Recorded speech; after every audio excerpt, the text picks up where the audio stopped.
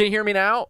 I said, here, hold on, let me restart. Oh, shit, boys. What the frick is up? How's everybody doing? Are you here? Can you hear me? Is this playing? Okay, that works. You can hear me. I can move OBS.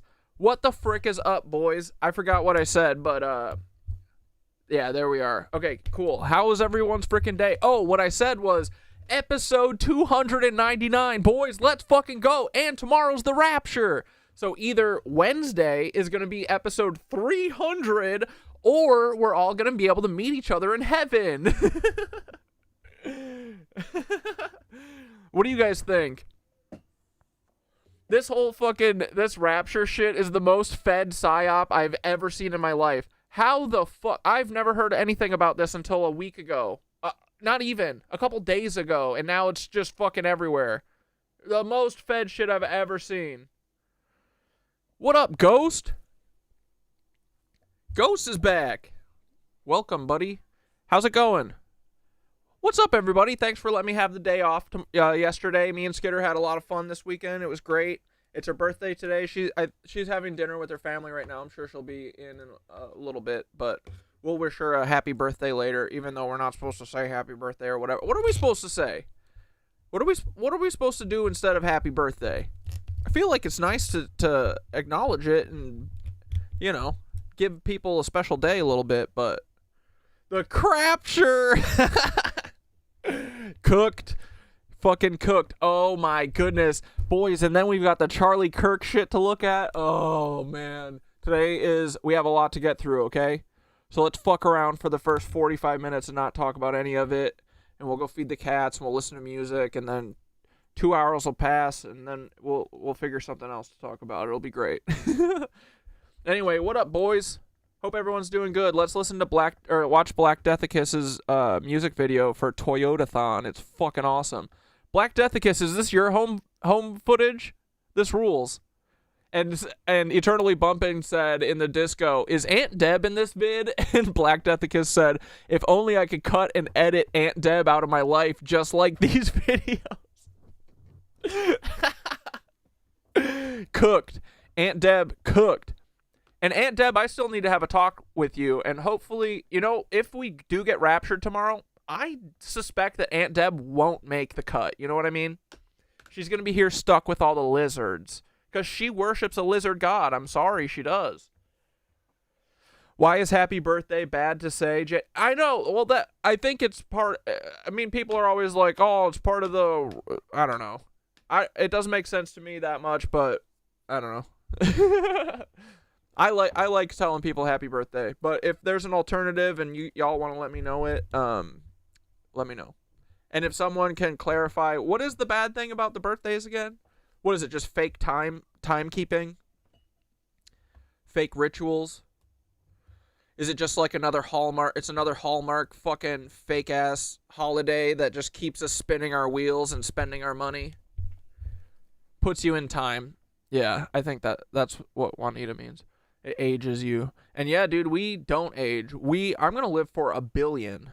I'm going to be 1 billion. I thought Cat Dad was a Scorpio. He is. Wait, why? What did someone say I'm not?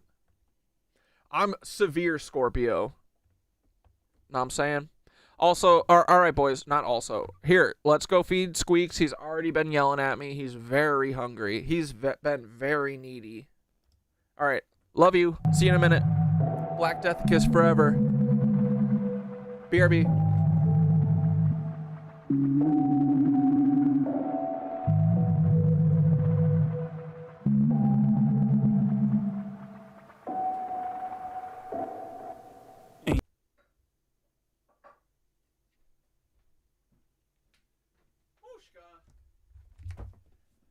The frickin' Boodle Bear, dude.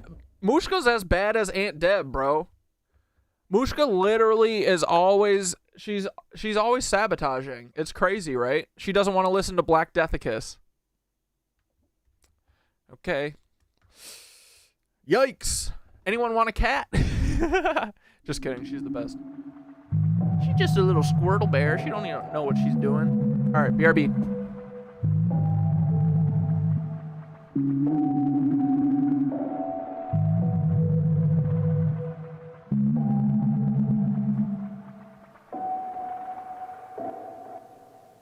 stomp on your face and walking away with it. To extract truth, perform an operation with a paperclip. Death from above, falling in. Well, if you wait for reason, billionaires a message in blood. I swear you'll pay for this. Freemasons ain't shit. Licking boots from Pegasus. They'll say you shot up alone and died. The truth gets Vegas stripped. Scared to stand up to cloud seeding arrangements. Ain't hidden. Now they got you all asleep to the sound of rain hitting. Claim it's the same universe. In some places the paint's missing. Nothing the same. Even the pace of the day's different. You're an actual bitch. If you struggle removing plastic lids, blast you with the acid pistol. You'll trip as soon as the acid hits. They'll thank for a rifle who has Steph Curry range. Till we're at the pearly gates, like you sure you never heard the name? Then we find out there's no list, like Epstein's clients. Left to dwell in the depths of hell with Nephilim giants. Should've seen all the demons. Keep roaming through the night to find my place in this world. My place in this world. All around me's darkness. I need your light to help me find my place in this world. My place in this world. Ones who did the Holocaust came late for the polygraph, playing games in a play chase, saving face in a hockey mask, replace farms with Walmart. Monsanto plagues your garden soon to make being homeless illegal. Beg your pardon, death before dishonor to kill you. We didn't ever have rights. Big Pharma made the zombies, giving pills a better half-life. LGBTQ and on the new vaccine. But dig up Elizabeth's grave, just a drag queen. Her's a hell of a mother. Life makes me wanna call up my mom and tell her I love her, but then she could tell that I suffer or tell I'm in trouble. My grip on reality's an elephant shrunk around the throat of a leopard that's ready to suffer. My memories a shell case and kill you and hand your gun back, blood leaking like rough tracks. Hell raising the heavyweight belt felt amazing. Better not be a body at the bottom of well, I'm a deep dive. See why churches have no bell like the Peace Prize. Just ignore the demons and keep roaming through the night to find my place in this world. My place in this world. All around me's darkness. I need your light to help me find my place in this world. My place in this world. Someone's getting rich off your feelings are hopeless. I give to the homeless until I live with the homeless. If I did just disappear, nobody would really notice. Just give them all pills and soda to kill their focus. Eavesdropping on the men in black whenever they pray. Playing false flag football and tackling anyway. They got our backs to the penny lane. Feds got your house bugged. Play the sound of cockroaches and expected better outcomes. Feds will blackmail you with sex stuff. Even have your bed bugged. Even have your head drugged. Fiending to have your red blood. Radio got us stay dreaming on how to get loved. Keep us malnourished until we're all really fed up. It wasn't dead enough. Should've buried me 100 feet deeper now. One of the reapers here to summon the ether. Here to punish the Catholics. Invading and renaming the area. Gang of archangels back. Reclaiming Tartaria. Israel was created as the instrument to bring about the Battle of Armageddon and the fulfillment of prophecy.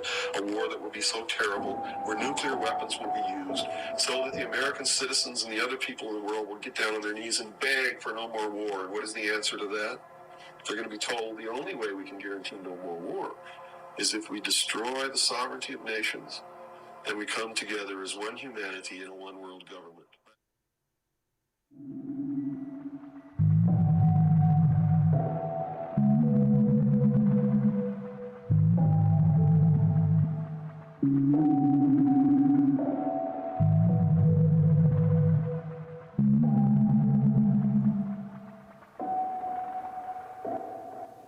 Ain't just stomping your face and walking away with it. To extract truth, perform an operation with a paperclip. Death from above, falling in. Well, if you wait for reason, billionaires a message in blood. I swear you'll pay for this. Freemasons ain't shit.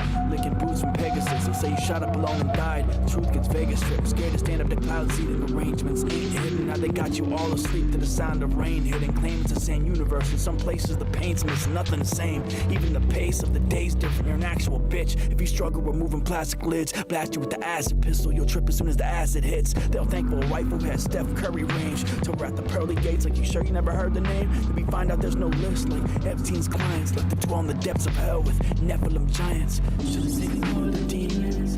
Keep roaming through the night to find my place in this world. My place in this world. All around me's darkness. I need your light to help me find my place in this world. My place in this world. ones who did the Holocaust came late for the polygraph, playing games in a blade chase, saving face in a hockey mask, replace farms with Walmart. Monsanto plagues your garden, soon will make being homeless illegal. Beg your pardon, death before dishonor to kill you. We didn't never have rights, big pharma made of zombies, giving pills a better half-life. LGBTQ and none, the new vaccine. The dig up Elizabeth's grave, just a drag queen. Earth's a hell of a mother. Life makes me want to call up my mom and tell her I love her, but then she could tell that I suffer or tell I'm in trouble. My grip on reality's an elephant shrunk around the throat of a leopard that's ready to Black suffer. Deathicus, I watched this earlier. This fucking rules. Back, blood leaking like rough drafts. Hell raising the heavyweight belt felt amazing. Better not be a body at the bottom. Oh well, I'm a deep dive. See why Toyotathon is a great song. Peace prize. Just a few of the demons keep roaming through the night to find my place in this world. My place in this world. All around me is darkness. I need your light to help. Your birthday was yesterday. Happy, well, you know, whatever we say now. Happy birthday, Paper Rob. Feelings are hopeless. I give to the homeless until I live with the homeless. If I did just disappear, nobody would really notice. Just give them all pills and soda to kill their focus. Eavesdropping on the men in black whenever they pray. Playing false flag football and tackling anyway. They got our backs to the penny lane. Feds got your house bugged. Play the sound of cockroaches and expected better outcomes. Feds will blackmail you with sex stuff. Even have your bed bugged. Even have your head drugged. Fiending to have your red blood. Radio gotta stay dreaming on how to Let's get go, loved. boys. Keep us malnourished until we're all really fed up, but wasn't dead enough. Should have buried me 100 feet deeper now. One of the reapers here to summon the ether, here to punish the Catholics, invading and renaming the alien gang of archangels back, reclaiming Tartaria. Let's go. Israel was created as the instrument to bring about the Battle of Armageddon and the fulfillment of prophecy, a war that would be so terrible, where nuclear weapons would be used, so that the American citizens and the other people in the world would get down on their knees. How and many beg years for no eternal more war. are you? What is I the like answer that to too. They're going to be told the only way we can guarantee no more war is if we destroy the sovereignty of nations and we come together as one humanity in a one world government. All right, boys. You want to get it cracking? Let's go. We haven't done a Goodbye Nancy's in a minute, so let's give it a whirl. See if we still got it. What the fuck is up? Let's go. Calling all Knitwitches.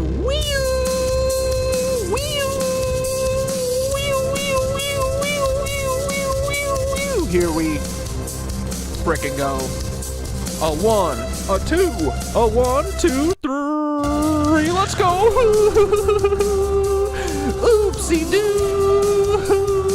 Sometimes you stop the song, but that's okay anyway. Do you have your tea and your bongs ready? Oh, I don't have my bong here. Oh my god. Holy crap, boys. What are we gonna do without our bong? I'm gonna have to go get it pretty soon, or else we ain't gonna frickin' stream, dude. Bow, bow, bow, bow. Get ready, put your dance pants on. Goodbye, my little Polly friend. Goodbye, Nancy.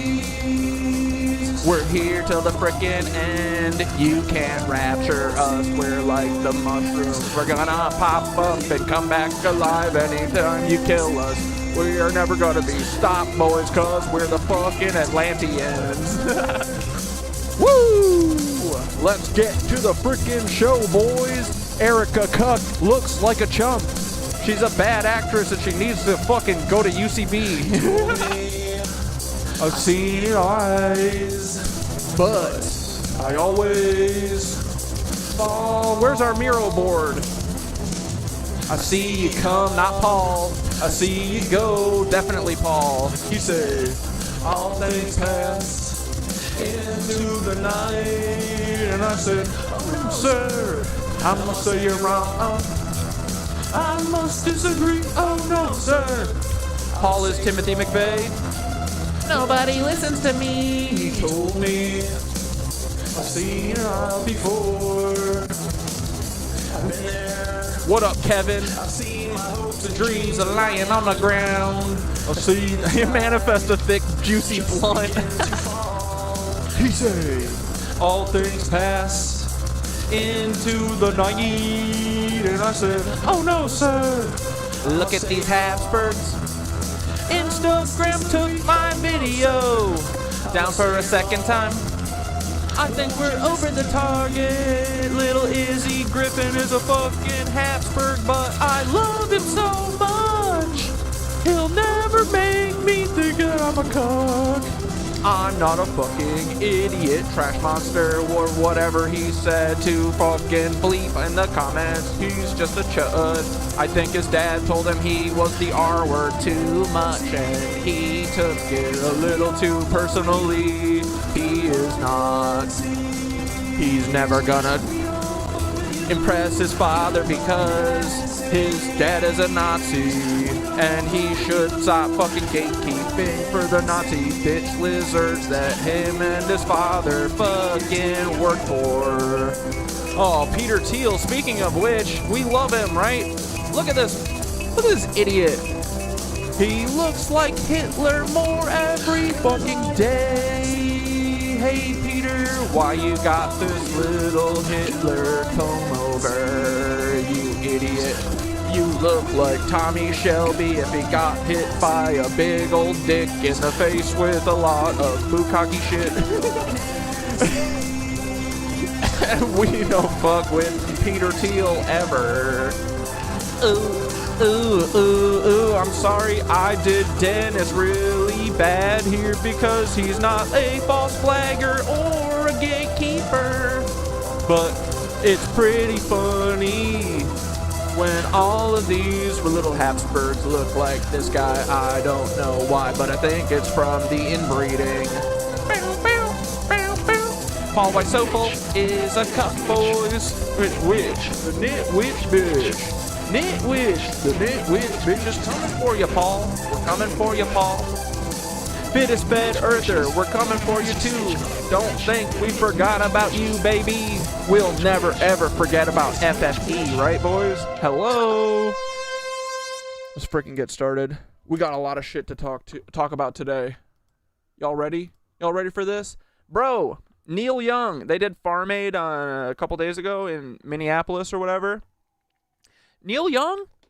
He still got it, boys. Hearts. Wait, Dave introduced Neil Young. What the frick? They took it down? Why, dude? Dude, this is bullshit. Oh, Minutes of Horror's got a... We are going to be looking at some A disturbing... Rapture video. Okay, hold on. I've got a... There was a TikTok of it. Stand by. That sucks. Why'd they take it down?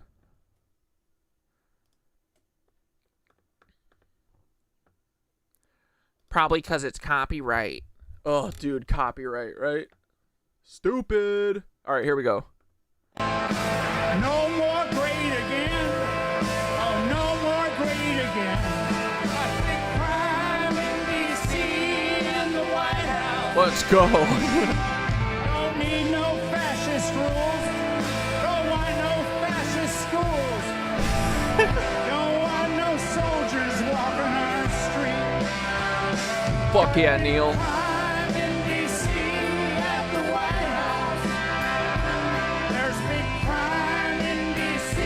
at the White House. Why is who so greasy? Mad Charity? Paul? I know, right? Got to get the fascists out. Got to clean the White House out. Let's go, boys. Don't want no soldiers on our streets. No Well, more great. we don't get to hear the whole thing because they took it off of the YouTubers, but whatever. It probably would have gotten us in trouble anyway, right? All right, boys. Let's get started. Here, let's watch Jonathan's new video. You know Jonathan Davison Hutchins. He's in Finland, I think, right now. And boy is doing work, bro. I think I can prove it to you by the end of this video. But this is St. John's Cathedral. I believe that our entire world history has been completely fabricated over the last 100 years, and I think I can prove it to you by the end of this video. But this is... You've been manifesting a callback from Paul. Dude, I was thinking about just calling him today. I think I will in like the afternoon sometime. Fuck him, right? What is he gonna do? You're gonna arrest me for calling you? I just want to see what's up. St. John's Cathedral here in Helsinki, Finland. And how the fuck did they build this building? We're told that this architect built it in 3 years. He won an architect competition, which, believe it or not, is an incredibly common thing if you look into the fake history. There were only around 50,000 people in Helsinki at the time. It's not a huge labor pool to make such a huge building. This is the only construction photo I could find of the building. The fuck is going on here? What are all those sticks? Again, there are empty streets with enormous stone buildings. Dude, it's so funny at this point, right? Literally every one of these buildings has fake scaffolding around it. Every fucking one is built, or, you know, the design was an architecture competition made by some asshole in the late 1800s or early 1900s. It made in a year, 2 years, globally. All these architecture design... Dude, think about this. Every one of these cathedrals and shit, architecture design competition, right? But they all choose to use the exact same fucking geometry in the same way, to same sculptures, and they're not the exact same, but they all are very cohesive, right? Isn't that just such a good luck thing that came out of the design competitions? It's so insane that everyone was like on the same page. They were like, yes, let's do these beautiful arches that are always like this. Let's always have the mycelial threads holding the ceiling up. Let's always have fucking angels up in the rafters helping us build the cathedrals. Let's always have fucking statues out front that are missing. Let's always have rose windows. Like, they're all fucking so similar, and they're like design competition. Shut the fuck up, dude. They think we're so stupid. Anyway. Everywhere. Just case in point, this is what the modern man can do to these stone buildings. Meanwhile, we got fucking Hercules holding up the sky right here. I've been coining this term, post-Atlantean squatters, because I think we're looking at Atlantis. And I want to talk about the cross really quick, as I believe the cross predates Christianity. These Christians didn't use the cross to represent their faith. Rather... Yeah, I know, Mad Charity. Why? Dude, why is Peter so sweaty and so fucking... moist and so greasy all the time, right? It's like he's bathing in fucking pig lard or whatever the fuck. He's a slippery little scoundrel, I know that. They used the fish. Jesus' ministry was during the age of Pisces. I don't know if you know what a cargo cult is, but it's when a more advanced civilization comes into contact with a less advanced civilization. It kind of breaks the brain of the less advanced civilization. What up, Barry? It happened a lot during the Second World War in the Pacific Theater, where Axis and Allied troops came into contact with uncontacted... Think there's anything to gargoyles on buildings? Like, what do they represent? Or what do you mean by that? Because I think that the so back in the day, right? Like, they would use all these myths and shit to, like, tell stories about ourselves. So I think maybe the gargoyles are like a, you know, a little spicy side of us that they would use to represent, you know, I'm not sure exactly. But like in St. John the Divine, there's a bunch of like little funny characters and stuff all over. And I think it's just, I think it's art, you know, it's the duality of humanity, right? You've got the little gremlin side, you got the little angel side, but I'm not sure exactly. I have thought about, I've often wondered what the gargoyle, like what the deeper meaning to the gargoyles and stuff is too, but let me know if you guys know. But yeah, isn't it funny? I mean, the things that are like, dude, this Helsinki shit could literally be like in Central Park or, you know, anywhere. All these fucking things are so cohesive. It was a global community, bro. Tribe, and it left a permanent impact on these people. As to them, their ancestors are responsible for everything. The ground beneath their feet, the water running in the river, the stars in the sky. And so all material goods are gifts from their ancestors. So they believe that these foreigners had stolen the gifts that their Rewind Gal. Mind Unveiled has a new vid. Okay, we'll throw that on the ancestors had given them. We'll throw it on the docket for today. When they saw planes flying overhead, it would create elaborate religious ceremonies to try to bring these gifts down to earth. And I think that's what the cross is. Ancient symbol that predates all of our understanding of it. The Roman Catholic Church did. You know, the same people who crucified Jesus on a pole, not on a cross. co-opted this symbol and used it for imperial power. Because this symbol already exists everywhere. I think we're looking at tech here, people. Atlantean tech that is able to harness ether energy from the atmosphere. And I think this cross symbol has a very good way of breaking up the energy. It's everywhere, so that means Jesus is everywhere. It's a little confounding. Wait, damn, Mind Unveiled's been cooking. Mind Unveiled has a weapons video, which I don't think everyone's seen that, so maybe, I don't know if we should watch that because I think it'll probably ruin it. But he also has, what is it? Government assassinations and conspiracy in film. Damn, bro. He'd be cooking. This is 2 hours long? What the frick? Hey guys. Y'all really like the War of the Worlds breakdown, so... Alright, we'll check it out in a little bit. That Christians use the torture device that murdered their Lord and Savior as the symbol of their faith. Instead, we understand it to be the symbol that the most violent religion that has ever existed co-opted from an older generation. Now we're getting somewhere. One of the oldest symbols we have is the swastika. So villainous, it was literally everywhere. It has recently been purged. A certain mustached man tilted it. Badger, are you saying Jonathan lives near you? In Washington? 45 degrees to give it a whole new meaning. And coincidentally, if you tilt across 45 degrees, you get an X. An X marks the spot. With me here, because this is gonna... But let's talk about the Phoenicians. We don't actually know what these people were called, but that's what the Greeks called them. And Phoenician means the red people. This was a seafaring people who rode around in Viking ships. Scandinavian Vikings had red and would often cover themselves in red war paint.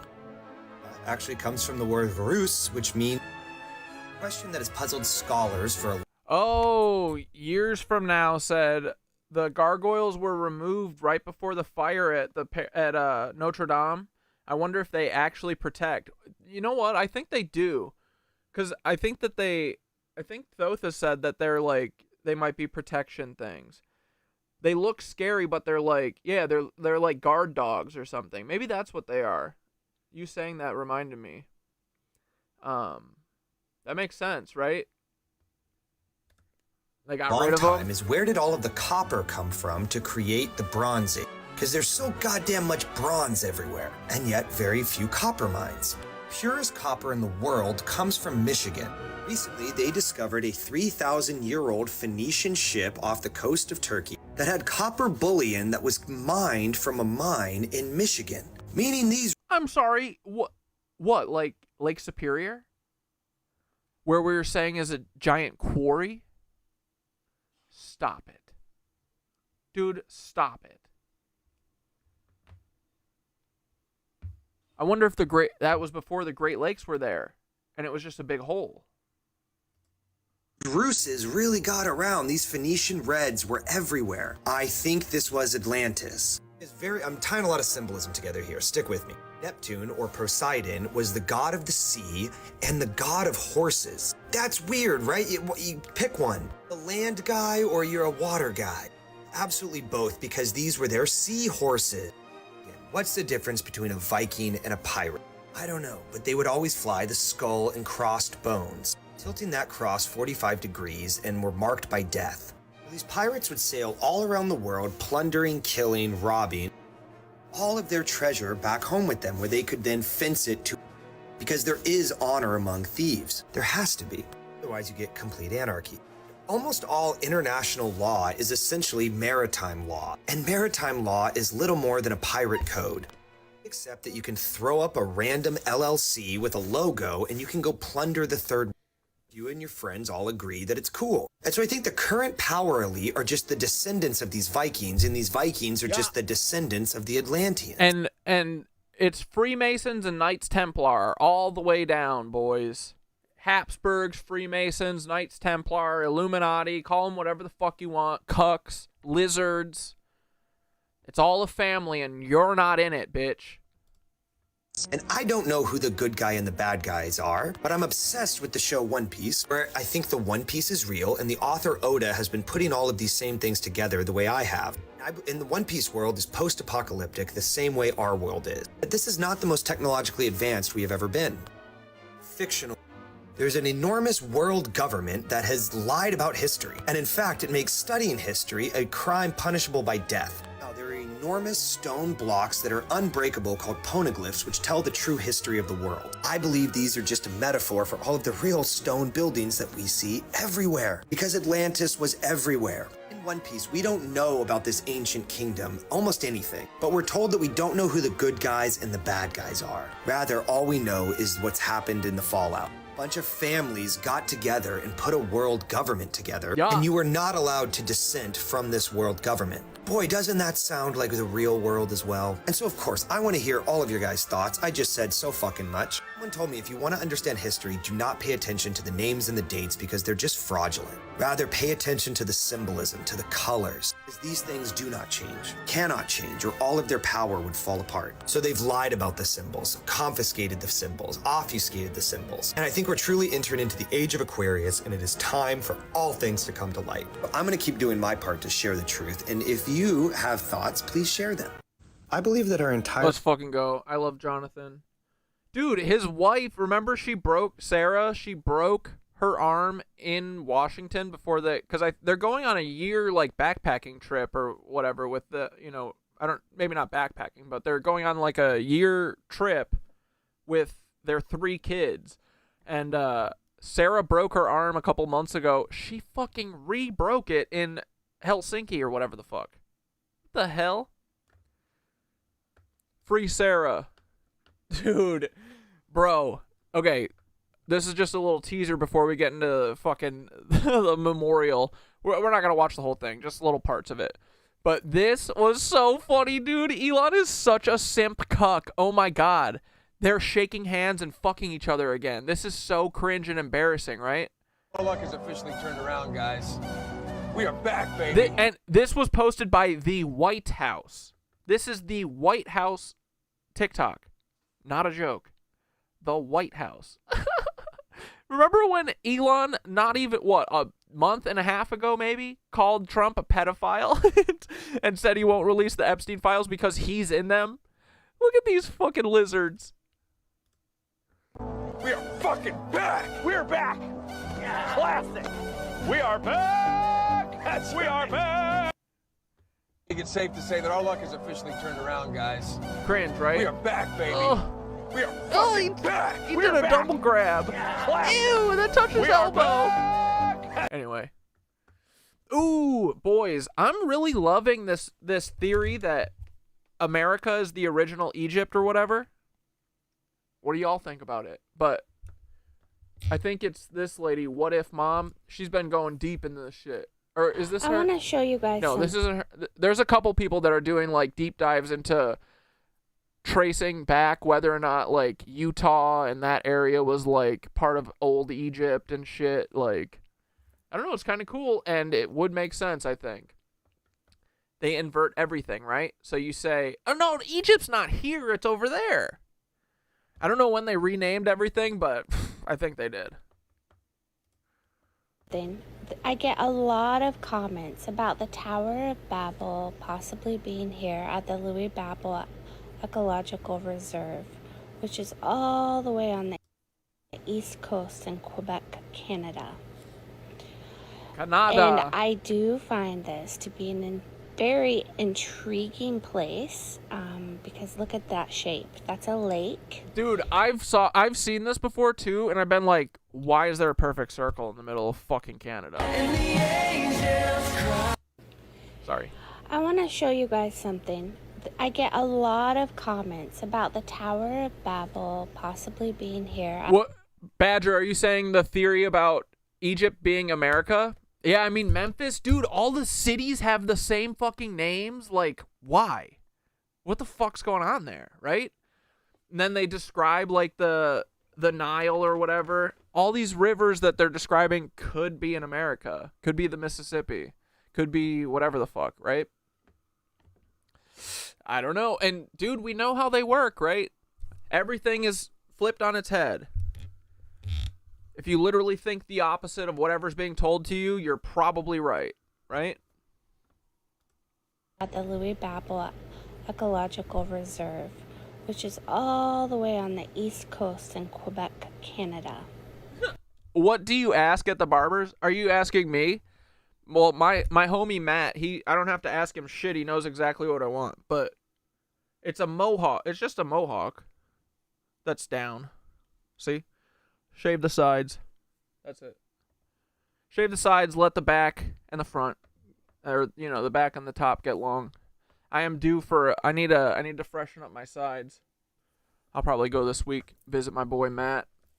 Dude, Matt was goofing on Officer Mendez, and he saw my Instagram when I got pulled over by the fucking cops for having headphones on, and I was fucking sassing them. He was in the comments chirping about them too. Anyway, yeah, Matt's gonna take care of me.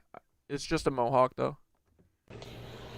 And I do find this to be an very intriguing place, because look at that shape. That's a lake, and it's a perfect circle. It's a very interesting place, and I think there's probably more going on there than we realize. However, there's a few reasons I don't think it would be the Tower of Babel. And one of the main reasons, is because in the Bible, it talks about a road that goes between Egypt and Assyria. So we have the Tower of Babel pinpointed as being in Alberta, Canada. And I have lots of videos on this. If you haven't seen them yet, they're in the playlist titled. And look, it's in the Mushroom Mountains. Go figure. Babylon. Of Banff. And one of the reasons is because I'll pull the scripture up to. Oh, you're saying, yeah. So, dude, Badger, East America equals Egypt, and West America equals Jerusalem. Dude, from like going upstate all the time, New York is like ancient, bro. Ancient as fuck. I'm convinced half of these like state parks and shit are hiding pyramids. They're hiding all sorts of stuff. Like, dude, the fucking gorges, and like there's this one state park that me and Skitter love called Treeman, and they have this one waterfall. It's called Lucifer's Falls. Interesting, right? But the whole motherfucker, dude, the whole river, the whole gorge looks engineered almost, or at least like parts cut out to help the flow continue or whatever. It looks like someone, they took like the natural splendor and made it even better. But yeah, I think that like the New York, the East Coast of America is, and this is what a lot, like the Susquehanna is like the oldest river in the world or something. But yeah, I think everything here is like fucking ancient, bro. These fucking liars, right? But yeah, I'm like coming on board to this. This makes a lot of sense to me, honestly. And honestly, like, what do you think? What was Egypt then back in the day? Do we know what that was called? So do we think, like, the Americas are where civilization started or whatever, and then what? They moved over there? Like, why the pyramids look older and different than like, the cathedrals and shit. So I wonder. I don't know. The timeline still is a little confusing, but it's fun to pull it all apart, We're fucking on to it. Anyway. Show you. But this purple line here, this is Highway 191. And this highway goes all the way from Canada, and Assyria would be this central part of Alberta. And it runs all the way down through Judah and down into Egypt. There is, in the Bible, this road is referred to as the King's Highway. It was highly traveled. There's lots of scriptures about it. And we have even found old sections of the road that are still titled King's Highway today. McNarcy's, you said you're going to get the Frohawk? Fuck yeah, dude. Yeah, Knitwitches. This is our cult haircut. Everybody's got to have it. See right there. Here's a scripture that talks about it. In Isaiah, it says that there shall be a highway out of Egypt to Assyria, and the Assyrian shall come into Egypt, and the Egyptian into Assyria, meaning they'll travel back and forth on the road. And the Egyptians shall serve the Assyrians. Wait, undone. Badger, what you say about the weather coast being... the west coast being Jerusalem, something interesting about that is how the Joshua tree only grows in 2 locations on Earth. Let me guess. In California and then, what, fucking Jerusalem?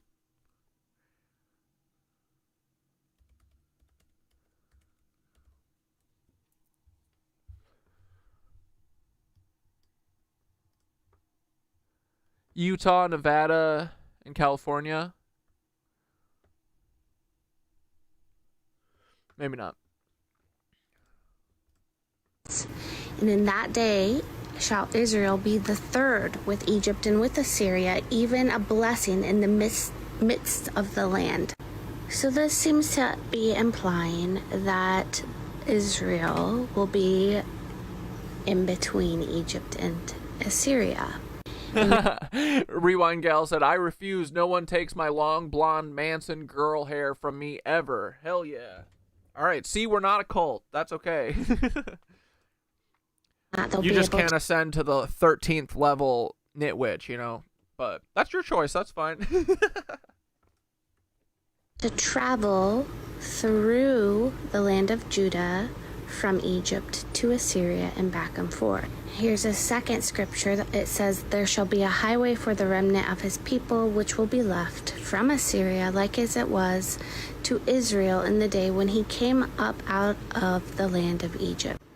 So going back to the map, you can see that this fits that description perfectly. We've established already that Egypt is down in the Nevada area. Judah is Utah. And there's more information, too, about this king's... And, dude, isn't that funny? Like, that's literally what the Mormons say, right? Right? Am I wrong there?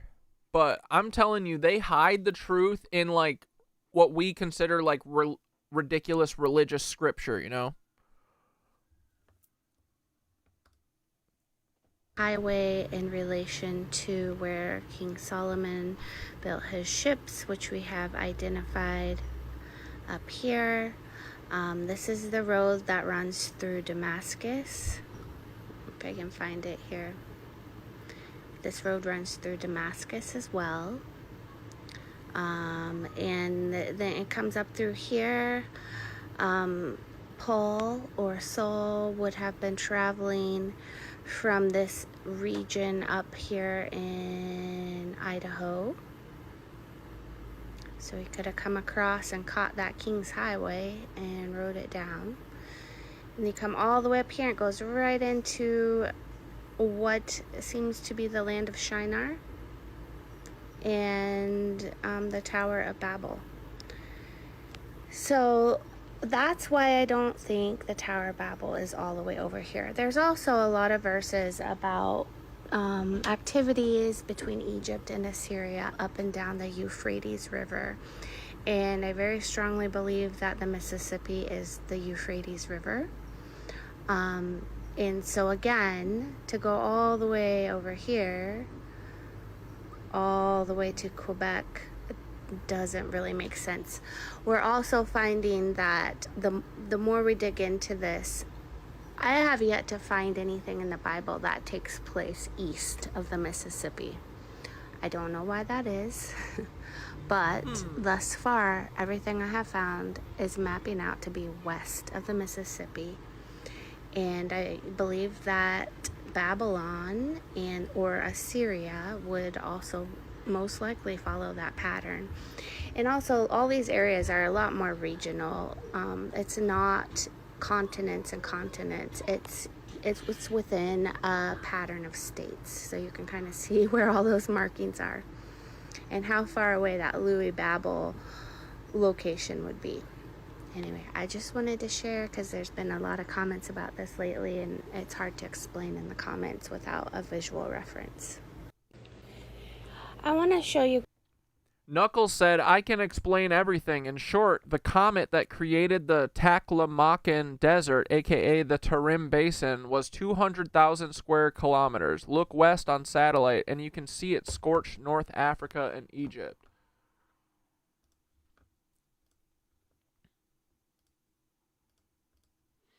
What'd you call it? Tarim Basin.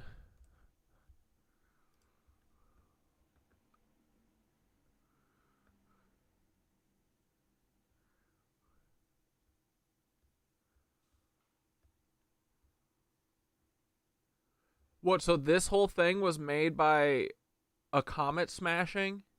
A comet or a fucking... Oh, wait, sorry. Comet or a direct energy weapon? Because, yeah, dude, all this shit does look scorched as fuck. So does this. Right? So does this. So interesting. Where Egypt used to be. And you know where else? This shit. That shit looks bomb, bro. What if they're comets and stuff? I mean, we do be thinking that they've got a filter in front of the sun, do we not? Like, what if they are able to fucking throw comets at us? Right? Anyway, good video. Oh, hell yeah, we love Tony. Alright, what's Tony's take on Charlie? That he's a cuck, and so is his wife, his lavender theory wife. Friends today, because we are not. Check on your conspiracy theory friends today, because we are not okay. First of all, we've been having to hide like Nosferatu because of the QQQ has taken over the identity of the OG conspiracy. Oh, that's right, and the wood that Noah's Ark was made out of is only in Florida. Theorists who came about as progressive people who were fighting against the status quo, who were like, wait a minute, who did pew pew pew Kennedy? And what is really going on with 9/11? And what about the Patriot Act? This was a rebellion against the status quo, against tyranny, okay? This was never about QQQ, but we've been like in the basement having to hide because the Qs took it over. And that is the ultimate conspiracy, is the fact that it became so QQQ and racist. But listen to me. For those that and dude, that's how they keep the secrets, because it makes the fucking normies turn away from it, right? Remember when we got onto Tartaria, what did Blair and Dane do? What did they say? They said this is a white supremacist conspiracy. You two would know, right? You little white supremacist fucking freaks. But this is exactly what they do, right? That's why they did the Q shit, is to make everyone fucking lose their minds and get lost in the fucking transvestigations and the homophobia and all this shit, instead of talking about these cucks doing bullshit to us all the time. You know what I mean? It turned into something else. This is what they always do. Genius for diabolical monsters. Us that have been like, wait a minute, I do not trust the official narrative that the media is trying to make us deep throat. How do you think we felt having to watch the Charmander Charm Charlie Kirkaroo, the occultist event that happened on the solstice where the Illuminati, the symbols were everywhere. We were looking at the symbols everywhere. Do you know how long we've been talking about these symbols? Do you know how long we've been talking about the Illuminati? A really long time. Bro, Tony's been doing the work. Tony's like one of the few people that has been around for a while, and I never am like fucking fed. Tony kills it, right? I love her style. Her interpretive dances and shit. She's so good. She's always on point. So in our faces right now. Just like the weatherman. Unlike Izzy, Dude, I fucking flipped some shit on Izzy. Here, wait, I'll just read what I said. Sorry, we'll come back to this in a sec. Boys, this is a good lesson in transmuting, right? Because okay, so Izzy... I forgot I asked Izzy if he knows Dante. Because he looks like him. Okay, so remember how Izzy said that I'm a, what do you say? Don't send me trash. That guy's a fucking idiot. So anyway, I was gonna be like, hey dude, you're a dick, and you know, do my normal shit where I'm like, I punch at these fucking bullies, but I said, no. Let's disarm Izzy. Let's wreck his brain. He said, I wish I could see those last 3 videos you made. Damn, broken heart. Weird, I can't see them. I don't know why he said that. But also, something weird has been going on because multiple people were like, his account is down. He deleted his account or something. I looked at his account. It was gone. Like, it was like I was blocked maybe, but then it came back. Someone, was it Eternally Bumpin' or Black Deathicus? You said that you thought his account was down too. I was like, damn, did we fucking nuke his ass because from our videos about him? Because we exposed him? But, yeah, I don't know what was going on, but it's back now. I think Black Deathicus is just blocked, but he said he couldn't see my videos. I don't know why. I would never block him. I only block people that, like, are, like, clearly bots, honestly, for the most part. I would love to have a little back and forth with these kind of cucks, you know, but they'll never engage with me. He said, weird, I can't see them. I said, why can't you see them? You should be able to. Love you, buddy. And then I said, also, I just wanted to let you know that I don't think you're R-worded or dumb or anything. You're really smart and funny, so don't let your Zionist dad or whoever tells you that shit to get in your head, brother. I wish you didn't gatekeep or use your platform to punch down, but you'll figure it out eventually, I hope. Love ya. We're transmuting that shit, right? What are you going to say to that, Izzy? Gonna cry? But seriously, guys, you guys are totally right. People call other people names that would hurt them. And I suspect that little Izzy, his daddy probably doesn't love him that much, you know, because he's a Nazi Zionist probably, so he does his gatekeeping YouTube videos to try and get his dad to love him. But instead, he should be like, my dad's a cuck, and I'm not gonna gatekeep to try and appease him. But it's okay, buddy. I'm sorry your dad calls you the R word, but I don't think you're R-worded. We used to watch you a lot. It's too bad we can't anymore. Cuck! Manipulation and the chem and the chem and the chem. Wait, there's probably one right there. Probably one right there. Trail of chem, okay? So we've been talking about this for a long time. We were put under the rug. We were swept under the rug because we were afraid because of the QQQs. It is no longer Q to question authority, to question the status quo, to say, I do not believe what you're trying to make me believe. Bro, there's not 75 monkey in here. There's 83. Let's go. And we need to embrace those that have been talking about this for a long time because it's really, really freaky. We got 11 on Twitch and 83 on YouTube. That, to my calculations, is 94 frickin' monkeys, boys. When all the things you've been saying are actually true. And you're like, what? What, this is really happening? I was kind of just kidding. No, it is really happening. So let's get together and let's all understand that questioning the official narrative and questioning the status quo is actually the most patriotic American thing we could possibly do.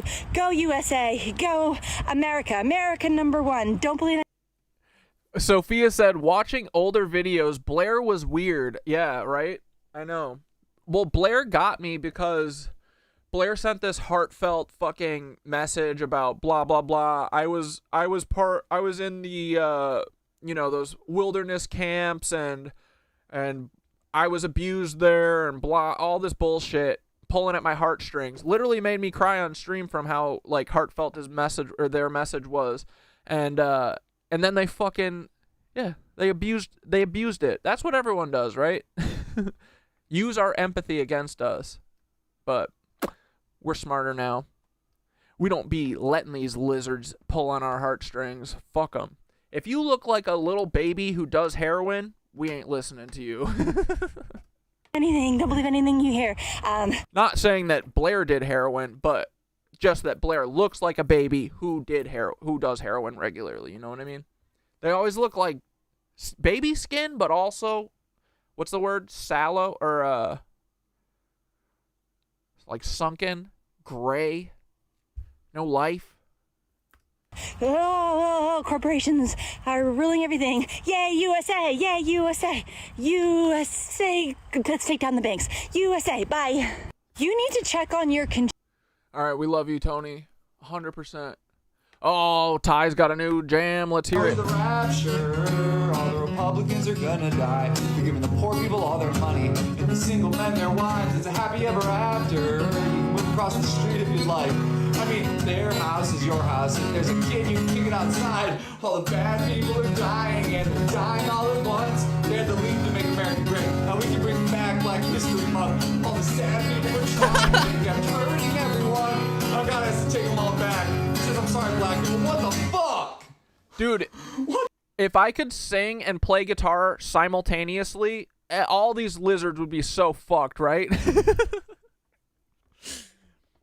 Dude, I've struggled with that my whole life. I can't do it. I don't get it. Some people, maybe your brains just don't work. I think I might be one of those. What the fuck did they do in Africa? What the fuck did they just do in Palestine? In all seriousness, please don't hurt your kids. A rapture happens every 10 years. This isn't gonna be your first or your last. Bad people get away with doing whatever they want because they keep selling us the idea that someone's gonna come save us. No one is gonna come save us. Nope. No one's gonna come save you. We have to save ourselves. I'd say be a good person, but I've seen so many good people die in the countries that I've named. You know, I don't know. I don't fucking know. Have a good day. I'll let you know if any suburban white people fly into the air tomorrow. I really will. I'll be honest. Oh God, did you hear tomorrow is the rapture? Dude, Ty's so good at guitar too. Oh my fucking lucky stars, boys. Did you see this? Viagra boys? We are returning to Monkey, boys. Listen, man, we're living in a fucked up world right now, where the leaders of most countries will not admit that there's a genocide going on in Gaza. And they care more about some fucking fascist getting shot than 200,000 children and women getting shot.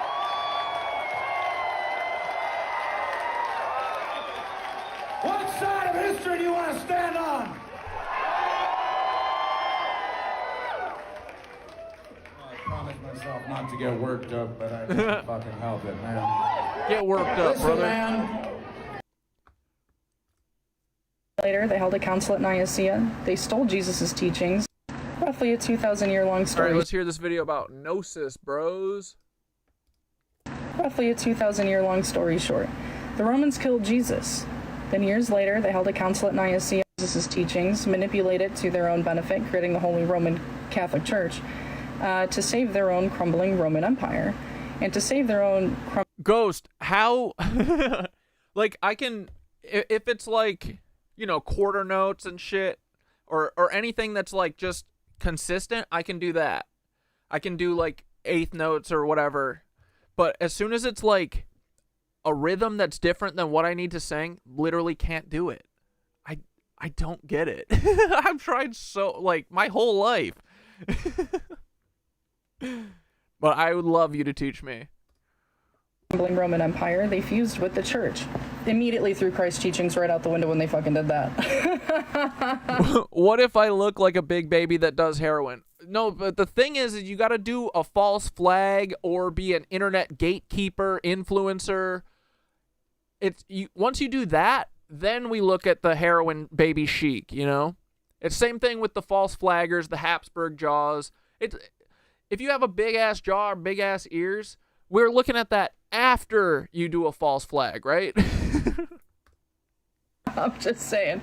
So the Holy Roman Empire then goes on with their crusades, and they start seeding monarchies all over the country, telling them that they are the direct divine lineage of God, and it can only be passed down through your first male heir, whatever the academic name is for that, I forget. Let me know in the comments. And then they pledge allegiance and loyalty and full faith to the Holy Roman Emperor. Okay, so the Holy Roman Empire also has the Knights Templar, and they are responsible for creating the world's very first multinational banking system. Kind of like founding capitalism, if you will.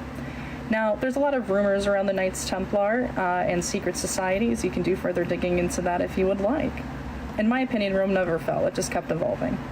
And we still see it today. Okay? And dude, did you see one of the things that we're going to look at in Charlie Kirk's speech is Stephen Miller. Stephen Miller, I feel like, is giving this away. They are all descended from the Roman Empire. They all are. And they all know this, and they all hide it from everyone.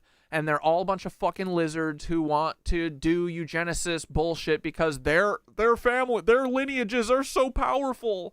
They built everything. No, the fuck they didn't. They didn't build shit. They literally can't build anything. They've never built anything. They never will build anything. The Roman Empire literally just stole fucking Tartaria. The whole Vatican. All of that shit. They didn't build a single fucking building. Well, except for that serpent auditorium, right? Yeah, if you guys could like the live too, if you're having fun. Only if you're having fun, though. From there, the Holy Roman Empire helps me out a little bit. Falls, and then you have all these squabbling kings and kingdoms. We're all cousins. They're all family, fighting each other and fucking each other, and then fighting over who's fucking each other. Like, it's chaos. And then they're manipulating the word even further to benefit their own needs, i.e. King James. So rumor has it. Wait, I'm so sorry, but I'm going to be really brave right now and ask, what does monkey mean in regards to Dave or your life? I feel like I missed it. Wait, you mean the Return to Monkey? Our motto? It's a Viagra Boys song. That's the guy that we just watched, the band that was like, no one is talking about the genocide, free Palestine, fuck these assholes. Their band, Viagra Boys, has a song that we all love called Return to Monkey, and they spell it M-O-K-E.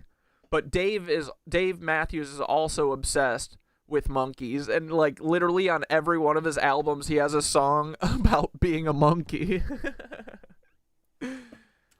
Monkeys on the brain, boys. We all want to return to nature. King James.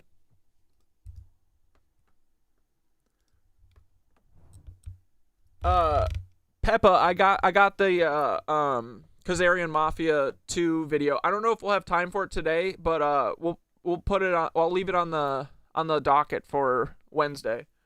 Okay. Skidder will want to watch that too. All right, I'll shut the fuck up for a minute. Was gay, and he was not producing an heir, and his clergy didn't like that. But you know what his clergy also didn't like? They didn't like that in the Bible that it condemned pedophilia. These people didn't want to feel dirty for that. So what they did to condemn homosexuality then, in order to force everybody to produce heirs in the coming lineage, condemn homosexuality. What? They replaced the part where it says man shall not lay with child and replaced it with man shall not lay with man. So then you have... Yo, that's not what I heard. A bunch of these different emerging factions of Christianity colonizing the world, and all of them are telling each other that mine is the only correct one, when y'all have missed the whole entire fucking message, and it's to know yourself, because to know yourself is to know God. To know yourself means wisdom, and when you have wisdom you can choose light, which is Christ. To know yourself and then choose the light. Enlightenment. And remember, boys, I mean, at least I'm on the page that letting Christ in your life or whatever is Christ consciousness. That's literally what Jesus was talking about, you know? And then they deified him and tried to say, no, Christ is this person that we hung on a fucking pole. And now we have that symbol everywhere. How insane is that? That's like fucking hanging. It's like hanging your prophet or whatever and then having a noose be the fucking symbol forever. What is wrong with these people? They're sick. They're literally sick. They're a death cult. They're obsessed. They 9/11 Jesus, bro. Leads to a place of love. It's not love and light. It's love and enlightenment. All right? Period. That's it. And how you know yourself? You deal with the complexities and intricacies of your reality. We live in a world of duality. Opposites, extremes, polarities, hypocrisies, paradoxes. You're no different. You embody masculine and feminine energy. You embody wisdom and ignorance, lack of knowledge, blind ignorance, deliberate ignorance. You embody light and shadow, good and evil, love and fear, courage and cowardice, strength and weakness, the pacifist and the warrior. Look at yourself. None of us are perfect. It's painful. But know yourself and then act accordingly. If you know that you are of the creator and you are a creator, how do you create? You create through your thoughts, words, and actions. And how you heal yourself is also through your thoughts, words, and actions. Period. I keep saying that. Period. I don't know why I'm on that today. Maybe it's like a new verbal tick. But if you come to that conclusion, you also realize that everything and everyone is also from the same creator. We're all brothers, sisters, and siblings in spirit, soul, energy, consciousness, whatever you call it. It's just knowing. It doesn't matter what you call it. Just knowing that you're connected to it and aware of your connection to it, that's what matters. Roughly a 2,000-year-long story short. The Romans killed Jesus. Then years... They sure did, buddies. But yeah, that's pretty spot on, I think.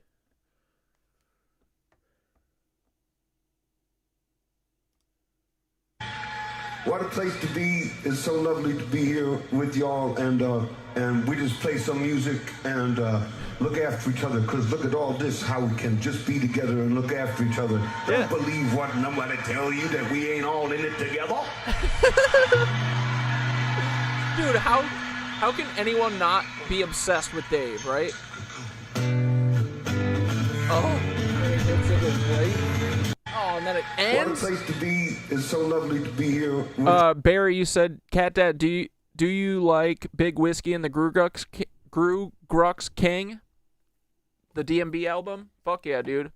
Honestly, the only album that was like a slow sleeper on me, but now I fucking love was what's it called? Is it Stand Up? What's that album called with the fire dancer on it? But I think it was just because that was like the biggest shift from like the jazzy sound. But now I love it. Like Dream Girl, dude, there's so many bops on that shit.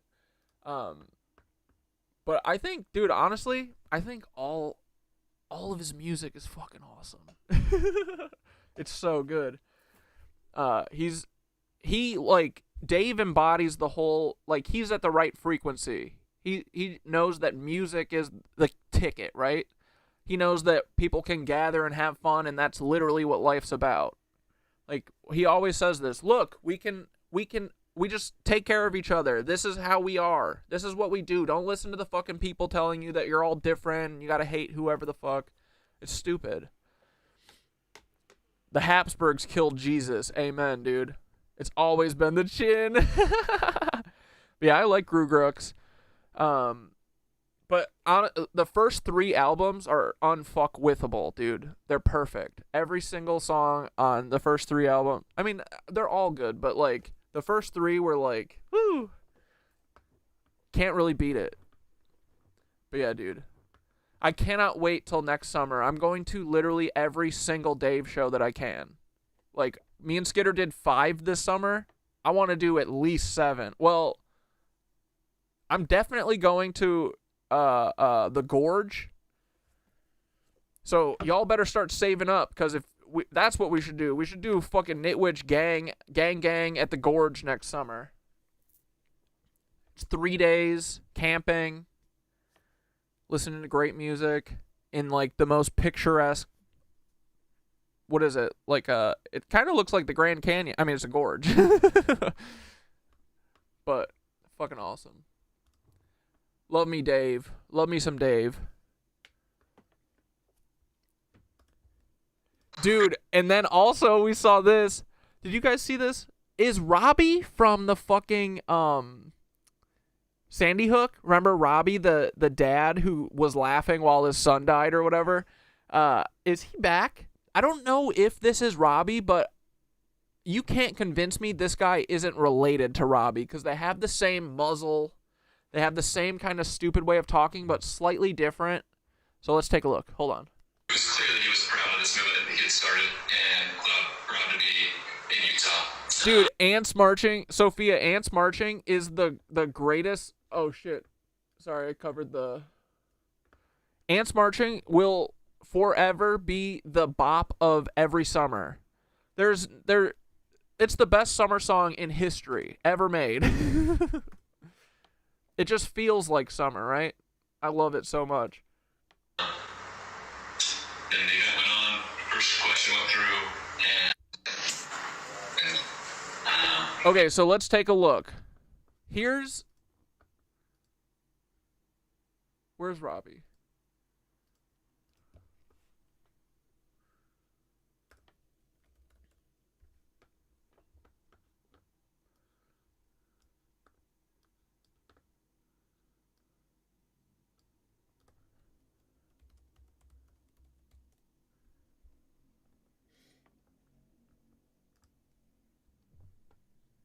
This is an analysis.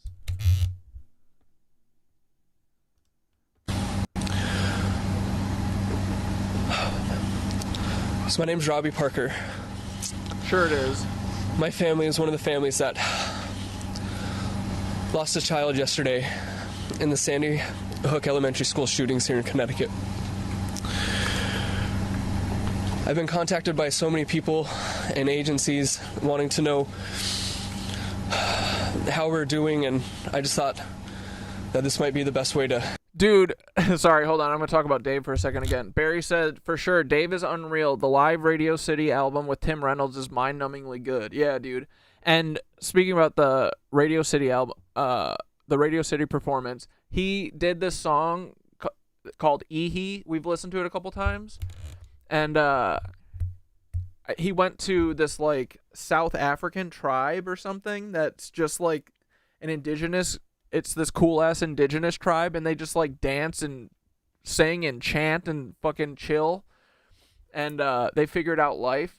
And he made this song called Ehe, but he hasn't played it since, like, 2017 or something. My mission is every single show that I go to next summer, I'm just going to start singing the Ehe, like, chorus in between songs until everyone starts doing it, until Dave plays the fucking song. I'm going to manifest that song happening live. Every show I go to, I'm going to do it. Even if he does it once, I'm never going to stop. It's the best. It's probably one of my, I mean, I have so many fave Dave songs, but that one really gets me. Here, wait, let's listen to it for a sec.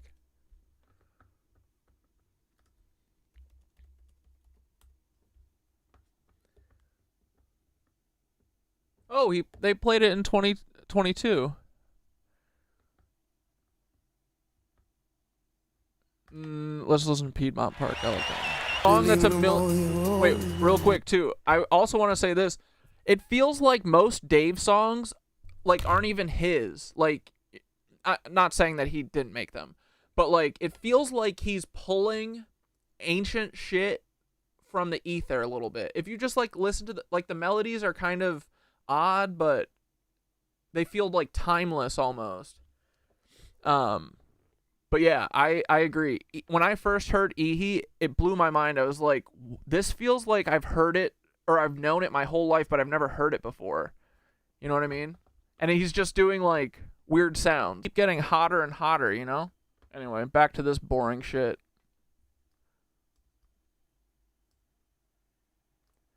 But yeah, dude, Dave be channeling. To share those feelings with everybody. First of all, I'd really like to offer our deepest condolences to all the families who were directly affected by this shooting. It's a horrific tragedy, and we want everybody to know that our hearts and our prayers go out to them. This includes the family of the shooter. My daughter, Emily, would be one of the first ones to be standing and giving her love and support to all those victims. because that's the type of person that Okay, let's check this idiot out. Had I not gone yesterday, that image would continually replay in my mind. And I was given some tools to combat that. As I like right, the face. You know what this reminds me of? Listening to Paul and then listening to Fittest Fed Earther. I don't think that they're the same person, but I wouldn't fucking doubt for a second that they're related. Like, dude, he's got the same muzzle. He's got the same, like, pronounced, like, upper lip thing. He's got the same fucking bald-ass eyebrows. His hair's a little different, but wouldn't doubt for a flying second that this dude is his son or whatever. This is probably his son that died. You know, I had a little bit of a vision as I was, you know, meditating on this subject. And and this is good. We get a little crying so we can compare it. This vision, I photoshopped in my mind. I photoshopped the blood away. Like, dude. Did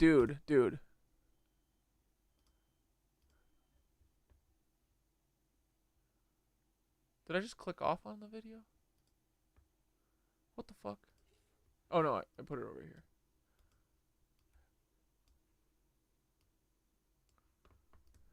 she is.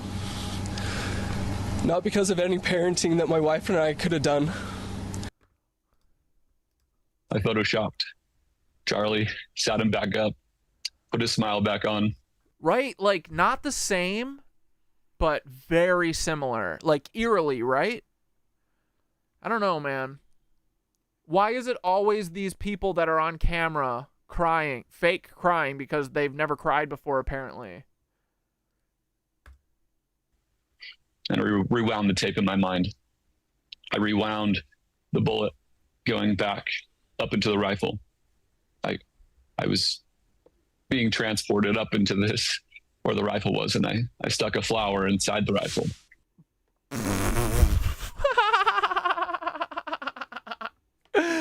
Dude, this is him.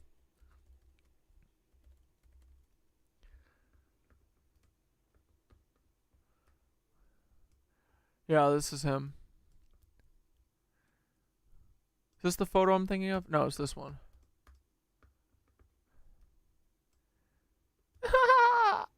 He's putting a flower in the rifle.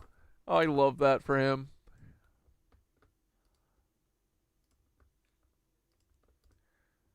But because those are the gifts that were given to her by her Heavenly Father. Sherlock, you saying still same person? Not supposed to be the same. 10-year difference. Yeah, no, I'm just saying, like, okay, so this guy, this is 10 years ago, right? This guy looks older than this guy, to me.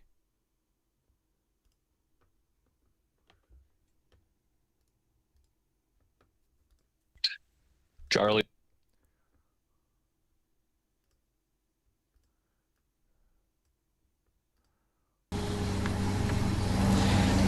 But there is a fucking uncanny resemblance. I mean, honestly, it could be the same person for sure. But here, I actually pulled a recent video of this Robbie liar. When there is a vacuum. Just asked. This is supposedly him 11 months ago. So are you telling us that our kids are dead? And he looked confused that he was getting asked that question, and he was like, yeah. And dude, he still to this day feels very nervous, right? He has this weird nervous energy about him because he's lying. Yes. And then Alyssa, she piped up, like spoke up right away and was like, what about the kids that went to the hospital? And he was like, those kids have expired. And so expired? And use that word. Yeah. And no. Definitely not. What are you talking about? Again, that was this guy thinks it's so funny. It was hard to hear it described like that, and I'm not putting. You know what people do when they're nervous and shit? They laugh. When they're super nervous because they're like lying or whatever, or maybe they like get caught. judgment on him. I mean, again, he was in an impossible position, but when you're the receiver of that news, and I'm also in a position where, because of my work, I've delivered What, lying to the American government for Mormons? the news of the death to the American people for Mormons? of a child. Yes, we should say that you were working at a nearby hospital. It's giving Kendall Jenner with a Pepsi. Oh my goodness, bro. You just nuked them. Sat him back up, put his smile back on. Same fake crying, right? Like, dude, I'm telling you, this is literally watching Timothy McVeigh or Paul Weisopel watching Fittest Fed Earther. Like, you know, they're like, maybe they're the same. Dude, they're fucking like, I'm like 90% that these two are related. And of course they would be, right? They're drawing from the same families. They're drawing from the same group. Of course they all look the same. It's the same Habsburg families. Rewound the tape in my mind. I rewound the bullet going back up into the rifle. I was being transported up into this, where the rifle was, and I stuck it. Timmy Mick Weisopel was 33 when they killed him? No, I don't think so. I think he was, because he was like 20-something when, wasn't he like 24 or something in 95? They killed him in 2000? Maybe not, though. Because I think he was kind of young. A flower inside the rifle. I rewound the tape more in my mind's eye, and the shooter, he goes down the stairs. I'm rewinding him. I'm pushing him back in time. And as I press... Dude, you know what this kind of reminds me of? This feels like hypnotherapy or something. It feels like he's remembering like an implanted memory or something. Play. The shooter goes up halfway. He stops on the landing and turns around. He doesn't go through with it. He goes back to his car. And what is this wild fantasy this guy's cooking up? Ends his own life. And a few people more. Ah, he goes, I reimagined it where the shooter went home and killed himself. A few people mourn the shooter, his parents, his sister, a few close friends. But we still have Charlie in my dreams.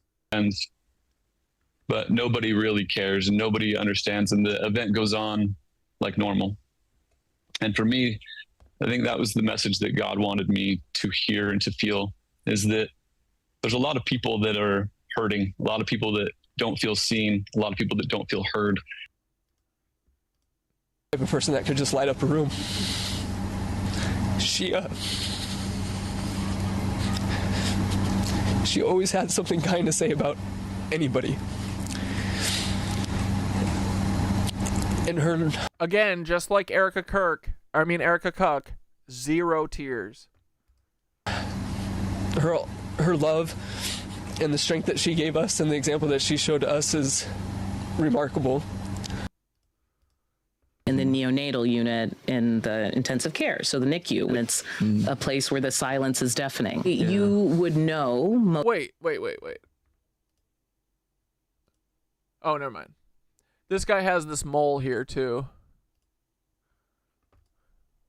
More than the typical parent, what it is to break that kind of news to another parent. Right. And then to be on the receiving end, and that's what I was really struggling with that day, was I know how to show up in a crisis situation. I know how to behave in a crisis situation when it's somebody else's kid. And I'd never been in a position where I would... Where I had a child.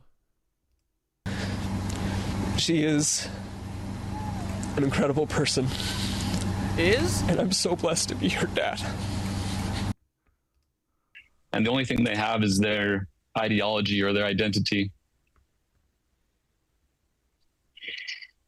Like, dude, they kind of have the same, like, staccato way of talking. Like... And so... when that's attacked, they feel like it's an attack on them. And what we need to do is to assist those individuals in knowing that love is real, that God is real, and that they can feel love again.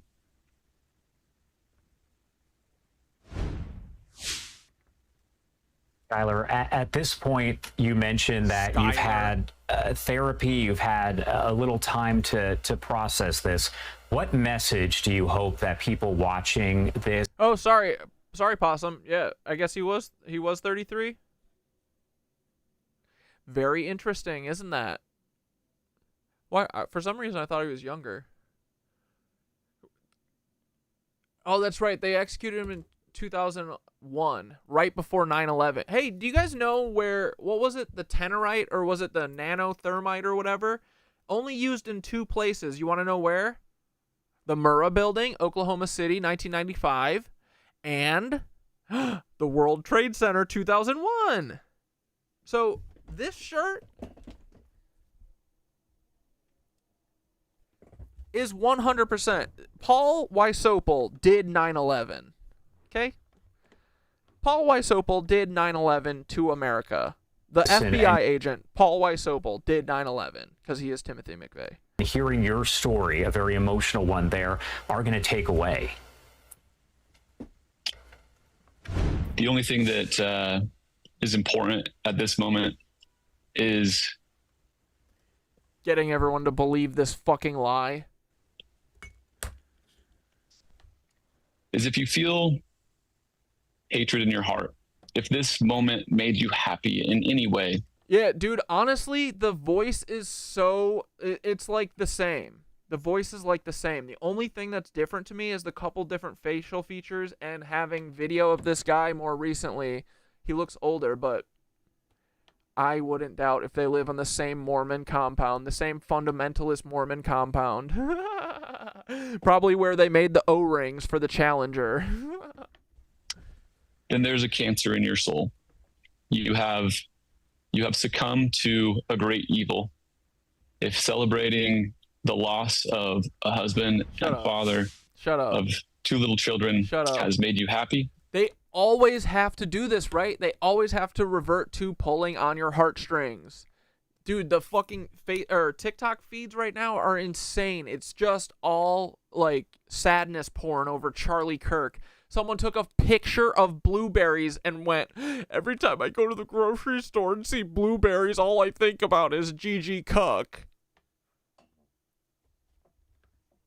Okay. Calm down. Then you need to see help. You are broken. You need to find God. Hey, what if people are crisis actors and being paid to spread a lie to everyone? What do you think about those kind of people? You need to find love in your heart again, because what up, Skitter? The only way that any of this stops is to find love and to love others around you. Happy birthday, Skitteroni. And it doesn't. I'm singing happy birthday. I don't care. Happy birthday to Skitteroni. Oh, wait, who else's birthday was it? Painter Rob. Happy birthday to Skitteroni.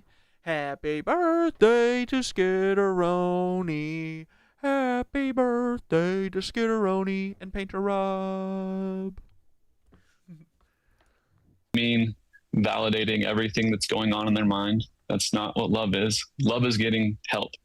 Love is getting true help that can solve your deep-rooted issues. So we should all go to rehab. Hey, if you think Erica Kuck, the actress from Summer House, is doing a bad job acting, you need to seek rehab immediately. Paul Wysopal will help you with that. That would cause you to find joy in the death of another. Skylar, we definitely appreciate you joining us and sharing your story here and your experience. My last question for you here, how do you want to make sure that Charlie Kirk is remembered? I know you were talking. All right, fuck this guy. Fuck this guy. Sandy Hook's not real.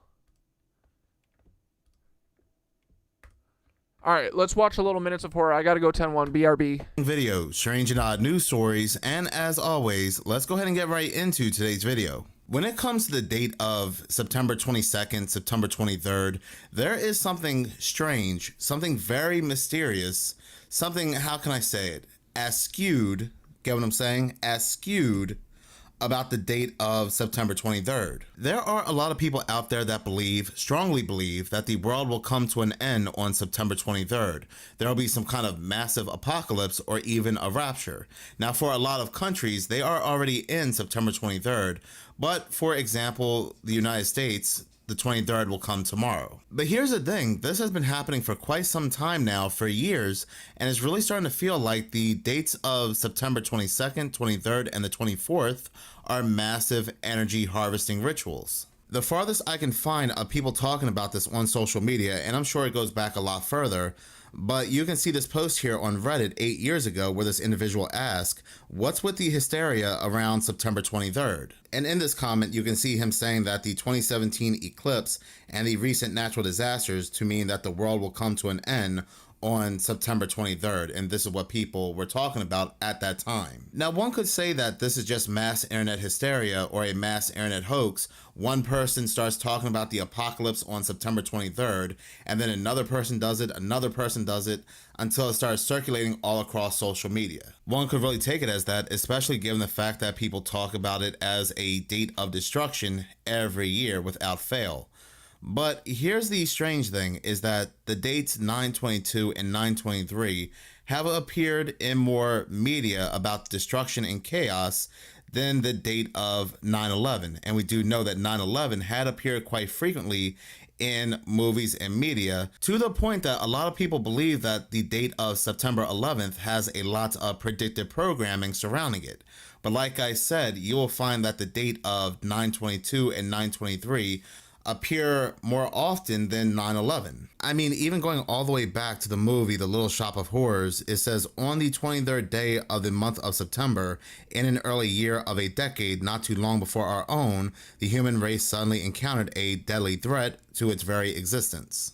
When it comes to the movie Knowing, a movie about the end of the world, people had pointed out that the number 923 or 932, but 923 in reverse, is seen at the end of the note that pretty much predicts all of these end of the world events. The Big Bang Theory, an asteroid is supposed to or predicted to collide with Earth on September 23rd. When it came to the TV show Lost, the plane crash that set everything in motion happened on September 22nd. So like I said, if you really look into it further, you'll see that the dates 9/22 and 9/23 have coincided with a lot of destruction, chaos, end of the world events when it comes to Hollywood, even before people were talking about this heavily on social media. But what is it about these dates? And given the fact that a lot of people are giving their energies to these dates, to the point that even as of 2025, a lot of people are selling their cars, selling their homes, quitting their jobs because they believe that the apocalypse will happen on September 23rd. It really feels like a date or a, date. Sophia, you're watching old videos? Like what episode number? Dates where we're giving into a giant ritual, which is pretty interesting because the autumn equinox begins on September 22nd, September 23rd. And this was also a date the autumn equinox was heavy into rituals for a lot of cultures. You can see news articles right here. People are quitting jobs and selling cars. September is a powerful ass month. That's all I've learned from all this. We can harness it too. I mean, that's the whole thing, right? Is that they get us to do their rituals and hold their false reality in place, and they use astrology and the eclipses and massive amounts of people and shit to keep their fake reality matrix bullshit in place, right? But we could also, as Knitwitches, as witches, take that energy too, right? We just gotta figure out how.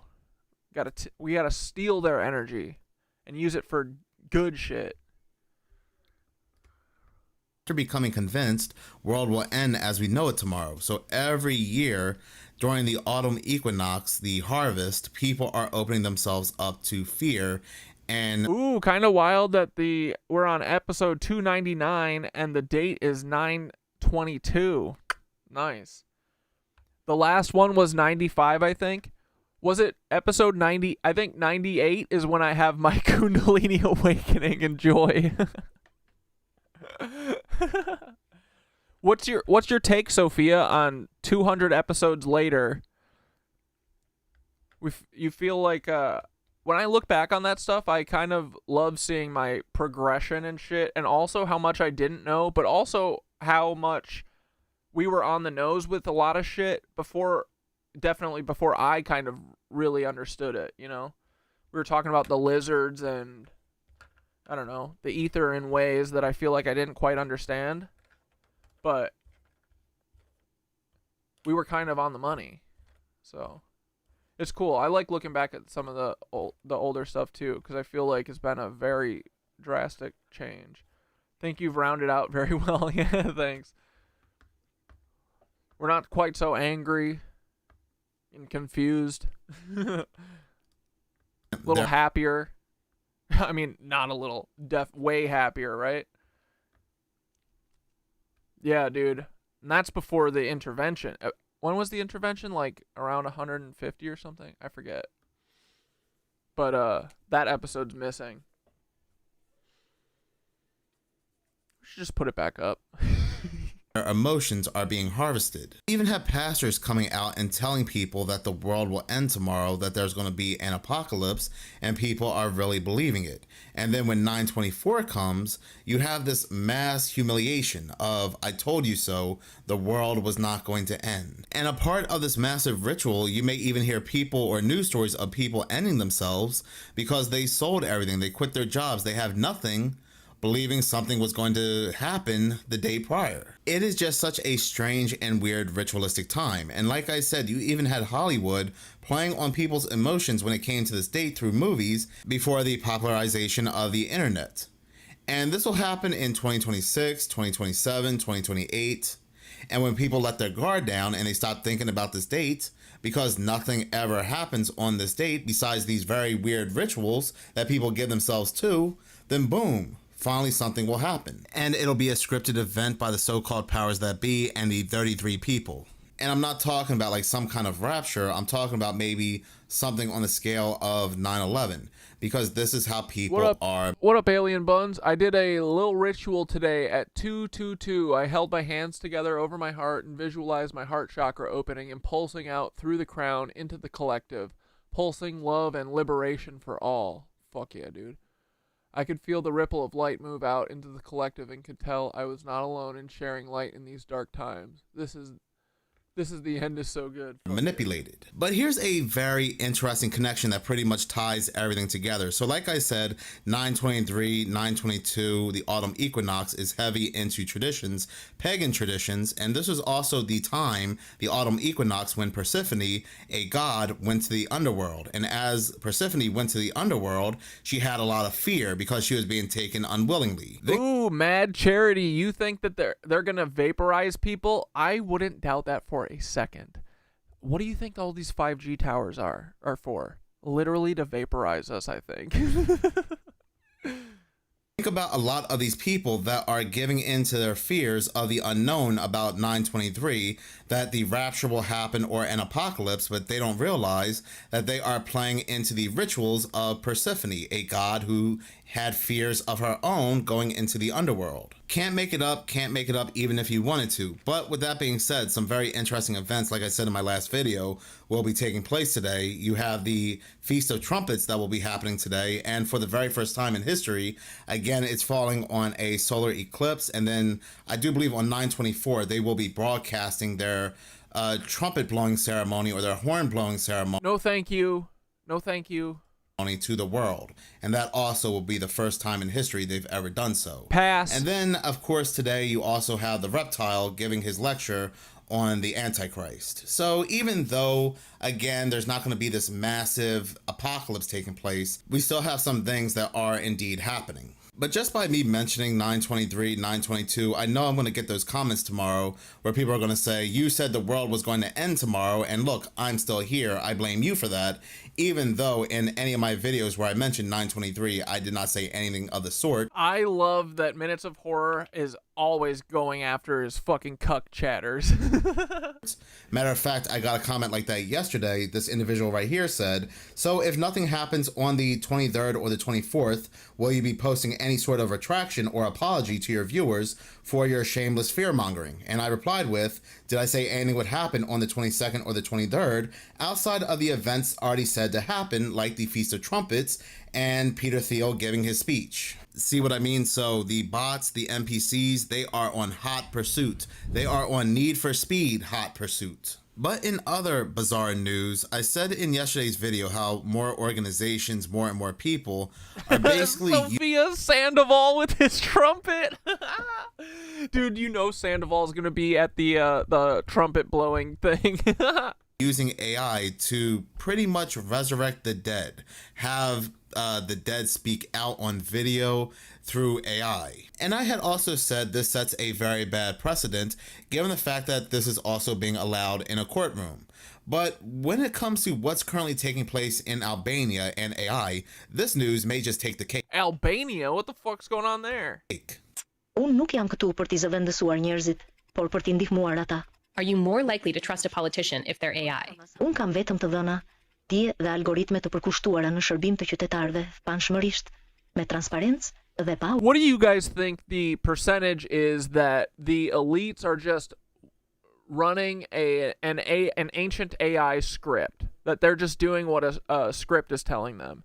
Because, dude, I feel like, I don't know how their ancient AI is hooked up, if it's just like got all of it, our social media running through it or what, but you can't tell me for a second that them fake assassinating Charlie Kirk, the whole Jimmy Kimmel bullshit and Stephen Colbert, like, who cares? All this shit did not just happen all of a sudden right as we were fucking ramping up, everyone going, where the fuck is the Epstein shit, you know? Dude, we were cooking. They did this to stop our fucking forward momentum, right? 100%.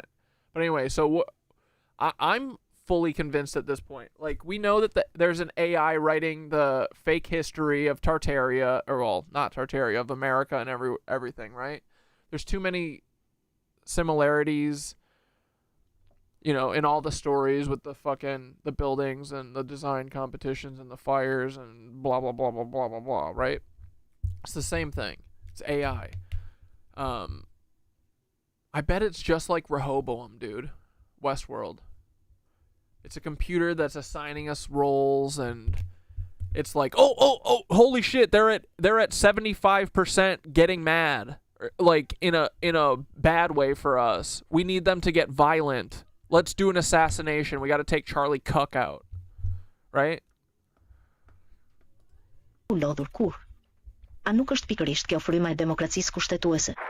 This week, Albania's first ever AI minister addressed parliament in a bid to fight corruption. After winning re-election, Albanian Prime Minister Edi Rama named an AI-generated bot named Diela to manage and award public contracts. And Sam Tripoli says somehow the Bible is ancient AI script. I don't fully get it, but so I think maybe not. Well, what I think it is like it was like compiled or something by AI and inverted by AI. You know what I mean? Because I think that a lot of the stories are just a bunch. It's like a potluck of fucking ancient stories that are all compiled together, right? That's what the Bible is. Like half of it's fucking pagan, half of it's from whatever. Some of it's Egyptian. Like, it's just taking everything that everyone was and being like, here, this is the new thing. And look, it kind of resembles it. But I think. I don't think that they are. I think that they would rely on like an AI type thing to keep track of all the dates and all the, you know, the stuff that kind of has to line up. Because it's a lot of work inverting everything, right? Doing the opposite. You have to make sure it works. So I bet that there was an AI that was like, okay, so here's what we're going to do. We're going to, you know how we say the West Coast of America is Judah or whatever the fuck, and the East Coast is fucking Egypt. Let's say it's actually in Africa. And here, we'll say this city is this city, and this city is this city, and blah, blah, blah. This river is this river, and you know what I mean? And then, we'll make sure that the Bible coincides with both places, but say, you know, the real river's in Egypt when actually it was in America. contracts to private companies. This is a bid for Albania to burnish its image in an effort to join the European Union and throw off a reputation for corruption and money laundering, according to Reuters. And she is not the first AI politician we've seen. In last year's United Kingdom general election, the Smarter UK party put forward an AI candidate, AI Steve. Although he had to... And dude, like, they run... This is like testing. They do this testing ground shit. Because remember, the New World Order's already in place. These are not all separate countries. They're all different factions of the corporation, right? So they pick random... Like, I feel like America's always... Like, they test all this shit everywhere else, and then they bring it to America. Like, America's about to be Gazified eventually, you know? They're going to do it to Chicago, probably. Like, they test all their shit in other places and then bring it home to control us. So I wouldn't doubt for a sec. Like, dude, I think the end game eventually is Peter Thiel and J.D. Vance convincing us all that fucking we should let their Rehoboam Antichrist AI run all of our shit. It's literally Westworld. Out of the race when polling showed only 9% of locals had heard of the campaign. Albania's opposition has criticized the move, saying that as the bot is not human and cannot hold citizenship, the appointment cannot be constitutional. And of course, this raises a host of questions about the future of governance and just how much we're willing to let AI lead. So as you saw in the news clip, Albania will have its first AI prime minister, but I'm starting to strongly believe... Skitter, your grandma said that Erica Kirk seems like she is acting. It was very fake looking to her, and she's 80, bro. Yeah, patting away fake tears that don't exist. That's awesome. That gives me hope, dude. Believe that a lot of these politicians, a lot of these people in high up places, no matter the country, are pretty much bots or AI themselves. They're always doing something weird or glitching out, but again, that's my own opinion. But if we're going to go ahead and take this on face value, that this is the first ever AI politician, it doesn't make it any less weird that we're giving AI a role to make decisions like this. And they give AI these decision-making powers because they use the guise of corruption, they use the guise of illegal things happening in the government, so AI can be more trustworthy. And dude, police and shit are all at the 9/11 farm again? What is going on over there? Can't they just chill? And believe me, we're going to see the same thing happening in multiple different countries. And we already see hints of that taking place with Sam Altman saying things like this. AI gets so smart that the President of the United States cannot do better than following ChatGPT 7. Dude, this is what they drop this shit and they act like they're just thinking, but this is where they're headed. They're like, oh, maybe this will be the future, and then it is the future. Recommendation, but can't really understand it either. What if I cannot make any better decision about how to run OpenAI, and I just say, you know what, I fully hand it over. ChatGPT 7, you are in charge. Good luck. That might be the right decision in any individual case, but it means that society has... Twink Destroyer 69 said, you won't get raptured tomorrow because you're a radical leftist. Thanks, Twink. We love you, buddy. Like, collectively transitioned a significant part of decision-making to... I know, how horrible am I that I think that we should all have a fucking roof over our head, you know? That we shouldn't have to pay to live. What the fuck? I mean, I'm a big fucking idiot, yeah. Enjoy your car payments, Twink. It's a very powerful system. And you're a Twink Destroyer because you fuck Twinks? Or you kill gay people? Which one? Probably the fuck them, right? Nice. That is learning from us, improving with us, evolving with us, but in ways we don't totally understand. So that's the third category of how I think things can go. Yeah, because I fuck Twinks. Thank God, bro. I thought you were a homophobe. But yeah, we radical leftist up in here. We radical anarchists, biatch. Yeah, Jesus was a radical leftist too, buddy. Jesus would fuck with the Knitwitches hard. Hard. Maybe, just maybe, AI has been calling the shots and making the decisions for a long time now, much longer than what we're being told as the public anyway. Because if we're to believe that the so-called powers that be, the government is far more advanced than the public, and a lot of these technologies we see, especially with AI, these chatbots, is ancient technology to them, then again, the question happens to be, how long has AI truly been calling the shots? And it's news stories like these that will slowly transition the public into accepting something that's been going on for who knows how long behind the scenes. Well, it worked out for Albania. They have like Travis Kelce looking for his otter. Hell yeah. Less corruption. There's peace. A lot of things are working out. So why not have a AI president of the United States? I can see that argument being made. Definitely interesting times we're living in. And again, this is presented as breaking news for us, but more than likely, this is ancient news for them. But in this next video, this individual has a very good point. Jesus was an American MAGA who said, pull yourself up by the bootstraps when the hungry ask for food. We love you, Twink. Stay here. Don't go anywhere. Are more and more news articles out there to cause division, wanting a civil war and so forth, but more and more people are pushing back. They're coming together and saying that something is not right here. This doesn't pass the smell test. And as more and more people come together and unite, then they're going to have another event, a much bigger event that I've spoken about on this channel quite often, that will really get people's attention. Expected both sides to take one side. People are waking up. You're waking up. It's time for the alien invasion. For real, they're coming. How do I know they're coming? Because there's too much going on in the world. Hey, Sugar Sean, I want to know what else is your mom noticing after the Charlie Kirk shit? What else like stuck out to her? Now we need something bigger, something out there, something way bigger than Charlie Kirk or Israel. We need something to distract us from all the bullshit. And what better to do that than the aliens? I mean, they've kind of already been prepping us with the 3-eye Atlas comet. Something is going to come, not necessarily the aliens, but something bigger is going to take over the news source, because that's how it works. Something happens, dominates the mainstream media, and then in the background they're like, oh, people are smarter than we think. Send in the aliens! Mark my words. Something bigger than what is happening right now will take over mainstream media, in the hopes that we're going to say, oh my gosh, this new thing is so much more important than that old thing, so I have to focus on this new thing. Does that make sense? This happened time and time and time again. And what could possibly top a collective consciousness waking up to bullshit? It's got to be the aliens. See you on the other side. This is something I feel very strongly about, this fake stage alien agenda. I know it's coming because we are just being flooded by news, media, and now even ads about aliens. Dude, honestly, they have to build up to this, right? It has to be Bluebeam, because it can only ramp up and up.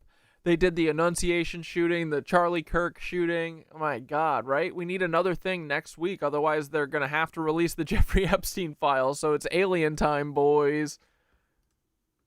And materials not... Dude, H, you're saying we might get our first run with Bluebeam tomorrow? I fucking hope so, dude. Right? I mean, they're saying that 3-eye Atlas is coming in November. I suspect that they will, like... I wouldn't doubt for a second that they are going to ramp up the alien shit heavy. I mean, what do you think this Rapture stuff is about, right?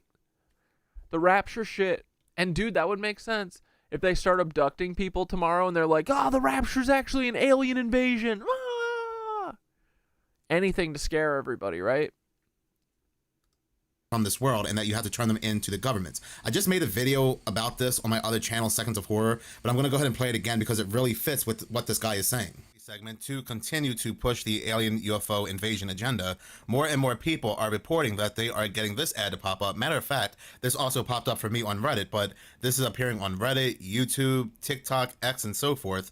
It's this ad right here. $10,000 reward for exotic materials. Have you found a strange metallic object, debris, or artifact that behaves unusually? We're offering up to $10,000 for verifiable materials with exotic physical properties. What? So apparently these are the materials they're looking for. Materials with unusual electromagnetic properties, objects of potentially non-human technological origin, artifacts exhibiting anti-gravitational effects, metamaterials with anomalous structural properties. So I tried calling the phone number and it leads to Washington, D.C., but it kept ringing. So I went to the website right here, retrievalgroup.com, and it looks like an actual website. So on the About section, it goes on to say that, why do we do this? For too long, the most significant technological breakthroughs have been locked away in classified programs, private aerospace corporations, and government black sites. These discoveries, potentially including materials of non-human origin, represent humanity's greatest opportunities for advancement. We believe that revolution... Rewind Gal said, but the 3-eye Atlas, I bet, is another tool in their psyop belt. Seems like it's about that time, but people aren't getting fooled. I think this might backfire and people might really get what this is all about. I agree, dude. I think everything that they're doing is waking people up. The Charlie Kirk shit, honestly, is disgusting. Like, the way that it's so obvious that it's like being used to fucking recruit, right? Even to normies, bro, they're getting it. Like, you drop a like, there's no way. These guys can't even make good AI videos, right? They fuck up their AI videos. You think they can do a projector sky alien invasion good? I don't know. I think we're gonna laugh. I know I am. I'm not scared of shit. Technology should not be the exclusive domain of military industrial complexes or billionaire space entrepreneurs. Every human being deserves access to discoveries that could solve energy crisis, cure disease, enable space exploration, and fundamentally improve life on Earth. Our mission is to create an independent pathway for these materials to reach the scientific community where they can be studied openly, published freely, and developed for the benefit of all humanity. And even if this is a legit website where they would want you to send them in your very bizarre findings, all of this would go right back to the government. And yes, this could be fake, this could be some kind of role-playing, but the timing of all of this is very, very weird, given the fact that the government, they are heavily pushing the alien agenda, and not just in the United States, but also in other countries like China. And apparently the only way to send them information is to contact them by phone. You can text them as well. Like I said, it oddly leads back to Washington, D.C., but you would also have to include photos, videos, or documents that go securely through this signal, what they're calling a signal. And again, oddly enough, this is being displayed as an ad all across different social media platforms. And while I hear quite often that not everything is a conspiracy theory, that this whole UFO alien agenda is just a conspiracy theory, how much more evidence do we need before it becomes an actual possibility? And this is a great video breaking down the difference between a conspiracy theory and an actual possibility. Let's begin by playing a little word association. I'll say a word, and you think of the first word that comes to mind. Conspiracy theory is what most people think of. We've all been conditioned to associate the word theory with the word conspiracy, because after all, no conspiracies could possibly be true. They're all just theories, aren't they? Yeah. Well, in the phrase conspiracy theory, there are two words. The first word, conspiracy. The second word is the active word, theory.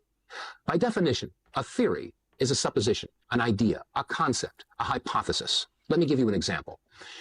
In theory, if I purchase a raffle ticket, I could win a... I want it to be at night and the moon to open up and aliens swarm out. That would be memorable. It's going to be bad. That's old-ass tech, LOL, unless Starlink was a disguise for the tech. Each generation... Yeah, exactly, right? Each generation is so much smarter than the last, and it's still the boomers controlling shit, so we see right through it now. Yeah. All real attacks happen in the middle of the night, so if it's during the day, it must be fake.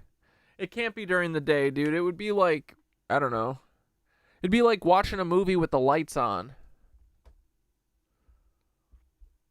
Prize. Now, as long as I don't purchase a raffle ticket, my win is theoretical. But once you purchase a raffle ticket, the win is no longer a theory. It becomes a possibility. Yeah, I basically just told my mom, this is Sugar Sean, that, and told her she's going to start seeing it everywhere now, and I'm just checking in on her more. We already had a great relationship, but we are just having much deeper convos now.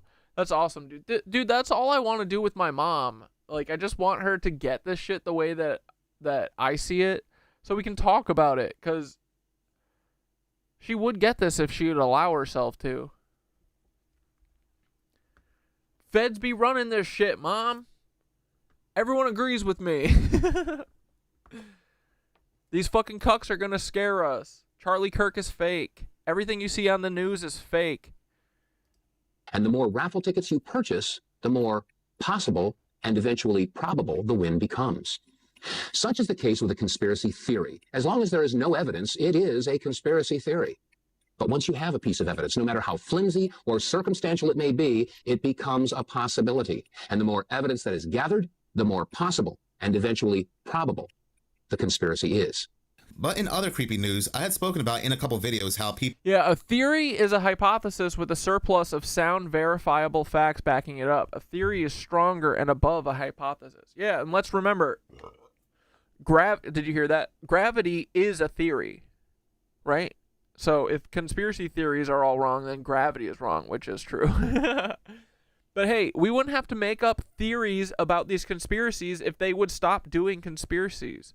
Remember, a conspiracy is just two or more people conspiring behind your back and hiding the fact that they're working together. If people don't believe that at this point, that these motherfuckers are working together, like, then you're an idiot. So suck me with that fucking conspiracy theory shit. I'm a conspiracy realist. People over in New England believe that there may have been a serial criminal ending a lot of lives, and it actually stopped at the 13th body being found back in August. Well, oddly enough, over in Houston, people now believe that there may be a serial criminal ending a lot of lives, and the number is currently at 13 bodies being found. And like with all the bodies being recovered and found in Lady Bird Lake, with all the bodies that kept appearing in the New England area in a short period of time together, once again, authorities are saying that there's no serial criminal or any nefarious deeds taking place. Our top story here tonight, the bodies being found in Houston bayous. Houston police report another body was just recovered today from the Buffalo Bayou area near Jensen and East downtown. So if you've been watching and keeping track alongside us, that is 4 bodies recovered in 4 days. Today is Thursday. And sadly, a U of H student has been identified as one of the bodies recovered from the Braves Bayou area on September 15th. That's Monday. She was reported missing days before. Sherman DeSell has been covering this story for a couple of days now. And Sherman, it is scary stuff here, but just kind of fill us in on what we know so far. Yeah, it's definitely a cause of concern for a lot of our viewers, and many have made some speculations online about something maybe more nefarious happening here, and that's understandable. Our Fox 26 count is now at 13 bodies found in Houston bayous this year by law enforcement and first responders. Remember, the 22 bayous are spread out for miles, so it's a lot of ground to cover, and that comes with tough investigations. Here's what we know. HPD confirms a male body was recovered from Buffalo Bayou on Jensen Street in Edo on Thursday. Our camera... Dude, did Tom Segura move? Caught officers and a dive team on the scene around 3 p.m. There were reports of a man jumping into the water there. We're waiting to hear more on this. And remember when we reported 2 bodies recovered from local bayous on Monday, September 15th? One of them was identified as 20-year-old Jade Sage McKissick. She was a U of H student, reported missing on September 11th, last seen that day near the 3700 block of McGregor by a restaurant. She was a junior communications and advertising major. In a letter sent to students, U of H describes her as a campus resident and a student employee and a friend to many in their community. We're talking about a lot of bodies in a city where many people walk, run, and bike the bayou areas every day. So we visited an area near the White Oak Bayou to see how people have been reacting to the discoveries. A lot of people are just wondering, what's the deal? HPD hasn't really given us a lot of information either. What questions do you have? I mean, is there somebody paying attention to these? Is there more details to investigation? I don't know. It's just kind of scary at this point. When it's that many coincidences. There's not such a coincidence that happens multiple times. There's long-term plans and there's short-term plans. I would hope that the short-term plans are in effect and something's being done. Someone's patrolling or someone's watching over cameras or lights or anything's being done right now.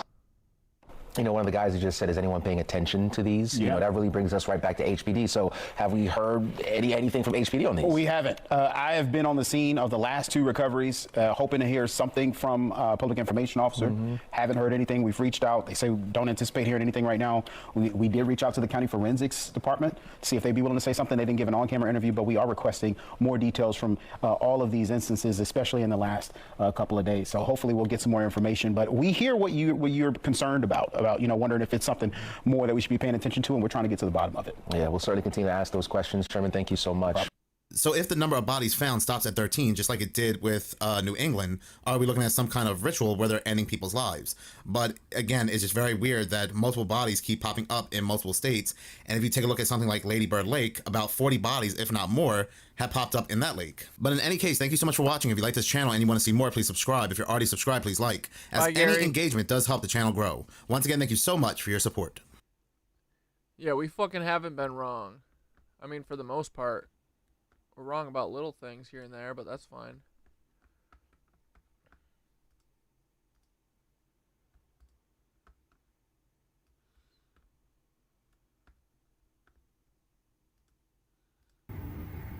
Pammy? The AI Rapture. What's this? Pammy? What, honey? All these videos on Facebook.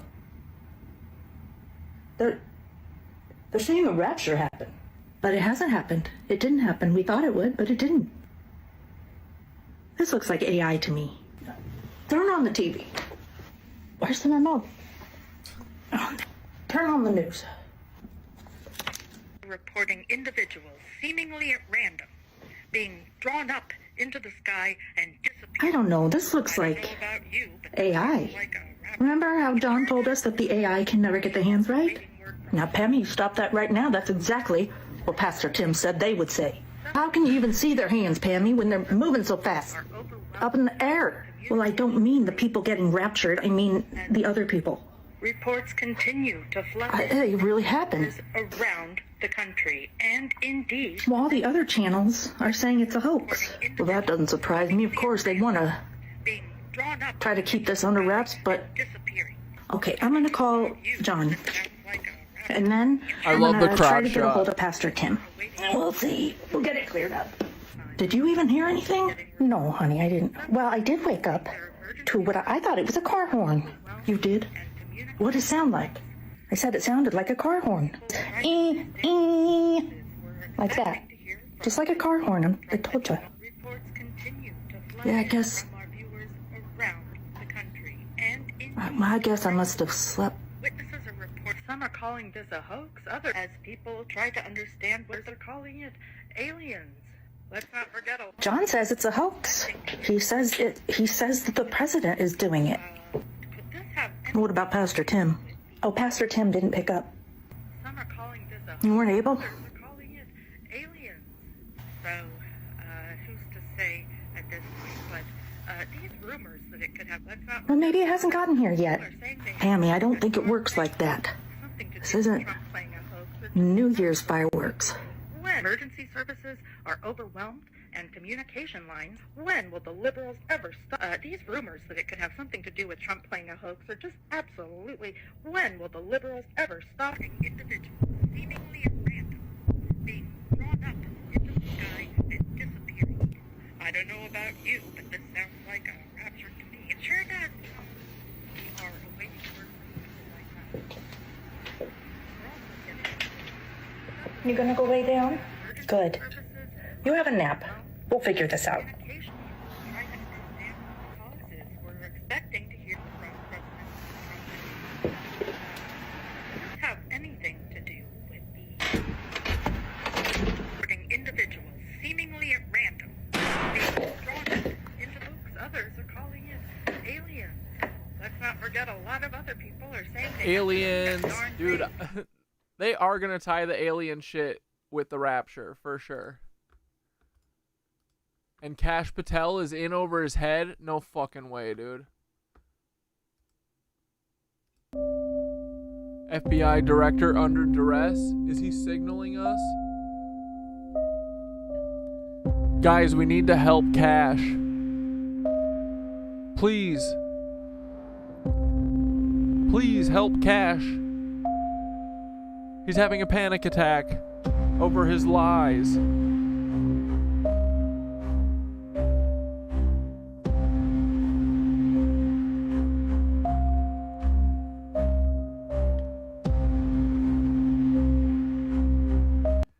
Yeah, they do realize that the rapture would kill them, right? People don't ascend in the flesh. Yeah, dude, for real, this is what I'm worried about. I'm worried about people hurting themselves and their kids when it doesn't happen. Yeah, I know. They're going to go full Jonestown, bro. If the rapture happens, we will never have to hear about Charlie Kirk again. I know, dude. Isn't it insane that Charlie Kirk is so much more fucking annoying dead than alive? Can you imagine being that annoying? All right, boys. It is 8:19 p.m. on Monday, the day before the rapture. Do you know where your kids are? At the freaking cosmic ripple dipple doo. Oh my goodness, boys, would you like a pyramid from Skitteroni? This one is a light anchor organite pyramid with amethyst, labradorite, amazonite, plain copper sigil, spiritual energy generator, and is not included. Take a look at this cool little sigil on the front. It looks like a fire emblem. Holy crap. And it's got an amethyst point. Hell yeah, boys. Hold on. Song's so good, you gotta hear it twice, right? Woo! Take a look at this, boys. Ooh, I love the blue and the purple together. Nice little copper spiral on the bottom. Orgonite is a powerful alchemical blend of resin, metal, and crystals that generates and balances orgone energy, also known as prana, chi, or life force energy. Resin compresses the crystals and metal, amplifying their piezoelectric properties, while copper coils act as conductors to focus and radiate the energy field. Yo, check it out, boys. You can get yours today at the Cosmic Ripple Shop. From our very own Skitteroo. Kash Patel is Aziz in Parks and Rec. 100%, dude. Thanks for your support.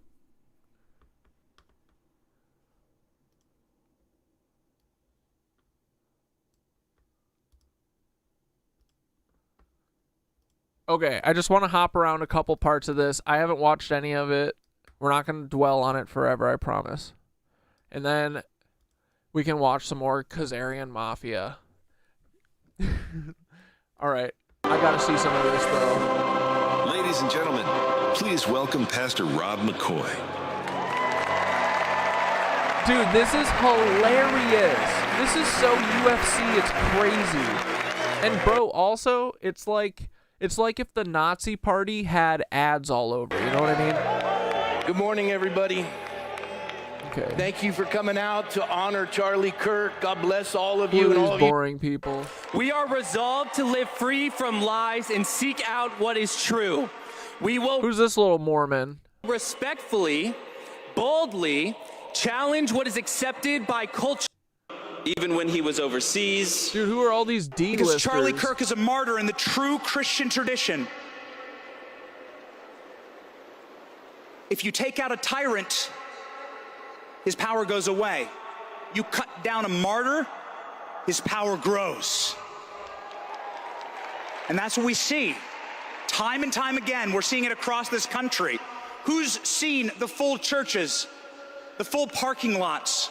Who knows somebody now who's a Satanist or an agnostic, who's now looking at Charlie's life in this revival moment in our country and going, maybe I got it all wrong. Maybe I do need to Christ center my life.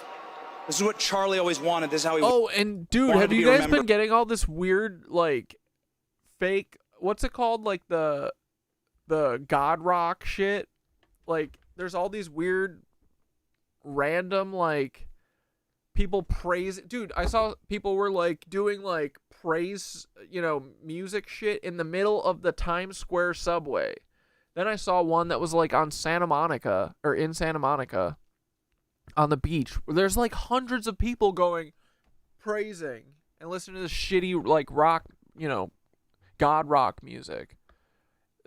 That was getting fucking fed to me on TikTok before we started stream. They're really going heavy in this religious psychosis shit for sure right now. What do you think it is? Is it to try and separate the... Because I feel like we've been having a good run with some of the Christian side, right? Talking about spirituality and Christ consciousness or whatever, if Christ is real, you know, that kind of shit. All of us being like, yeah, dude, vibes are cool. Is this like religious, spiritual, this psychosis shit, this rapture shit to divide us more? Is it to make the spiritual people look silly? What's going on? Or is it just to help usher in this alien attack? In the mold of Stephen, the first martyr. Charlie Kirk died for all of you. And Charlie Kirk's gift of his sacrifice means that Charlie Kirk will live forever. Not just for all of us, not just for his family and Erica and for his children, but for all future generations of Americans. All right, this is what I really need.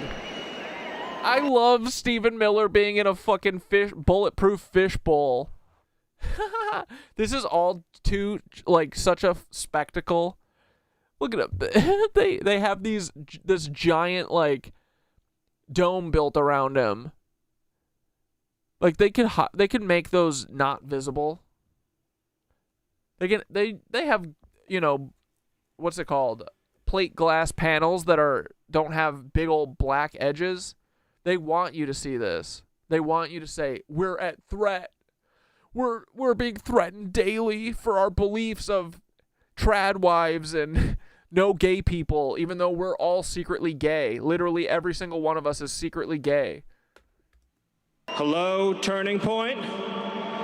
Hello, Patriots. Hello to our fearless president, Donald J. Trump. And hello to millions of Americans all across this land.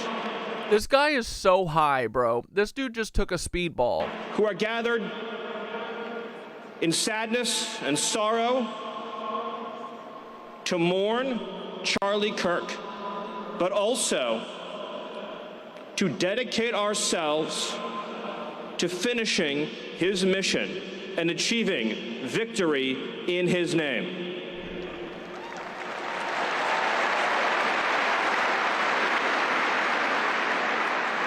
The day that Charlie died, the angels wept, but those tears have been turned into fire in our hearts. And that fire burns with a righteous fury. And that fire burns with a righteous fury. That our enemies cannot comprehend or understand. Dude, I wish I could do that. What's that the princess voice? That's what he's like, you're a beautiful princess. He has that voice. When like I the fedora guy. See Erica and her strength and her courage, I am reminded of a famous expression. The storm whispers to the warrior that you cannot withstand my strength. My strength? And the warrior whispers back, I am the storm.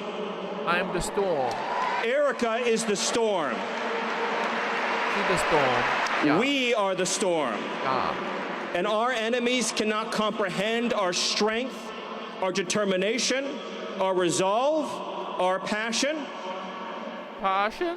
Our lineage and our legacy hails back to Athens, to Rome, to Philadelphia, to Who do you think he's talking about when he says our? Think he's talking about everyone? Think he's talking about humanity as a collective? Or is he talking about the Aryan Brotherhood? Is he talking about the Nazis? The storm is coming, boys. Monticello, our ancestors built the cities. They produced the art and architecture. It's so funny because they literally did not. They literally didn't build a fucking thing. How can you say this out loud? You're embarrassing, dude. They built the industry. Erica stands on the shoulders of thousands of years of warriors, of women who raised up families, raised up city, raised up industry, raised up civilization, who pulled us out of the caves and the darkness into the light. The light will defeat the dark. We will prevail. He's talking about black people. That's what he's talking about. He's saying the white people will defeat the black people. That's what he wants to happen. Literally. This fucking Nazi. Over the forces of wickedness and evil. They cannot imagine what they have awakened. They cannot conceive of the army that they have arisen in all of us. Because we stand for what is good, what is virtuous, what is noble.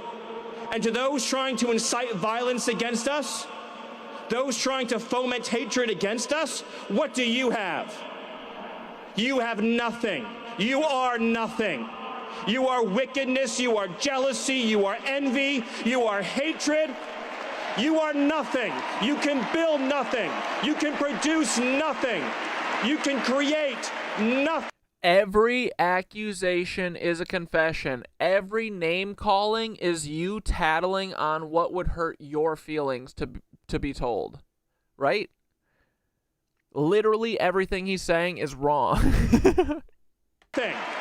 We are the ones who build. We are the ones who create. We are the ones who lift up humanity.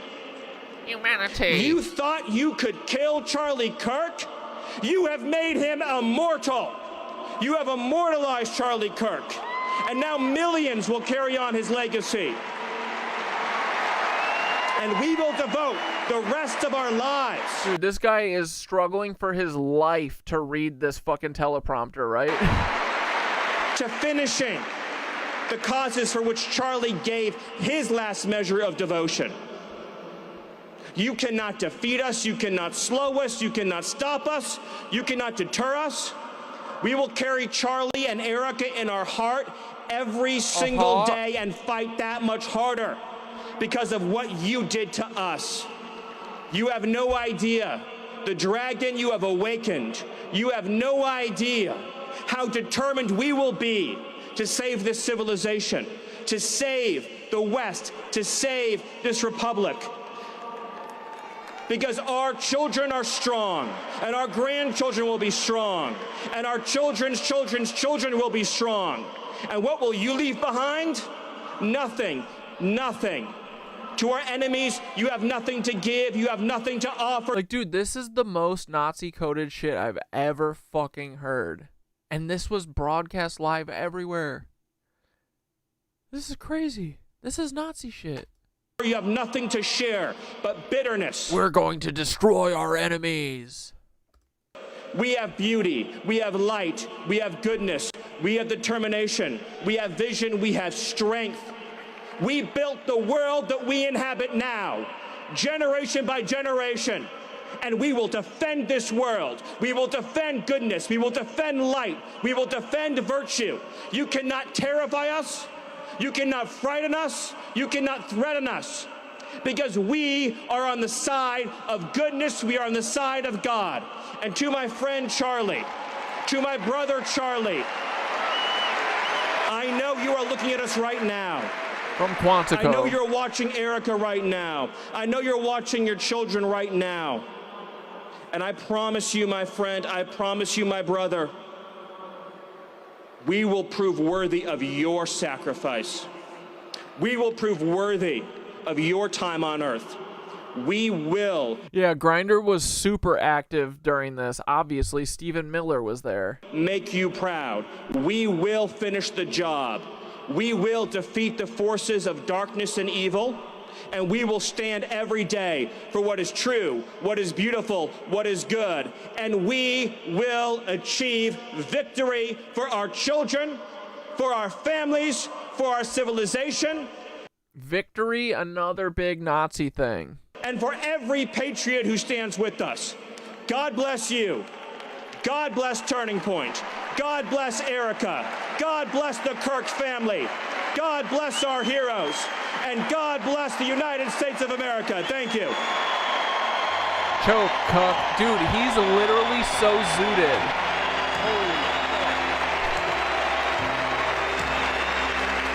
Oh, telling the truth about us, we must make him stop talking. And there's always one guy with the bright idea, and I could just hear him say, I've got an idea, why don't we just kill him? That'll shut him up. That'll fix the problem. Oh, God, his laugh is so cringe, bro. It doesn't work that way. It doesn't work that way. Everything is inverted, and the Beatitudes tell it, I think, the most crisply. Everything is sort of the opposite of what you think it's going to be. Blessed are those who mourn, for they will Black Deathicus, are you asking who the last guy was? That's Stephen Miller. He's like, what is he right now? He was in Trump's cabinet and shit the last time. He's a total white supremacist. Like, not, he doesn't even try and hide it. And yeah, he's a huge part of the government. It's crazy. And he's obviously inbred. I mean, look at him, right? comforted. That is true, and you can feel it here. The thing about Charlie's message, I've thought a lot about it. Yeah, dude, Tucker Carlson does have rosy-ass cheeks. He be looking like he be boozing hard right now, right? He has been for the last year or so. And I'm trying not to be emotional because in addition to everything else, he was a wonderful man and a decent man and one of those rare people you meet who you just... Literally, he wasn't. He was a piece of shit. What the fuck are you talking about? groove with in conversation and have these very intense conversations that you don't stop thinking about, which is my experience with him. But the main thing about Charlie and his message, he was bringing the gospel to the country. He was doing the thing that the people in charge hate most, which is calling for them to repent. So how is Charlie's message different? And Charlie was a political person who was... Shut up, Tucker. Okay, hold on. Let's watch the brainworm for a second.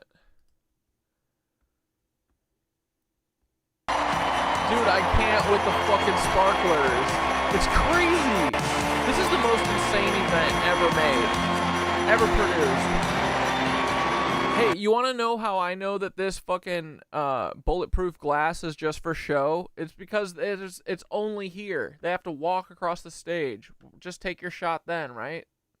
This is so fucking dumb.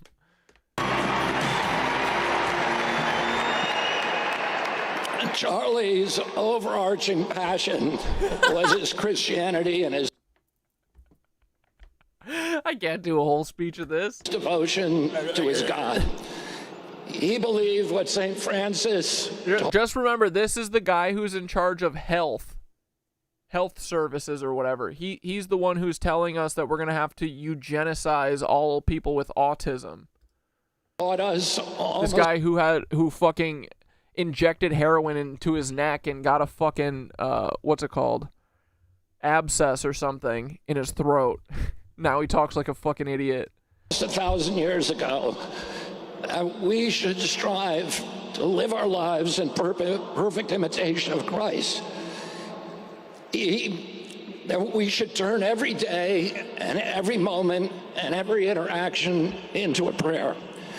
And Charlie understood the great paradox that it's only by surrender to God that God's power can flow into... I'm not going to do this to us, guys. All right.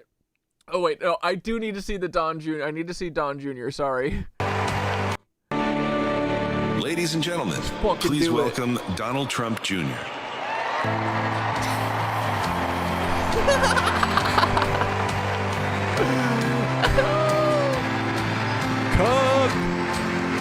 Dude, Don is about to be zooted off the fucking chain. Up the wall. Welcome, everyone. I'm not widely known for being a sentimental guy. Yeah, Skitter, I think RFK and Trump made their autism announcement today. You want to know what it is? They said autism is caused by women taking Tylenol during pregnancy. Anyone who's seen me on social media knows I'm far... Wait. I just got... I follow this account on Twitter that tells you the... oh, it's Rosh Hashanah. Never mind. It tells you which... when alternate side parking is is like suspended from when I had a car. But I just saw a tweet that said that it's suspended for tomorrow, and before I clicked on it I was like, for what? The Rapture? Wait, the Rapture, Rosh Hashanah starts tomorrow and the Rapture's supposed to happen tomorrow? Oh my goodness. It's so funny. And aliens? Let's fucking go, dude. I'm so ready. Far more likely to crack a joke or get myself in trouble for posting some grossly inappropriate memes than I am to shed a tear. I know this. What the fuck?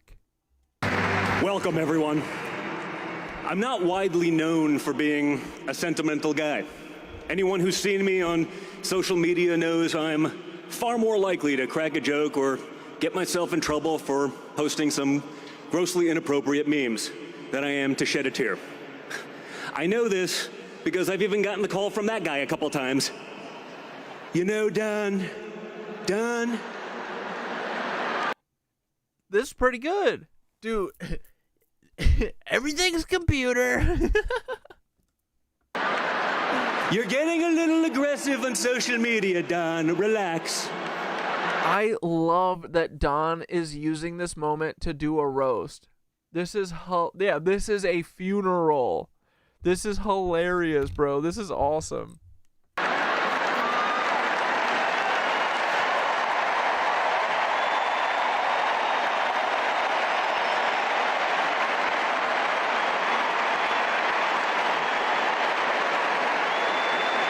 But last week, when I received word that Charlie, who was like a little brother to me, had been assassinated, I was truly devastated.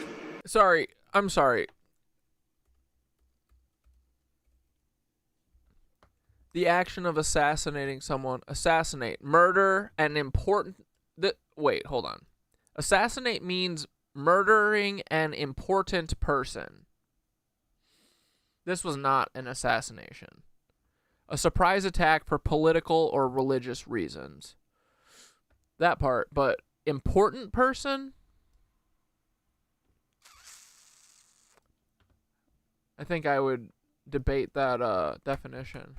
We that all Charlie were. Kirk is important. And we're here today to celebrate the way he lived his life and to remember the way he changed so many of ours. So I want to start where I know Charlie would want me to, with what was most important to him, and that was his relationship with Christ.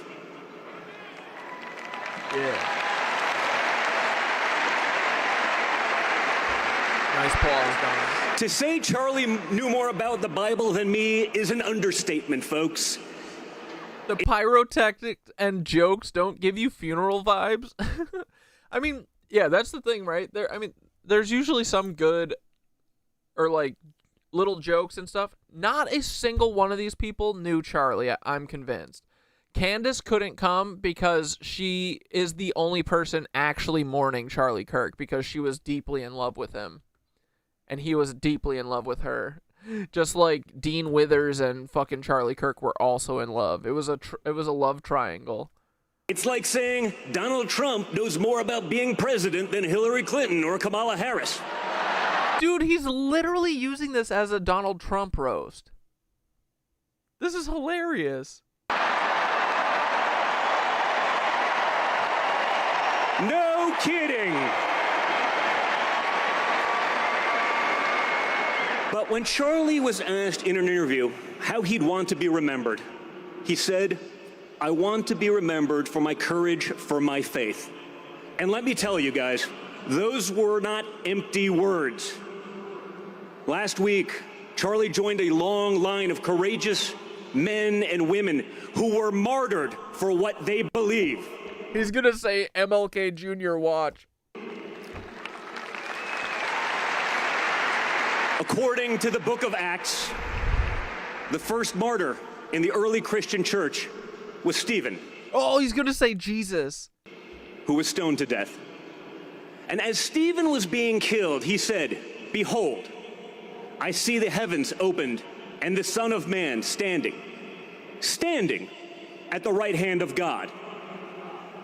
Now, there are many times in the Bible where Jesus is seated at the right hand of God, but this is the only time he's seen standing. And while the Bible isn't explicit about this, I like to think Jesus was standing to Everywhere Don Jr. goes, he leaves a trail of cocaine residue behind him. It's like Hansel and Gretel, but with cocaine. welcome Stephen, the courageous martyr, into heaven.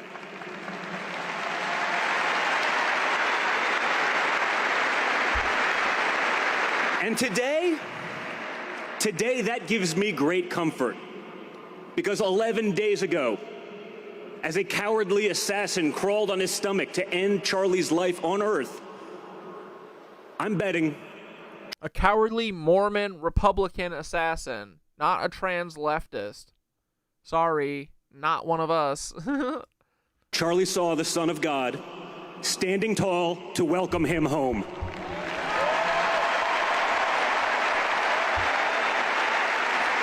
I do think that one of the funny things about this too is that they would do wide shots of the whole stadium, but the whole floor is empty. Empty as fuck, bro. There's people in the stands, but the whole floor is open. It's so funny. And I saw a video of a bunch of their cars getting towed because they all parked on the street. And then I also saw a video showing how much trash they had all over.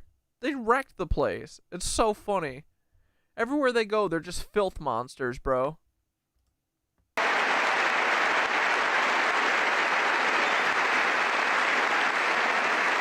I'd be remiss if I didn't mention the greatest treasures of Charlie's heart. His beautiful wife, Erica, and his two... Is she? Two precious children. Wait, he has two? Only one made the shirt. Wow. I guess Erica doesn't love their second child that much. Just the one with the blood on her? Just the one that can sell the ad? Watch Charlie with his family. The joy on his face, the devotion in his eyes was to see the gospel lived out.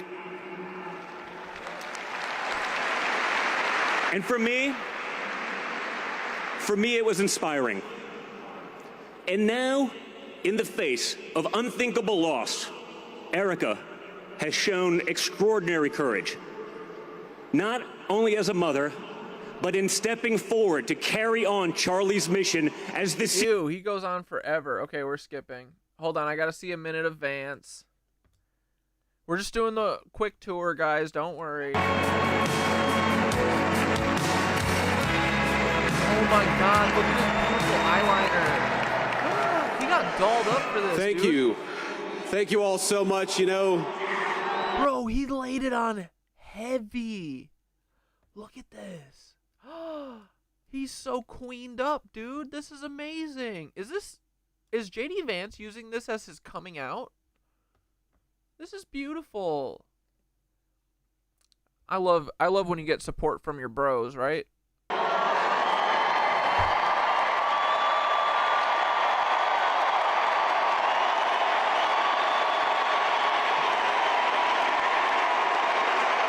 And guys, can we just watch this for a second real quick?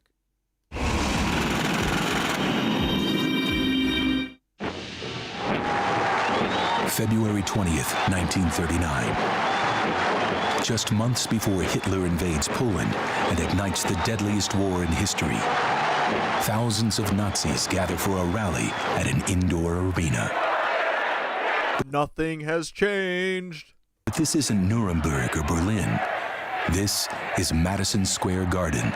And they got the giant, George Washington, up there. Probably a black giant. In New York City. Like, dude, tell me their stage and shit is not reminiscent of this, right? Big, huge, tall shit, you know? Trying to show this greatness and fucking literal fire. They're crazy.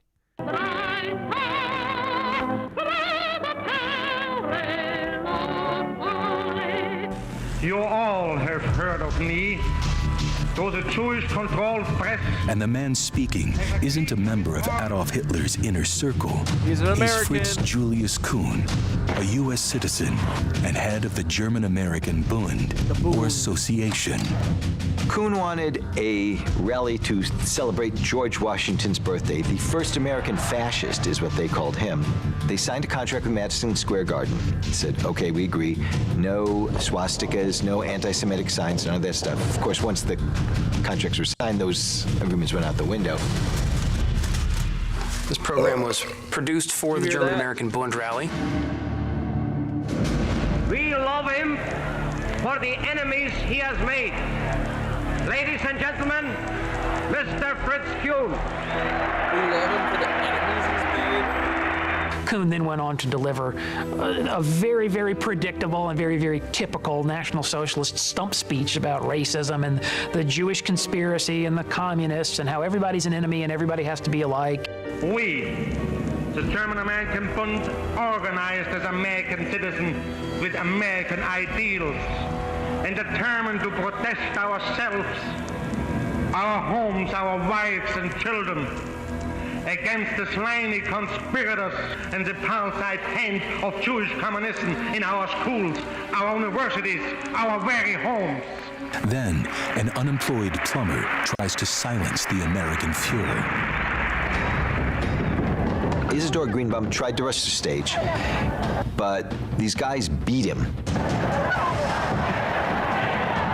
It looked like an SS beating in the Berlin streets. His pants were ripped off, and the audience, of course, cheered at this. To see someone beaten up, had they known he was Jewish, they would have, probably even cheered louder. Today, many literally a Charlie Kirk rally. Americans are aware of the presence of neo-Nazis, who along with other extremist fringe organizations make headlines with their racist public demonstrations and acts of violence. Nazis.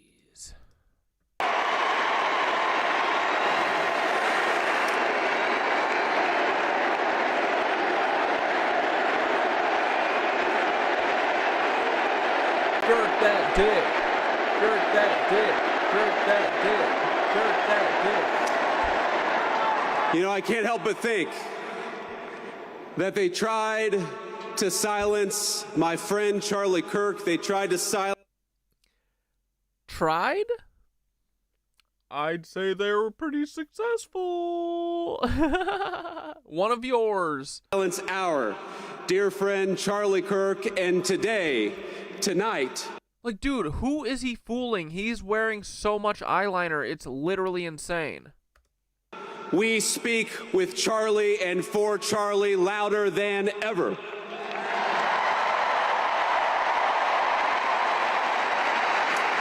I love how chatty's trying to go because everyone was making fun of him, making him look like the little Dutch boy.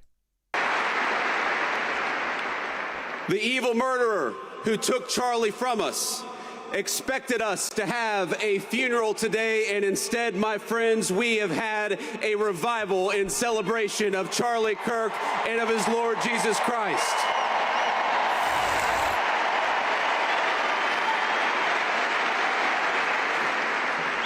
We gather here in this stadium in the hot Arizona sun, shielded in a great shining city our fathers raised out of the desert. And from this desert, Charlie Kirk built a movement. He transformed the face of conservatism in our own time, and in doing so, he changed. I still think it was Israel that really killed him, or the reason why, I should say. Yeah, I mean, I think that they're, like, this is what they're doing, I think. This is the literal turning point again, right? They're going to start ramping up their, you know, the fucking 100 trumpet shit in Israel. This is the turn against Israel. I do think that they're going to eventually be like, Israel did it. And then that'll be like a thing that they can finally use to be, to... Because, like, Israel at the end of the day is going to be sacrificed, right? Literally like Germany. Germany was sacrificed for this shit. So they could destroy everything and kill everyone. And stop everyone from awakening. I'm sure everyone was awakening then. You know? I'm sure after World War I and everything was ravaged, everyone was probably like, yo, we should do something and stop this shit. And then they were like, we gotta do another fucking world war. These idiots are waking up.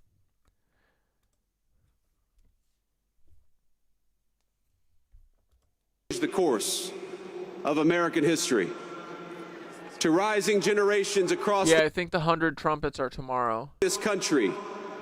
Charlie exemplified kindness, courage, and a commitment to open debate. And he was a great debater, and we loved him for it. But Charlie loved debate not because he excelled at it, but because it was the vehicle for bringing the light of truth to dark places. And Charlie Kirk brought many truths in his life. Yeah, I don't think that Rewind Gal and Hote Tater said, I don't think he's dead at this point. I agree. I honestly really don't think he's dead. I've watched that footage, man. That is not real at all. Dude, if you got shot by a 30-06, your fucking neck would blow off. It would blow the fuck apart. He literally had, it looked like an incision with blood spurting out of it. Like someone took a scalpel. That shit was fake. And then they fucking run off with him. No blood in sight. No blood dripping anywhere. That's a whole ass body, bro. There's no fucking arterial spray. He's literally holding a posture like this, like he's getting electrocuted, which I think they would do something like that to be like, time, because otherwise you got to time hearing a shot and then reacting like Trump, and it looked fake as fuck, right? Trump was like, he like double taked. So, yeah, I think it's fake as fuck. Like, they all ran off with him and got him into the car like it was planned. But the blood spray, or like the blood gurgling out like a river, is meant to fucking make us all nauseous and queasy and not want to look at it and just be like, yeah, that's fucking... they did it in front of thousands of people too, so you're also like, I mean, everyone saw it, so. But no one really saw it up close, like super up close. No one saw it frame by frame. We only have like 3 angles, and they're all selected by feds, no doubt. There have been people reporting that they've tried to upload their angle, and it gets taken down. Like, it's fake as fuck, dude. The whole thing. So Charlie, I think, is like, I don't know, in Israel or Quantico. But yeah, they're using this to turn against Israel to eventually do the sacrifice, I think. Charlie brought the truth that young people deserved a stake in the future and that they deserve to have a voice. He brought the truth that marriage and family were the highest callings, far more important than any job or educational credential.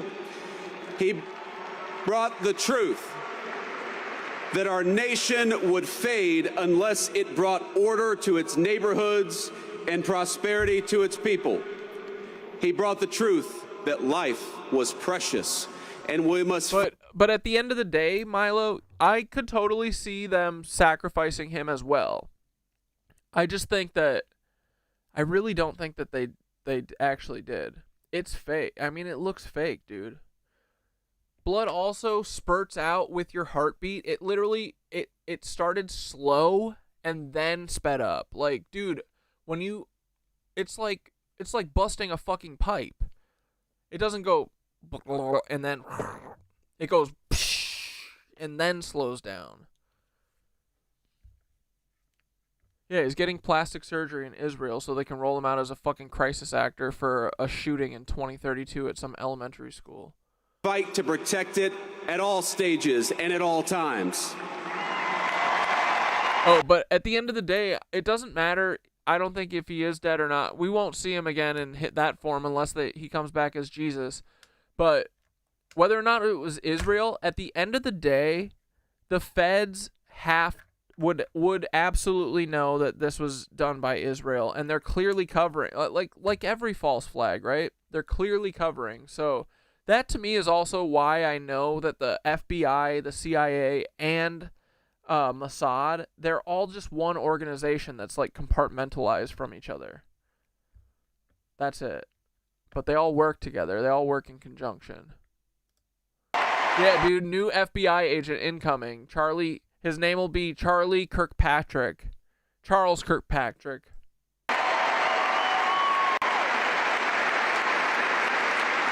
But most of all, Charlie brought the truth that Jesus Christ was the King of Kings and that all truth flowed from this first and most important one.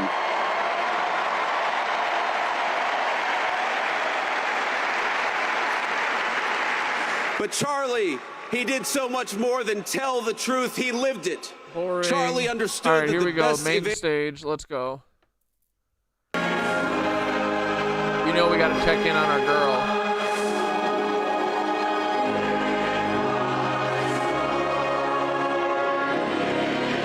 We'll try and wrap this up by 9/11 and then get on to our Khazarian Mafia video. We'll watch a little bit of it before we wrap up tonight.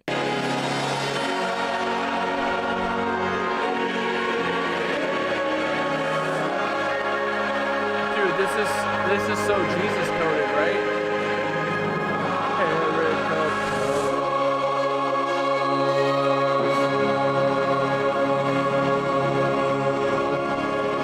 Agent Carly Please Kirk. give a warm welcome to Mrs. Erica Kirk. Who is behind the flowers, bro? She's already wiping. Bro, the sparklers are insane. Again, not a tear in sight. Dude, did she have JD's fucking eyeliner guy do her eyeliner? This is incredible. Shame on these camera operators for taking this job.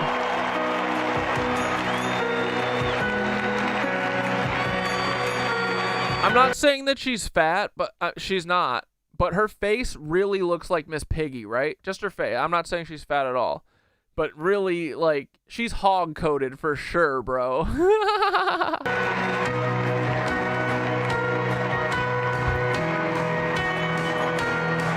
this is so lame. This is so rehearsed. What is she doing?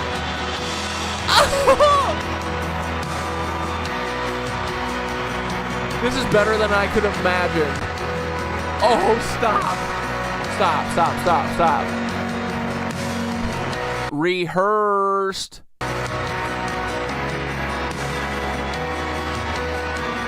This is so cringe, bro. Holy fuck. You're right. I'm sorry that I offended Miss Piggy. I'm sorry, Miss Piggy. That had nothing. It was just truly about looks. That's it. Dude, Skitter, she timed it to the music. That's what I'm saying. This shit, she rehearsed this. Sniffling is not crying. Never forget. Dude, even in front of 80,000 people, she can't even get a fucking tear out. She's like, look confused, look confused. Sniffling, not crying. Dude, she might shift during this. She does have lizard eyes. Her eyes do look satanic. They look insane, right? This is not a grieving widow. This is someone who's, like, putting herself up on the market. God bless. She's like, I gotta look fucking hot, dude. All of you. Oh my God, she's got a 6th grade reading level. Coming here from all over the world. I thought she did Miss America, dude. This sucks. To honor and celebrate my Charlie.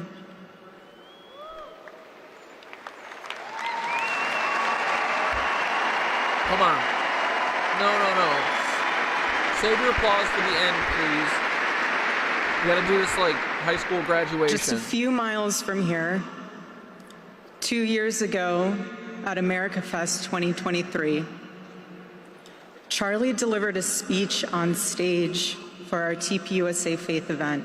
They call Charlie it, loves speaking they off call it TPUSA. That's too fucking funny, dude. Dude, they're so fucking good at branding and shit. It's too funny. Tough. He was very good at that. Without a script. So I personally didn't know what he was going to say. And what he chose to speak about that day was his submission to the will of God. Submission to man. He quoted one of his favorite Bible verses, Isaiah chapter 6, verse 8. Here I am, Lord. Send me. How can they not see this as weird? Honestly, Noel, I think a lot of people are. Dude, I don't think that the crazy shit that I'm seeing on TikTok right now wouldn't be being pushed right now if they weren't fucking scared. Like, dude, honestly, 2 weeks ago, we were all so fucking vibed up and high on pressing them about Epstein. I mean, dude, they fucking barricaded the White House, remember? This is all literally because of that. This is all literally because we were fucking jamming together. They're scared, man. And this is a big thing. This is like, every one of these, they risk us catching on, right? And this is like, it's not 9/11 level yet, which they have to work up to. They are currently. But also their new 9/11, it has to be bigger than 9/11, right? So either I think it's going to be like War in America or Blue Beam. But yeah, they're...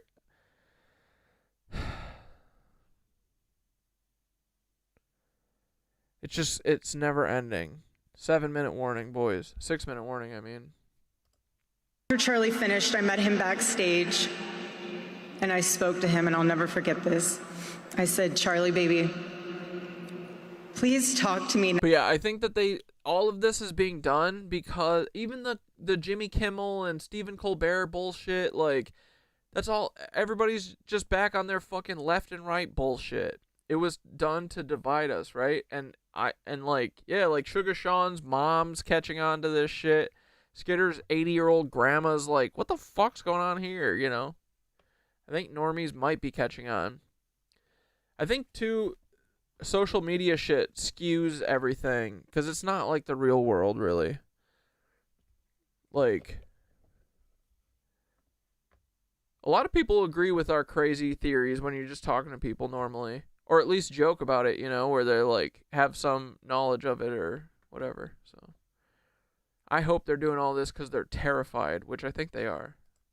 Next time before you say that statement. Because when you say something like that, there is so much power in that verse. I am Cornholio. I need TP USA for my bunghole. This is what got me kicked off of the bus in fucking 4th grade. I am Cornholio. Give me TP USA for my bunghole. When I you don't want to say, stretch out my "Here I Paul am, shirt." Lord, use me," God will take you up on that. And he did with Charlie.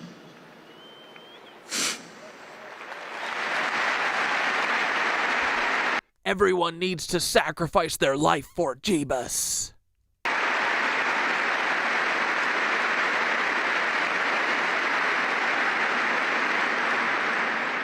11 days ago, God accepted that total surrender from my husband and then called him to his side.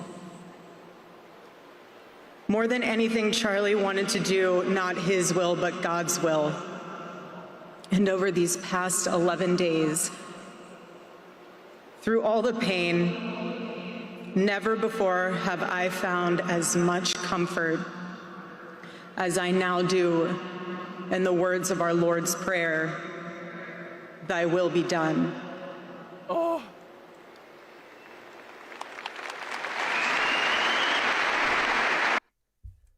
That's just a little part of it, right? I feel like she's missing a lot of it.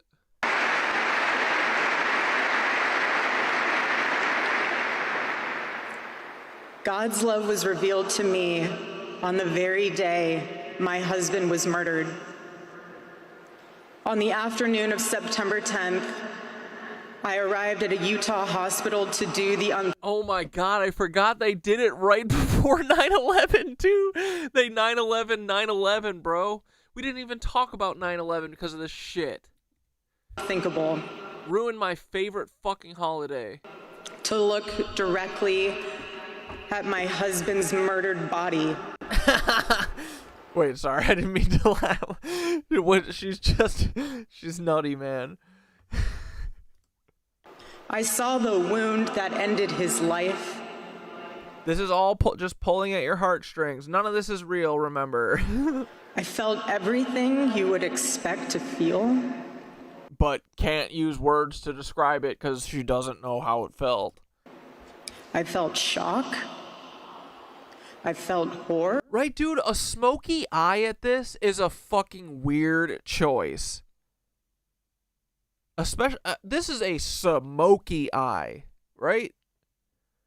This is a bold choice, bro.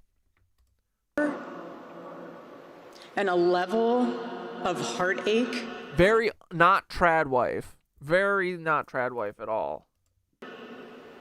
That I didn't even know existed. But there was something else too. Even in death, I could see the man that I love. I saw the one single gray hair on the side of his head, which I never told him about. Now he knows. Sorry, baby, I'm telling you now, but never told him. Didn't want to. I also saw this. I also saw on his lips the faintest smile. And that told me something important. It revealed to me a great mercy from God in this tragedy. When I saw that, it told me Charlie didn't suffer. Even the doctor told me it was something so... Shut up, Erica. Hey, boys, you know Hudson Freeman? You know, the guy who made If You Know Me, that cool-ass song? Well, I listened to another one of his songs, and I think it's even better. I fucking love it. It's this one, I'm Most Me. It's incredible. Wait, actually, let me show you the TikTok real quick first. Shit. Happy 9/11, boys. Smoke up. I'll join you in a sec. I just want to get this video. Oh, wait. I know.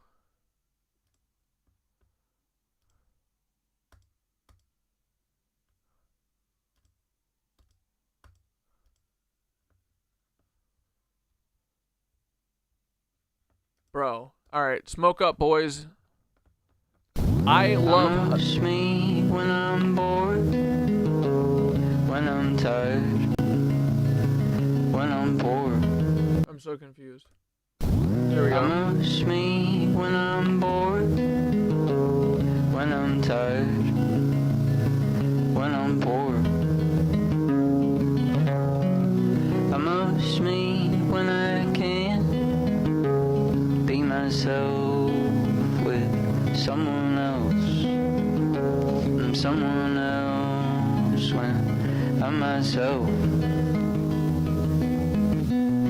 Amuse me when I lie, when I'm mad, ugly cry. Amuse me when I'm impatient, I'll admit, when I know I'm full of shit, when I'm running out of bits. I'm someone else. Never forget, boys. I'm myself. One more time. Amuse me when I'm bored. Dude, he's a fucking... When I'm these tired, are bangers, right? when I'm bored. Amuse me when I can be myself with someone else. I'm someone else when I'm myself.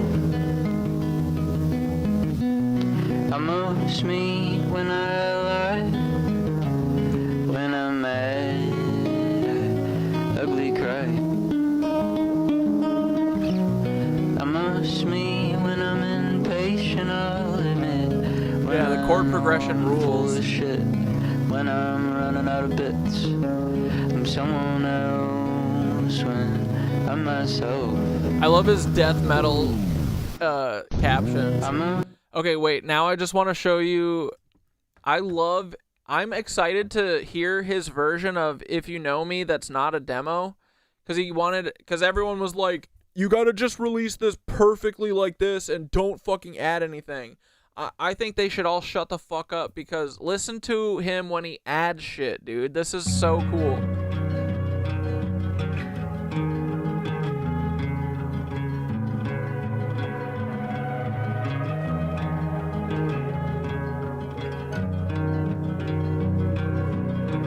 Never forget, boys.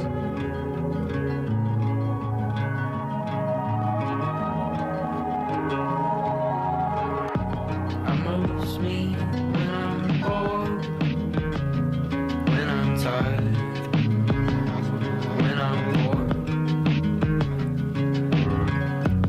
Amuse me when I can be myself with someone else.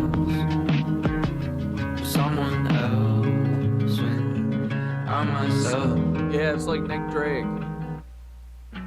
Amuse me when I lie, when I'm mad, ugly cry. Amuse me when I'm impatient, I'll admit, when I know I'm full of shit, when I'm running out of this. Someone else. It's kind of Elliott Smithy or like Bright Eyesy too, but a little happier, kind of. Someone will. That I left. Amuse me when I get old, when I'm already losing.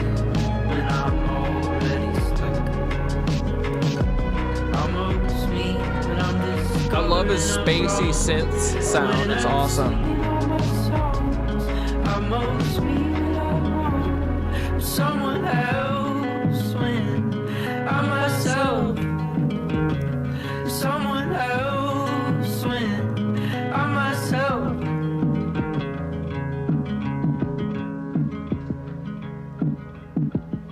And dude, I was checking out this album that he released in May. This shit is good as fuck. The whole thing. Oh wait, I think Junk Drawer was the song I was like, fuck yeah. His orchestration's really cool. If you guys like Pile, especially like newer Pile, it's very reminiscent. We'll just listen to this one and we'll do some other shit.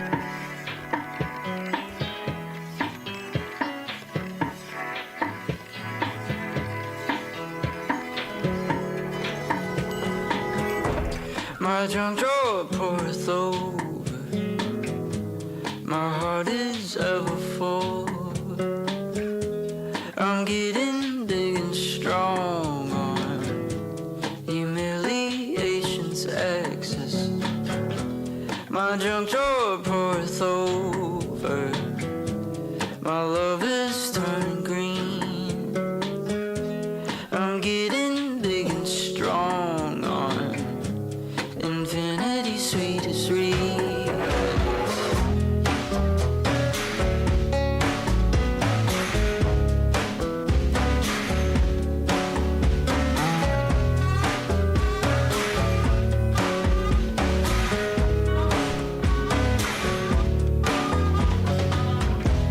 My cup is running on convenient explanations. I'm getting lots of flack for evading investigation. My junk drawer is a wonder. My heart is never full. I'm getting kind of cold on admitting my frustration.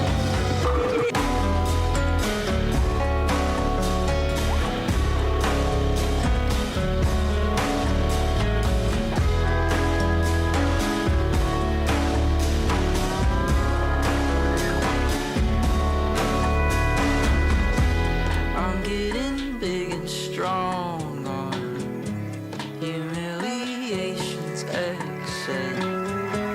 So I'm getting big and strong It's Cat. on humiliation's exit. I'm getting big and strong on humiliation's exit. I'm getting big and strong on humiliation's exit. I'm getting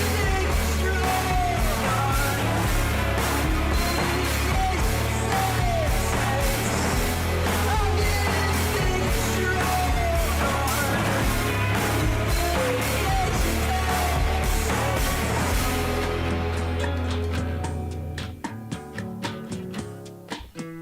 Yeah, you guys should check out this album. It's really good. Is a folk artist. I think it's Hudson Freeman. Is a folk artist. Fuck yeah. I'm most me when I'm bored. All right, let's finish it quick. Instant that We can do even this. if Charlie had been shot in the operating room itself, Actually, happened to me. And I know it was the best thing that she's just gonna keep rambling. We just gotta see our boy, and then it's over. ever happened to him as well.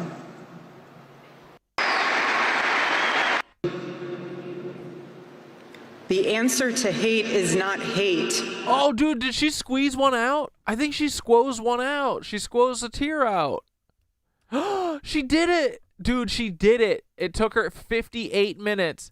I saw a fucking TikTok where someone was like, Erica Kirk is fighting for her fucking life, trying to feel emotions for her fucking husband.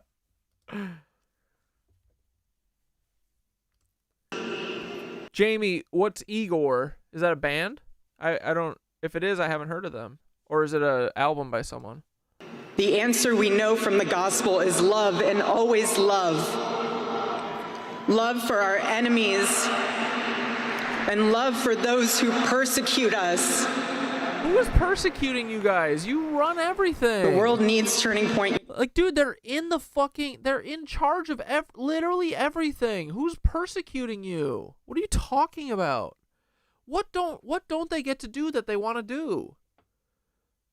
Literally concentration camps and fucking jailing all their enemies for forced labor, right? What the fuck? They're such whiner crybabies all the time. Fascists are such pussies, bro. USA. It needs a group that will point young people away from the path of misery and sin. Yeah, Igor by Tyler, the Creator. That's what I was thinking. It needs something that will lead people away from hell in this world and in the next. It needs young people pointed in the direction of truth and beauty. And so I promise you today, every part of our work will become greater. That one tier sold me. It's all real, guys, every bit of it. I am tremendously honored to be the new CEO of Turning Point USA.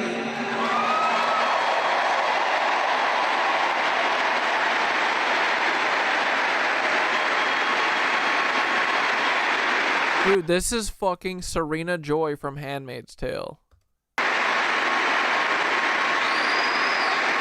All right.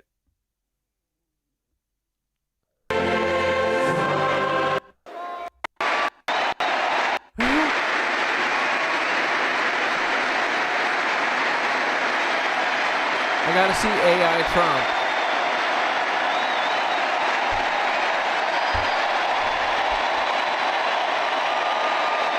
Dude, put the music on. Come on. Bro, she doesn't have walk-off music? This is cucked. Zero production value.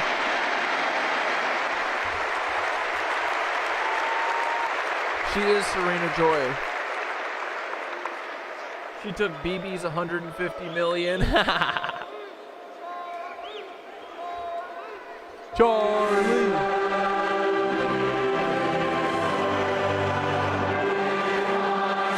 Dude, imagine if Trump walked out to the fucking YMCA. Or what's the song he always walks out to? I forget. But you know, his Goofy song.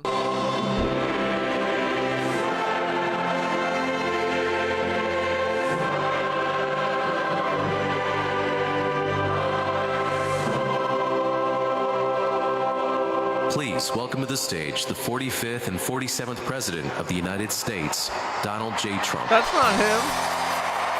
Who the fuck is this guy? Dude, you guys gotta stop. Oh my god. If tomorrow all the things were gone, I'd work for all my life. The song. I had to start again. Just my children and my wife. Thank my lucky stars. This is crazy. To be living here today. But the flag still stands. I want to hear that Undertaker bell. Freedom, and they can't take that away. Oh my god. This guy's singing live. And I'm proud to be an American. Where at least Charlie Kirk isn't free. Because the federal FBI took him away from me. And I miss Charles. He's the best. And he's in Quantico. Eating chickens and dishes. With Cash Patel, my boy. Amazing, dude. For America. This is incredible. For Charlie Kirk. From From the lakes of Minnesota to the hills of Tennessee. Dude, they're gonna do the full song. Across the plains of Texas. I love that Trump's just standing here awkwardly. This is so good. Oh my god, they have to stop, bro. This is so embarrassing. This is so funny. We have to stop. From sea to shining sea. From Trump came out too early, man. Who cued Trump? Why'd they cue him? Houston. Dude, Trump is so orange, he's almost in blackface. To LA. There's pride in every American heart, and it's time we stand and say.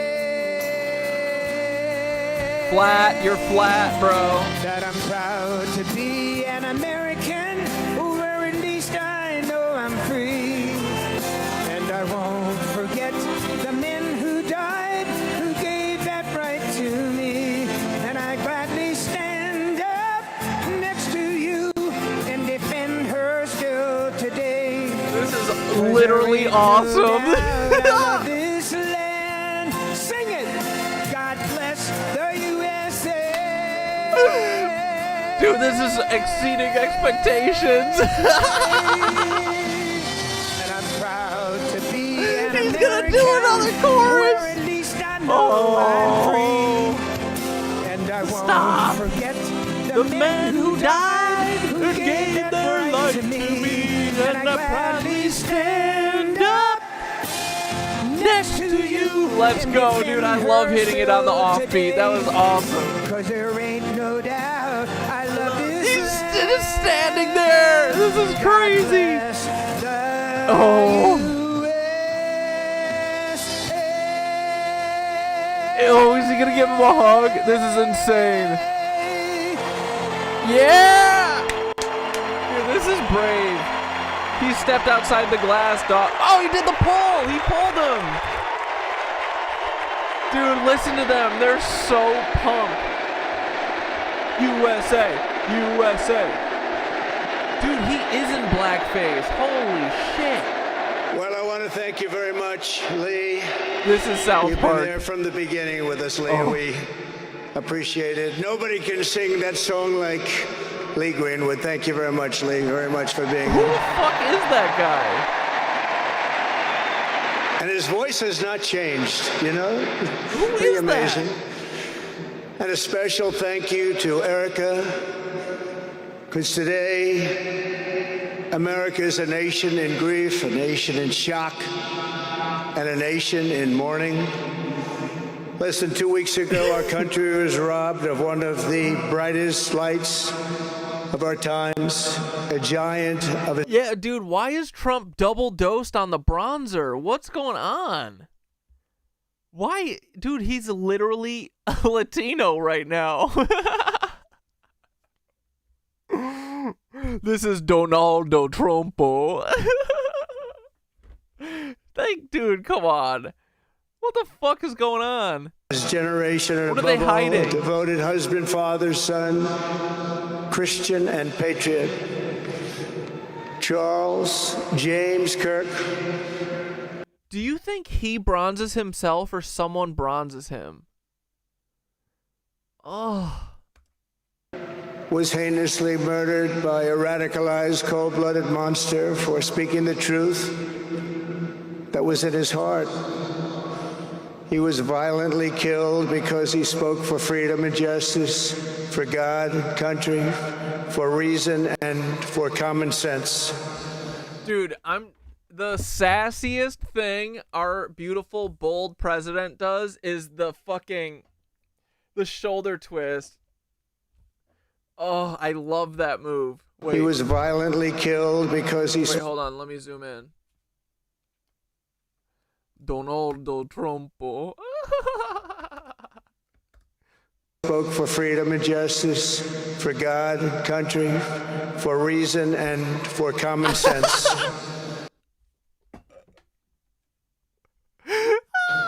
He was assassinated because he spoke for freedom and justice, for God, country, for reason, and for common sense. He was assassinated because he lived bravely, he led boldly, and he argued brilliantly without apology. Dude, you calling Trump's mouth his McChicken hole? Trump is digging deep to even get words out of that McChicken hole. He did what was right for our nation. And so on that terrible day, September 10th, 2025, our greatest evangelist for American liberty became immortal. He's a martyr now for American freedom. Convenient, right, boys? I know I speak for everyone here today when I say that none of us will ever forget Charlie Kirk, and neither now will That sounded like the first time he's ever said Charlie's name. Charlie Kirk. history.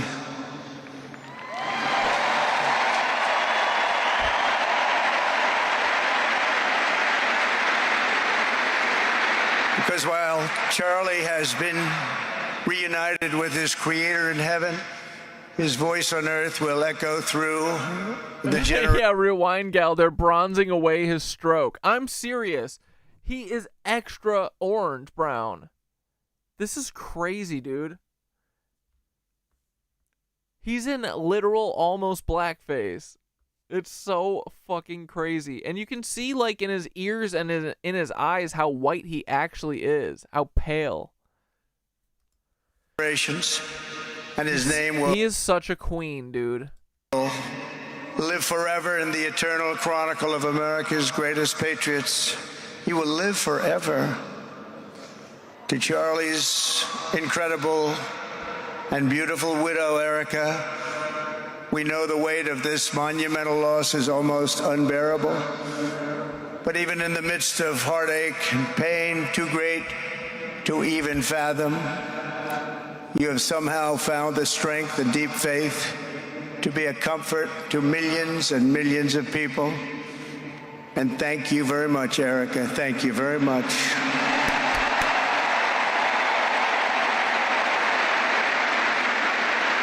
Uh-oh, is he stroking? Is that why he dropped his arm? Today, an entire nation wraps its loving arms around you and your beautiful children.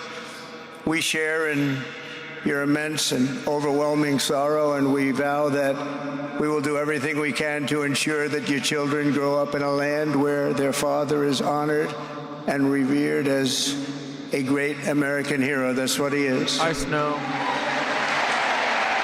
This is crazy, dude.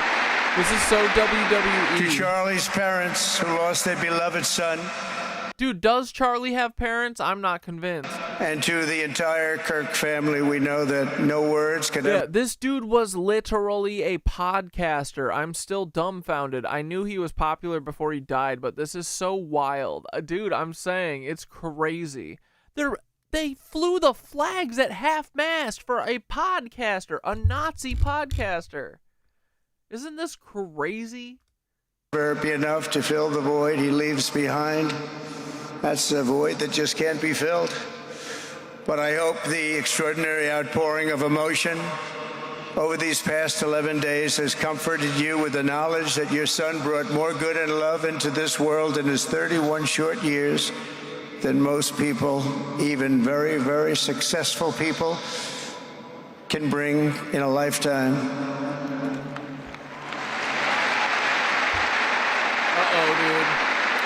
Charlie Kirk loved America with everything. Sundowners is about to hit him. Everything he had. And as we can see so clearly today, America loved Charlie Kirk. Dude, Snow Rin, look at how fucking brown, like he's doing brown face right now. We were calling him Donaldo Trumpo. This is almost blackface, Red Camel said. And he could always draw. Dude, they flew his casket in Air Force Two, escorted by the Vice President, J.D. Vance. The drag queen herself.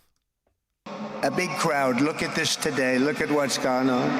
This is a big crowd. That's what it's all about, boys. Here today we have the Vice President of the United States, J.D. Vance. We have the Speaker of the U.S. House of Representatives, Mike Johnson. And dude, you can see how pale he is under his eyebrows. Look at how this is so cringe, dude. Like, Grandpa, stop. You're embarrassing the family. Stop doing brown face. We have countless members of the United States Senate, and I'm sorry I'm not going to introduce you, but I'll be up here. They're all over the... Yeah, what happened after the Nazi rally at Madison Square Garden? Yeah, dude, what was it, 39? I think they said it was right before the war, right? Doing Nazi gatherings with like 20,000 people or some shit. Place. And likewise, the House of Representatives, they're all over this big stadium. This is not an arena, this is a stadium. Oh. A great cabinet, and this stadium packed with rafters of people. Not to mention the one... Is Trump going off script right now? Rafters of people? Across the street, that also has tens of thousands of people. And why is the floor empty? They're watching us on screen right now.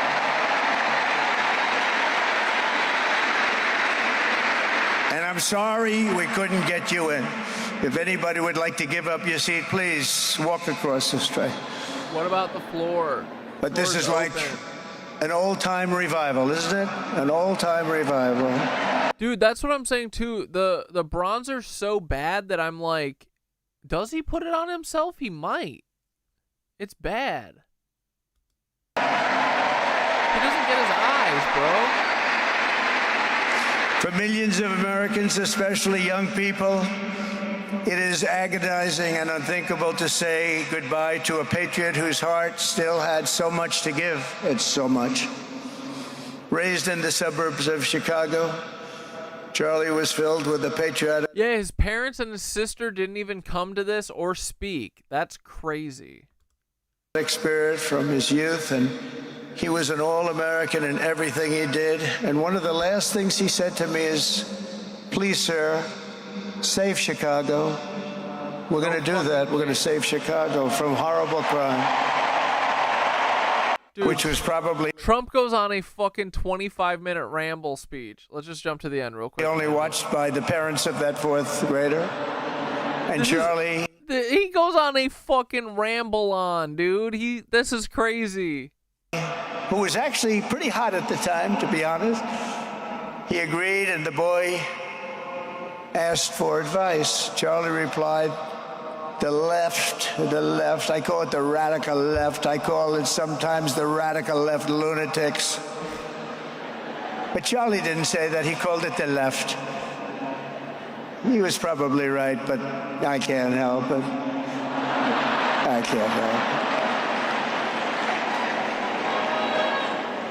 So he said the left, radical left lunatics, may have all the money in the world, but they can never outwork me.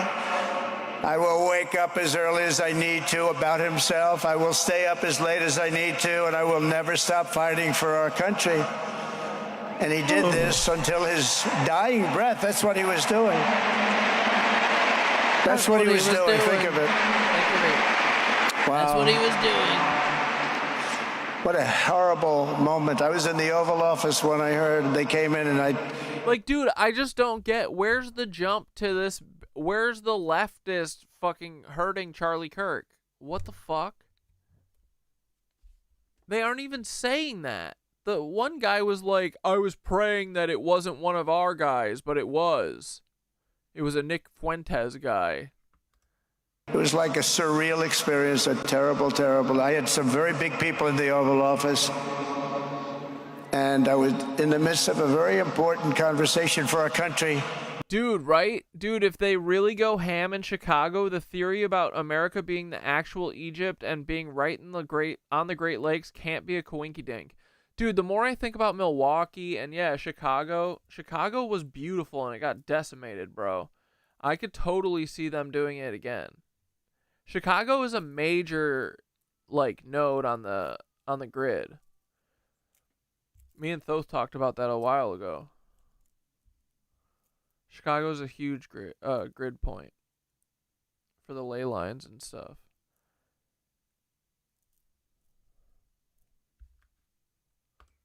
Big people, the biggest. And I said, you have to leave now. When they told me that, they told me in front of a group of very powerful people, I said, you have to leave now, right now, please. Right now, you have to leave, go. By his own determination and skill, Charlie Kirk built Turning Point from his humble beginnings, the beginnings that nobody believed could ever end up something like this, into a great movement and a juggernaut of American politics. And, you know, we have a massive state that comes out of a top. The debates, he won the hearts, he won the minds, and yes, he won the elections for people. He helped us, he helped other people.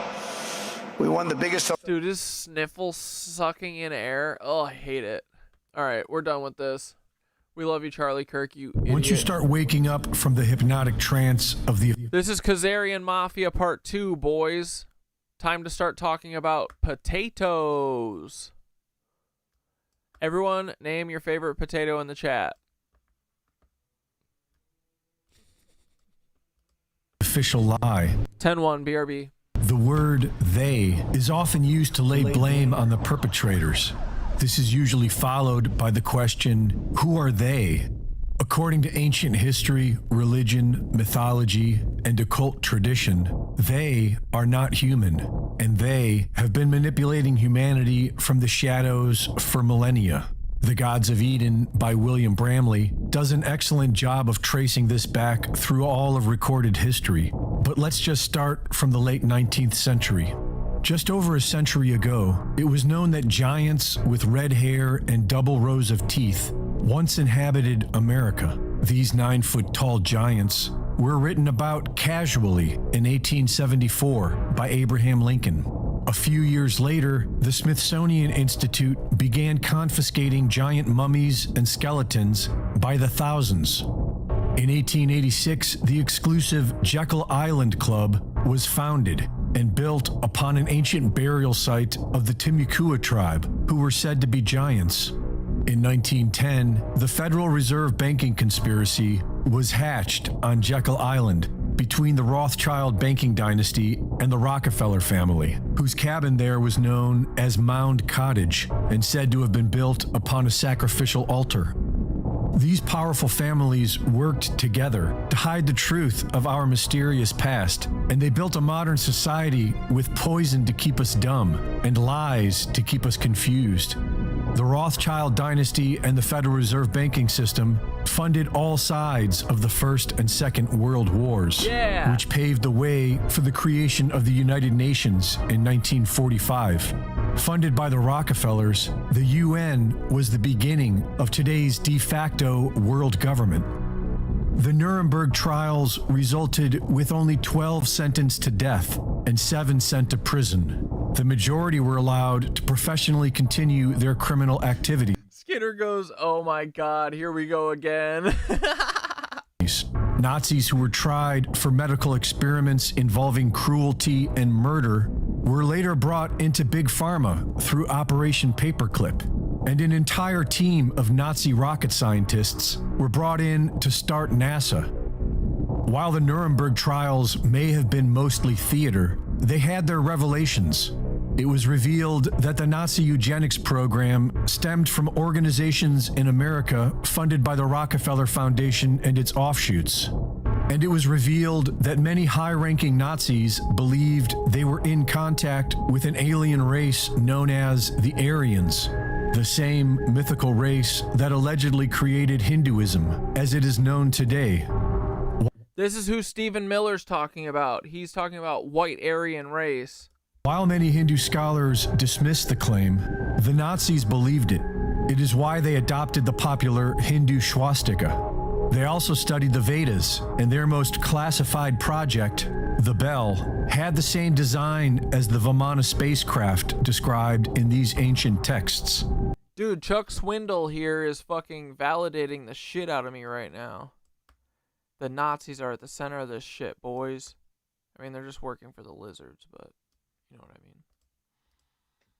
In 1971, a young Klaus Schwab, son of a Nazi nuclear scientist, was placed as the head of what is now known as the World Economic Forum by his mentor, Henry Kissinger.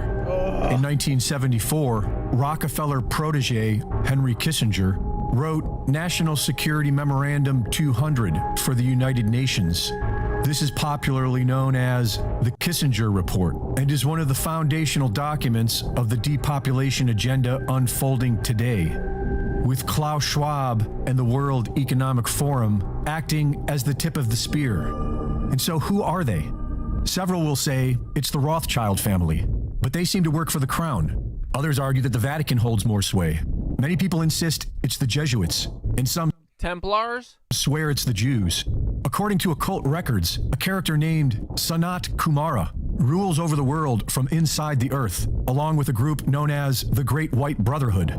What if that's the fucking the ancient AI, Sanat Kumara? 7 in total. Helena Blavatsky says these 7 Kumaras are the same as the 7 Dhyanis, the 7 archangels, and the 7 Elohim. The 7 representing the 7 sisters, also known as the Pleiades star cluster. NASA, which was started by Nazis, Freemasons, and Satanists, has been obsessed with both Pleiades and Orion ever since the Apollo moon missions. According to hundreds of alien abductees, that is where most aliens claim to be from. 2 different factions, one to help liberate humanity, and the other to enslave us. It is the oldest story on Earth, good versus evil, the darkness and the light, the white hats and the black hats. It is a struggle within each one of us and is unfolding in the world around us for all to see. Barry, you've woken me up about how it's all Nazis. It's for sure true. And they are doing the most evil Uno reverse on Jewish people by using Israel as their cloak. Yeah, right? I mean, it was crazy to think that at first, but the more and more, like, I'm so sure of it at this point. From the censorship to just the way the history's all lies. What did you think before? Were you buying into the Jewish people propaganda? But it's literally like a tale as old as time. And honestly, what they've done is diabolically evil genius. Like, you destiny swap with someone, you create a huge fucking... I mean, dude, Charlie Kirk is like a mini Holocaust, you know what I mean? It's like you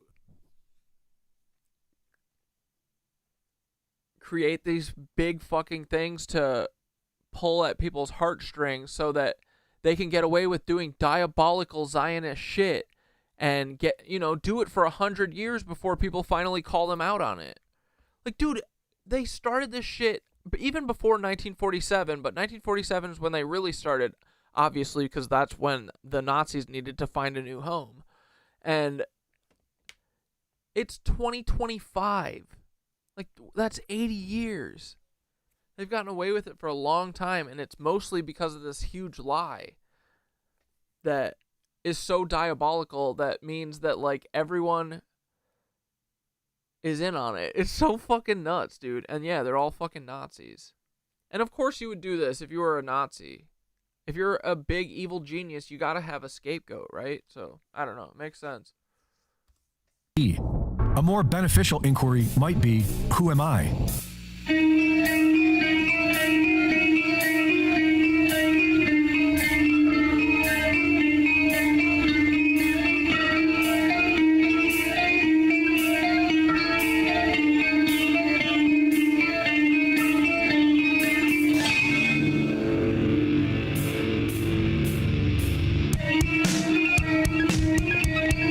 Wait, Charlie Kirk's dad was a architect that helped build Trump Tower?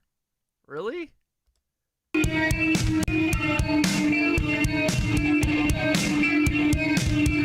Yeah, it's been going before the... I mean, dude, it's literally the Crusades, right? Like, the Crusades never ended. It's always been this. It just keeps changing. I mean, literally, they did to the Knights Templar what they did to the Nazis. It's the same, literal same thing over and over and over.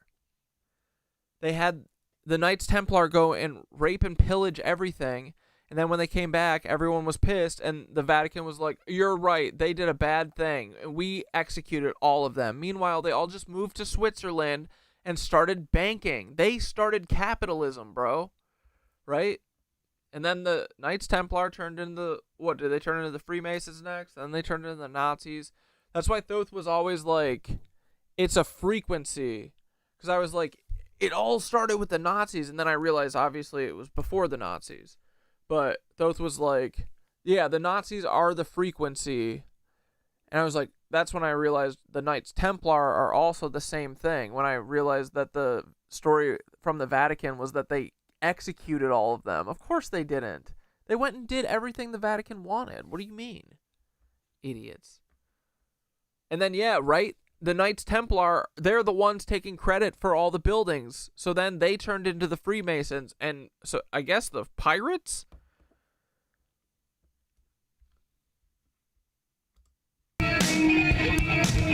Yeah, it definitely started before the Nazis.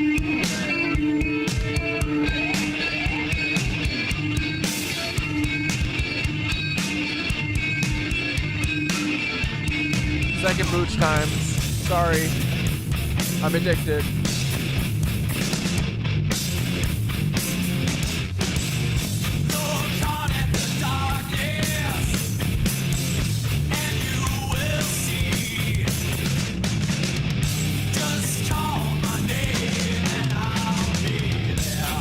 Hey everybody, welcome back.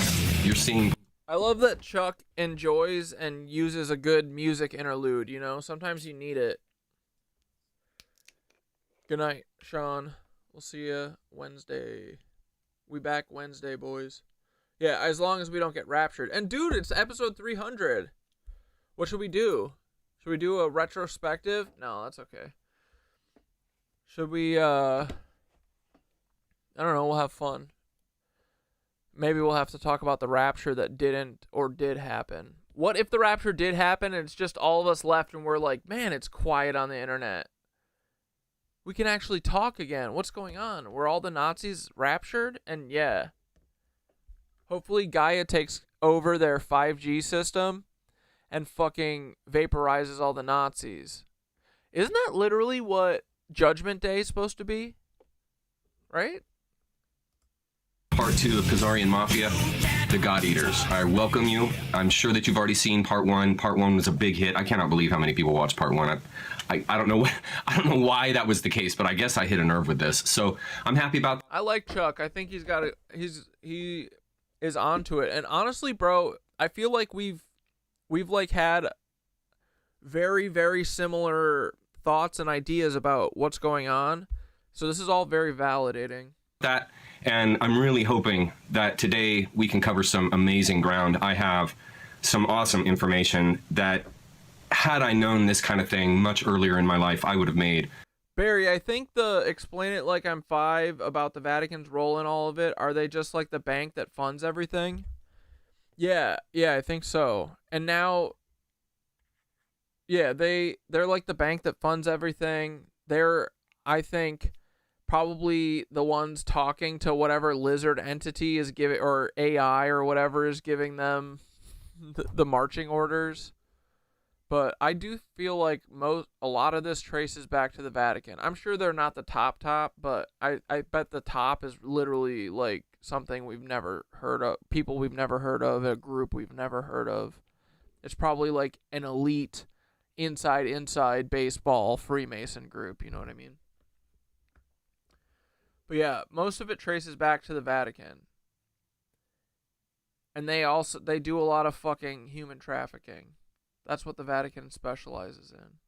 But they're behind all of it. Like, dude, even the Mormons, I think, answer to the Vatican. All of them. All the Abrahamic religions do. The Jesuits, fucking Catholics, everyone. They pretend like they're all separate, but they're not. Such better decisions for myself. I spent so many years involved in a belief system, and it really messed up my thinking. It really messed up how I understood the world. And I mean, I guess it's a good way to start off, but 3 gentlemen were critical and instrumental in my recovery. And this episode is pretty long, but we'll watch the rest of it on Wednesday. Getting out of a system of belief. Those 3 men were Terrence McKenna, Dr. Joseph Campbell, and Alan Watts. And actually today, I'm going to open up with a little story from Alan, because these guys, those three gentlemen, were so helpful to me in my life. They'll be helpful to us today as we cover some ground that's going to be extremely challenging. I kind of have to calm down. My heart is really racing right now because there's a lot of really amazing information coming, and I can't rush it. I have to be very calm. So in a lecture that Alan gave years ago, he's since passed away, but in a lecture that he gave years ago, he told a story of a woman who approached him and said to him that she was deathly afraid of black widow spiders. And she wanted to know how to cure her fear. And Alan said to her, well, there's really only one way to cure your fear, and that is to learn about, to know what you're afraid of, because it's what we don't know that causes fear. It's what we don't understand and don't know that causes fear. And so he said, I want you to go to the library, and I want you, this is back before the internet, I want you to, he said to the lady, I want you to go to the library, and I want you to get every single book you can find on black widows, every single picture book, every single scientific book, every single book that you can find on black widow spiders. And I want you to read everything, look at everything, and I want you to spend days, weeks, months if you need to learn everything there is to know about black widow spiders. Okay, I guess she was a local, because he said she came back to him at another lecture later on. He was down in San Francisco where he did most of his work. He lived on a ferry boat, which is awesome because that ties into Buddhism, but I can't get carried away with that stuff. So he was at another lecture, and she came back to him, and she said, you're not going to believe this, but I not only am not afraid of black widow spiders anymore, I've actually started to collect them. And right there is a brilliant example of one of the greatest truths in philosophy, and that is, when you know yourself, you conquer all your fears because you're no longer afraid because you know who you are. And then as well as things that you are afraid of that are outside of you, when you learn them, you conquer all your fears. And so today, that's a wonderful introduction to today, because today we're going to learn how to conquer our fear. Free Palestine for sure, but don't spam shit. Who was that? Wait, was that a link? How did they get a link in there? In regards to the Khazarian Mafia, and we're going to follow them from about where I left off last time. And by learning about them, we're no longer going to be afraid of them, and we won't be afraid of their symbolism. Some of the symbolism I have in here is pretty frightening, and so you'll need to learn about these things, to know these things, so that they're not frightening anymore, and they'll just become benign. They'll just become just another aspect of life, another characteristic of life, another experience in life that you come to know through experience. Okay, so, my goodness. So with that in mind, let's head over to my little time map here that I didn't spend. Why are we getting spam botted? What's going on? Hardly any time on. I spent so much time on this, I should have. But I want to recap a little bit of what we looked at so that we're all on the same page as to what's happening. Did you guys hear that? Now, one of the best things to know when you begin to study history are the ages, the major ages. And so I have written them down here: the Stone Age, the Bronze Age. Is he rating us? Oh my God. Bronze Age, the Iron Age, and the Roman Age. And by knowing this order, this chronological order, you're going to better understand the events in history. And by better understanding these things, you can find the patterns. And by finding the patterns, man, that's how you understand something, and that's how you conquer fear. And just find the similarities, and it'll all begin to make sense to you. Okay, so going back to the beginning, this bloodline we've been tracing of the Khazarian Mafia, a number of the witnesses that I have watched and read testimonies of and so forth talked about how the Luciferians that preyed on them would claim their lineage back to the Amalekites. And so that's how Amalekite has continued to come up in my dialogue here with you, is because that's where I'm getting the evidence that I'm getting out of the videos I'm watching, the books that I'm reading, and all that I'm gathering to pull this stuff together. There's been a common theme of Amalek and the Amalekites. And this is Amalek, and as we saw in the last video, Amalekite, Amalek, this means liquors of blood.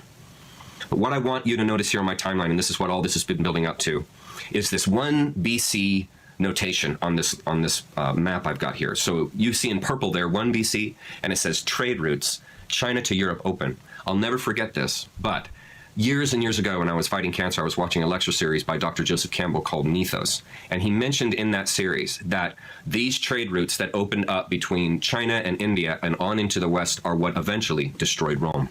And the reason why these trade routes eventually destroyed Rome is because these trade routes opened the path and gateway for the cynics, for the Thanks, Bunny. Eastern religions and principles that were brought into the West. And so you had these people that had migrated over, and they came in and they brought great challenge to the spiritual fundamental that was prevailing in Rome. And as anybody would know, if you destroy the prevailing spiritual notion of a group of people, that people will split apart. People die for their religions. People die for their belief systems. And so it's essential that any community of people is united. They are united in a spiritual sense, in a spiritual understanding that that particular culture has captured.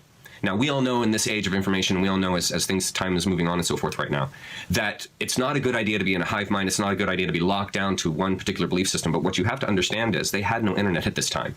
Communication was hard to come by. And so what you knew was what your local community knew. And so if you break apart a city in their belief systems, in their spiritual system, who their gods are, what their traditions are, what their annual traditions are, what they celebrate, who they worship, all this kind of stuff, if you break that up, that society is doomed. And it was Dr. Campbell's contention that essentially, at the end of the day, it was the spiritual dissolving of Rome that eventually broke the thing apart. And then that combined with the corruption at the top of the scale. And that is our concern, the Khazarian Mafia. And they had already infiltrated Rome. And this is what isn't understood. And I've got some great videos I'm going to show you today. That's going to show you how we went from Rome and this ancient Iron Age and this brutality age and fighting and war age into this whole psychological, spiritual age that was birthed with the birth of the Roman Catholic Church in 325. And so what's really critical in understanding yourself and in understanding this group and history and so forth. 10-minute warning my time. It's always 9/11 somewhere. All right, remind me. Is bridging that gap. And in understanding those ancient peoples were the ones who formed modern society. Nothing happened or ended them. Their core corruption, the corruption that corroded and destroyed Rome, is the same corruption that corroded and destroyed the Catholic Church, that is destroying the Catholic Church. It's the same corruption because all of these these groups worship the Black Sun. They are Satanists. And so whether, I think it's probably that at the top. I think it's like a Baal cult. Know it in that language or not is beside the point. The point being that is the spiritual center. That's the uniting point. That's the principle that undergirds the Khazarian Mafia. Because I think the Freemasons and the Nazis and the Catholics, or, the Vatican, I think that they're all like tools of whoever's really in charge. You know what I mean? Is this Satanism, this Luciferianism, this Black Sun worship, Baal worship, the sacrifice of individuals, the sacrifice and consumption of children. This is all what underlies this group. And I'm trying to show you through this lecture is that it has always been that way. They have always been cannibals. This goes all the way back past the Canaanites. And it's past the Canaanites because it was the Canaanites who were communing with this evil to understand and learn this control system, this mind control system, this sadistic system of worship that controls societies and oppresses and sacrifices societies. Okay. And so what I'm trying to do here now is bridge that gap. So one of the critical elements, one of the veins that's going to bring you understanding are these trade routes. And if we look at our map here, I've superimposed this picture of Khazaria. Now, to remind you, this is Khazaria. And as you see, it's right there between the Black Sea and the Caspian Sea, just north of the Caucasus Mountains, which is just north of the Levant. They're next to the Mediterranean, as I showed you in the last video. Now, look, I've taken that picture here, you see? And I've taken that picture, and I've superimposed it, done my best to size it correctly, to not only show you the size of Khazaria, you see, but how the trade routes from India and China all pass through this area. Now what's critical to understanding in how the Khazarians gained wealth and power are the trade routes, because they were bringing the money. They were marauders. The Khazarians were marauders, and they not only had tolls and taxes that they levied on travelers that went through there, but they actually preyed on the families. And I told that whole story in the last one. No need to go into it. Yeah, I'm sipping on some orange creamsicle health aid kombucha. Because we have so much to cover today. And so they would prey on these families as they would pass through, and you could see right there, as they're passing through this area to get to the west, you cannot avoid Khazaria. You can't avoid it.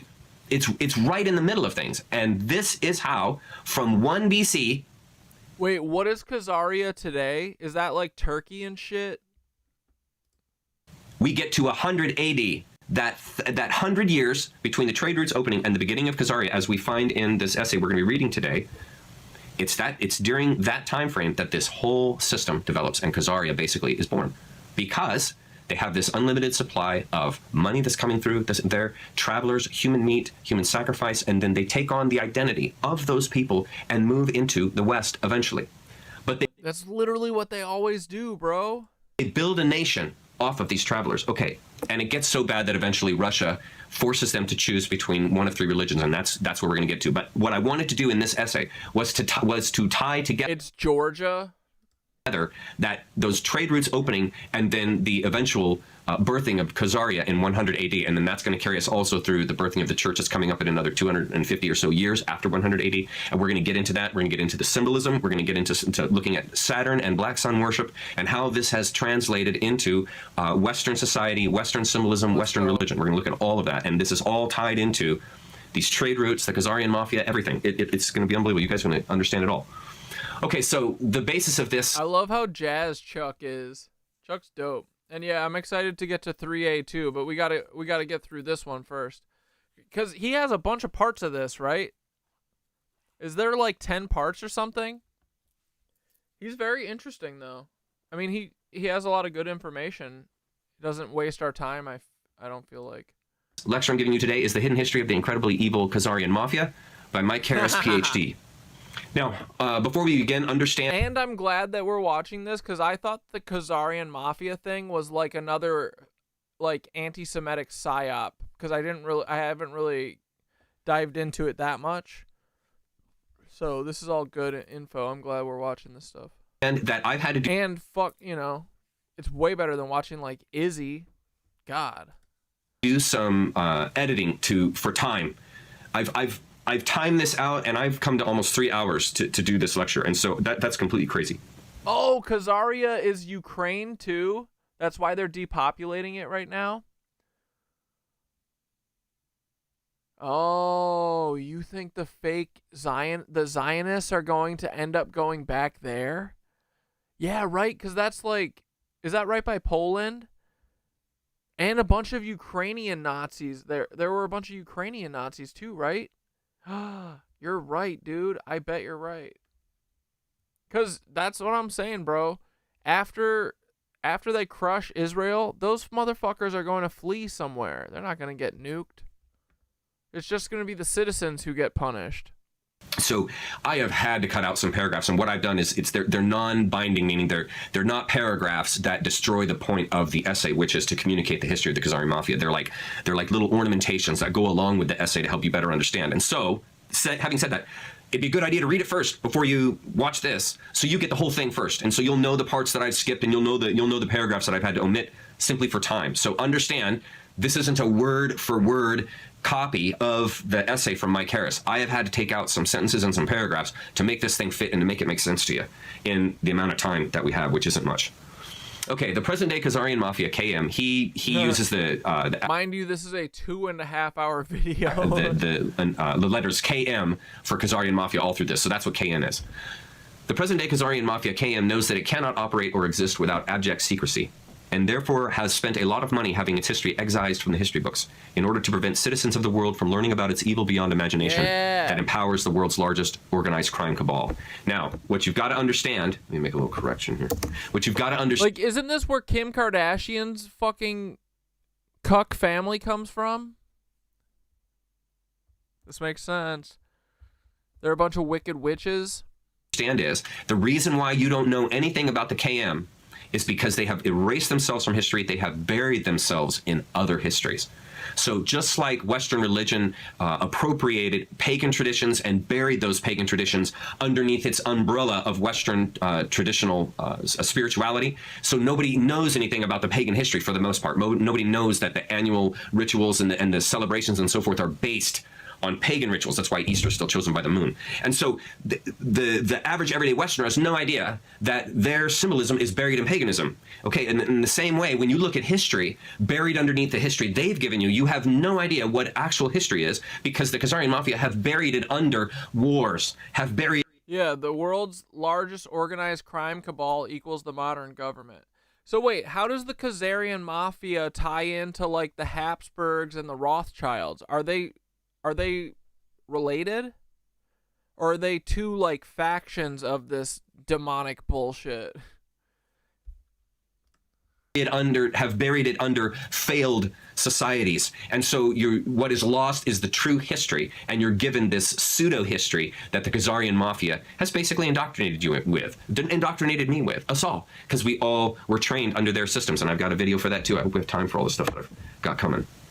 Okay, it was Mike Harris that connected the dots and made the actual discovery of the presence of the KM's secret history and blood oath to take revenge on Russia for helping Americans win the Revolutionary War and the Civil War, and their blood oath of revenge against America and Americans for winning these wars and sustaining the Union. I have underlined that for a very critical reason, and that is for you to know why, for the last however many decades, you have heard a constant repeating of Russia, Russia, Russia, anti-Russia, Russia's the bad guy, Russia is evil, Russia is terrible, Russia is destroying the world, on and on and on it goes. Okay? And all of us were buried within that inculcated idea that Russia is the source of all evil. Now, what you need to understand is Russia played a critical war in keeping the Khazarian Mafia from taking over the world. They played a critical role in keeping the Khazarian Mafia from taking over the world. And I'll never not see him as your future self on Dark. I know, right? We're going to outline that, but this hatred of Russia goes all the way back. It's the bloodlines, Pep. It's the same bloodlines. So is the Khazarian Mafia pre-Habsburg, or right? Yeah, because he's saying like 100 AD, right? To when they told the Khazarian society, you're either going to worship... I know, and Kardashians does sound like Khazarians, for sure. One of these three religions, or we're going to... Oh, Khazar, Caesar, Tsar. Okay. Destroy you, and then they went in and destroyed them 100 years later, because they didn't stop. We're going to get to that. And that was the seed. The seed of hatred for Russia was born right there when Russia came in and destroyed ancient, original Khazaria, right there between the Black Sea and the Caspian Sea. Okay, and drove them out and drove them into Bohemia. We'll get into that. Okay, so looking on our little timeline here, this is now past the timeline I had before. This is a new timeline, and I have the ages written down. You can see there at the bottom it says Dark Ages, Reformed Age, Industrial Age, and Modern Age. These are the ages, the themes that carry society through time. And they're underneath these themes because these are the prevailing technology, the prevailing force, the prevailing energy that is driving these societies. And that's why you had the Stone Age, the Iron Age, the Bronze Age. It is that metallurgy that's driving the power of that society. And so in the same way, you now have here in these next ages, look here, you have the Middle Dark Ages. What is happening in the Middle and Dark Ages? Knowledge is kept from the people. When you keep people outside of truth and... Kardashians are Armenian? Where's Armenia in all this? Is it by the Khazars? Or by Khazaria? Outside of information, you keep them in the dark. And who drove the Dark Ages? The Catholic Church drove the Dark Ages because they hid the truth. They hid the truth that it is all within you. And they buried it. This is going to be getting into the stuff that's going to be really hard for a lot of people to hear. And I really hope you have the stomach and the perseverance to listen through this, because this is really critical in understanding how the Khazarian Mafia hid themselves, because they hid themselves within the Catholic Church. In 313, Emperor Constantine proclaimed the Edict of Milan. The edict approved Christianity as a legal religion of Rome and gave legal privileges and immunity from military duty and taxes to the Christian clergy. There was the political goal of Constantine, underlying such kinds of preferential treatment. It was Mithraism, the sun worship religion, that was diffused throughout Rome. But all the Roman emperors deified themselves and enforced people to worship them. Some of the nobility were Oh, the bloodlines are traced back to the sons of Abraham. Wait, is that where Abrahamic religions all come from? Is Abraham super far back? Fascinated by the... Yeah, but it's the lineages, right? Yeah, I mean it's going back to Rome and before that. Egyptian mystery. It's just the same people. Like it's like life. This is why they separate everything, right? To like Middle Ages, Renaissance, all this bullshit. It's to split it up to make it not seem like everything is flowing, Time flows. Like of course these fucking cannibal cults never stopped. Who would have stopped them? Like, they just keep passing it down. They just got smarter, hiding it. Religion. So, Rome. Yeah, it's beyond race. It's like family. It's family bloodlines. Rome suffered from religious dissension within itself. At this, Constantine tried to make the best use of Christianity that had I'm like on episode 10 or 11 on One Piece. I'm gonna watch it some more tonight. spread throughout the whole region of Rome, despite all sorts of persecution. This was because he thought that Christianity could solidify his empire. By approving Christianity as a national religion of Rome, Constantine tried to seek the unity of the Roman Empire under one religion.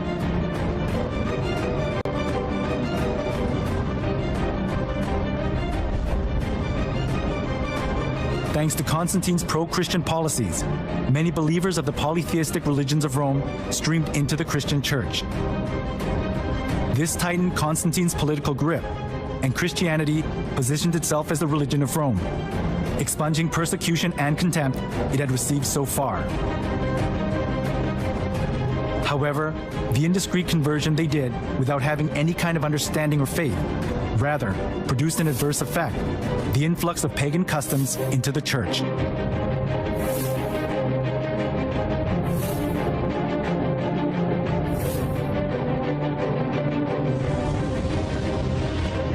Those who were tainted with polytheism of Rome looked as if they had converted, but in actuality it wasn't easy for them. You know, dude, Red Camel, I've also I could have watched a couple other episodes, but I watched One Pace up till where I got to make sure that I didn't miss anything. I like the One Pace is cool. I like how it splits it all up. To get rid of the religious rites and cuts out all the BS.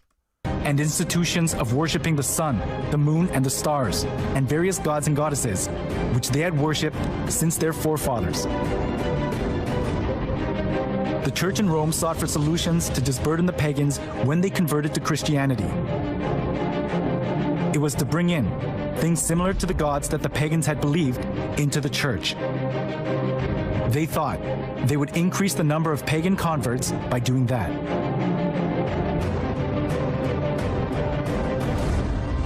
For the Christian bishops introduced, with but slight alterations into the Christian worship, those rites and institutions by which formerly the Greeks and Romans and others had manifested their piety and reverence towards their imaginary deities, supposing that the people would more readily embrace Christianity if they perceived the rites handed down to them from their fathers still existing unchanged among the Christians. To attract more pagans, the church in Rome tried to Christianize various kinds of pagan gods to suit the Bible. One of the most representative things among them was accepting pagan customs of the sun god worship tradition. The church in Rome identified Jesus with the sun god.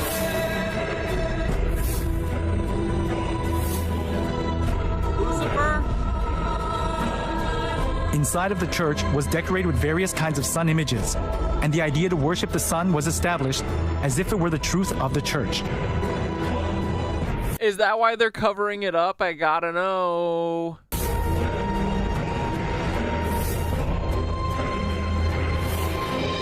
Okay, so by knowing this, that the Khazarian Mafia hid inside the Catholic Church, it's important to understand not only why that happened, but... So, the Khazarian Mafia became, the Caesars and the people who ruled Rome.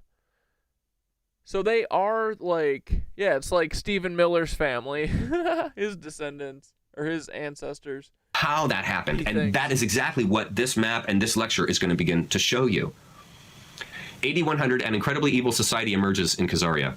Khazarians developed into a nation ruled by an evil king who had ancient Babylonian black arts, occult oligarchs, serving as his court. His priests, it's my opinion that his priest, the Khazarian priest, the Khazarian leader, his court priests, magic men, shaman, were likely Amalekites. That's my opinion, because it's the Amalekites that were honing and... That's the Amalek people, right? Amalekites? And learning more and more about the phyla, the form, which is who Netanyahu was talking about, right? So Netanyahu, this is what I'm saying. It's all family. Pharmacological chemicals that are within the plant kingdom, which again comes out of Esau, the man of the field. Okay, so the Amalekites are carrying this magic, this hallucinogenic magic, this plant magic, this spiritual magic, this evil magic, straight out of Khazaria, or straight into Khazaria from the Levant. There's magic going on at the high echelon of these societies. You see it in Pharaonic Egypt. You see it now in the Merovingians came before the Khazars, and the Ediconids were a Merovingian offshoot affiliated house rising in the same area.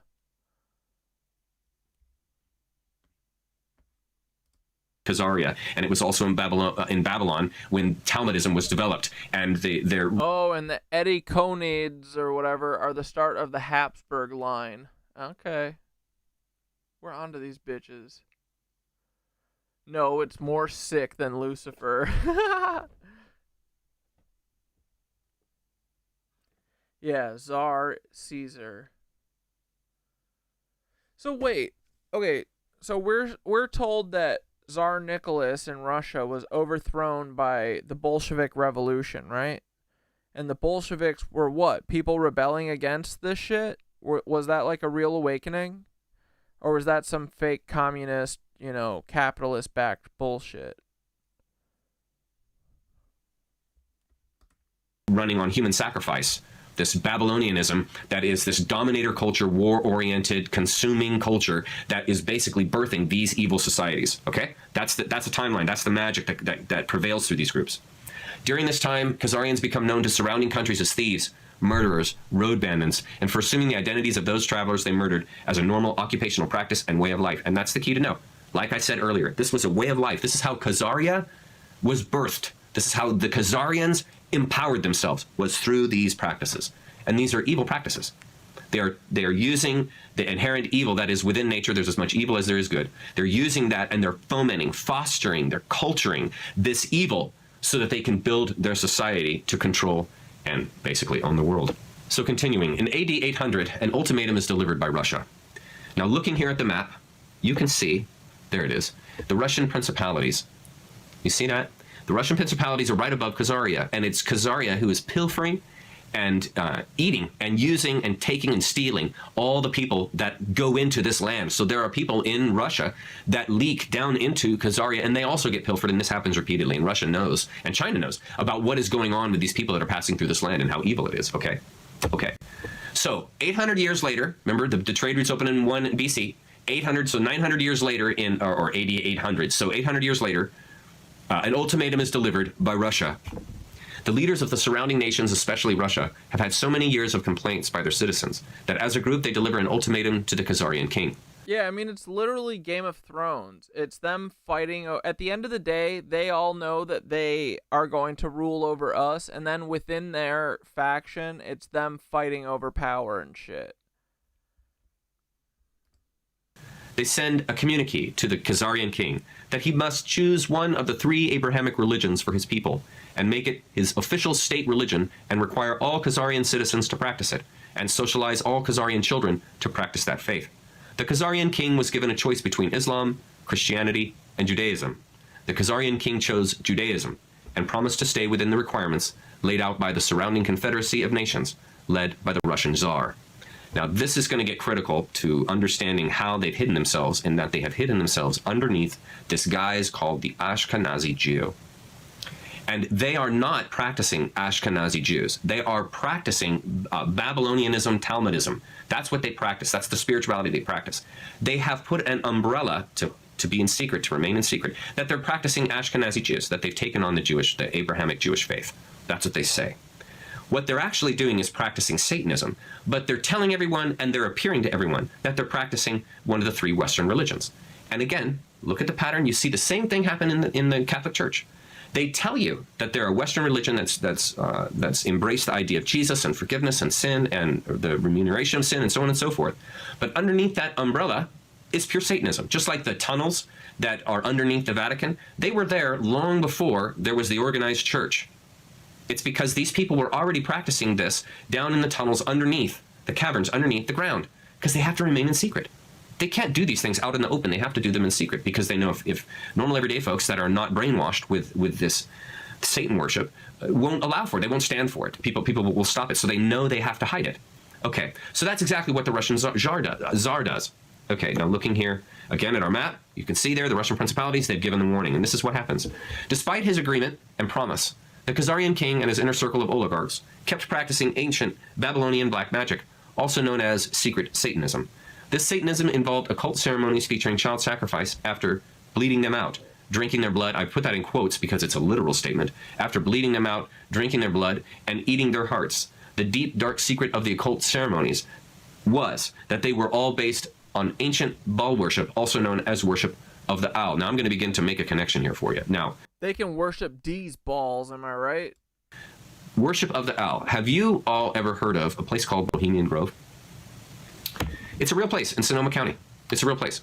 And it's a place where these people go to carry out fake sacrifices because they obviously can't have real sacrifices. Yeah, dude, were they obsessed with circumcising too? For sure, bro. That's part of the child sacrifice. They want a mountain of foreskins. They're out in the open because it wouldn't be tolerated. And so they carry out fake sacrifices at this place as sort of a mock celebration of what they're doing. And it's a mockery of us. But what I wanted you to notice is, and to believe something as outlandish as what I've just told you, first of all, look at these pictures. So we have the owl, and we know owl to these people is Baal, Molech. This is Satan, okay? They're putting a costume over the god they're actually worshiping. So they're worshiping Satan, but they can't have a giant Satan in this public park. So they anthropomorphize Satan into an owl. And why do they use Satan as the owl symbol? Because the owl is silent. The owl hunts at night. The owl can see at night. The owl is able to fly without making any noise. Owls, I don't know if you know this, but owls have little tufts of down on the end. Bro, I've always been like, what's up with the owl? That's totally it. They're sneaky.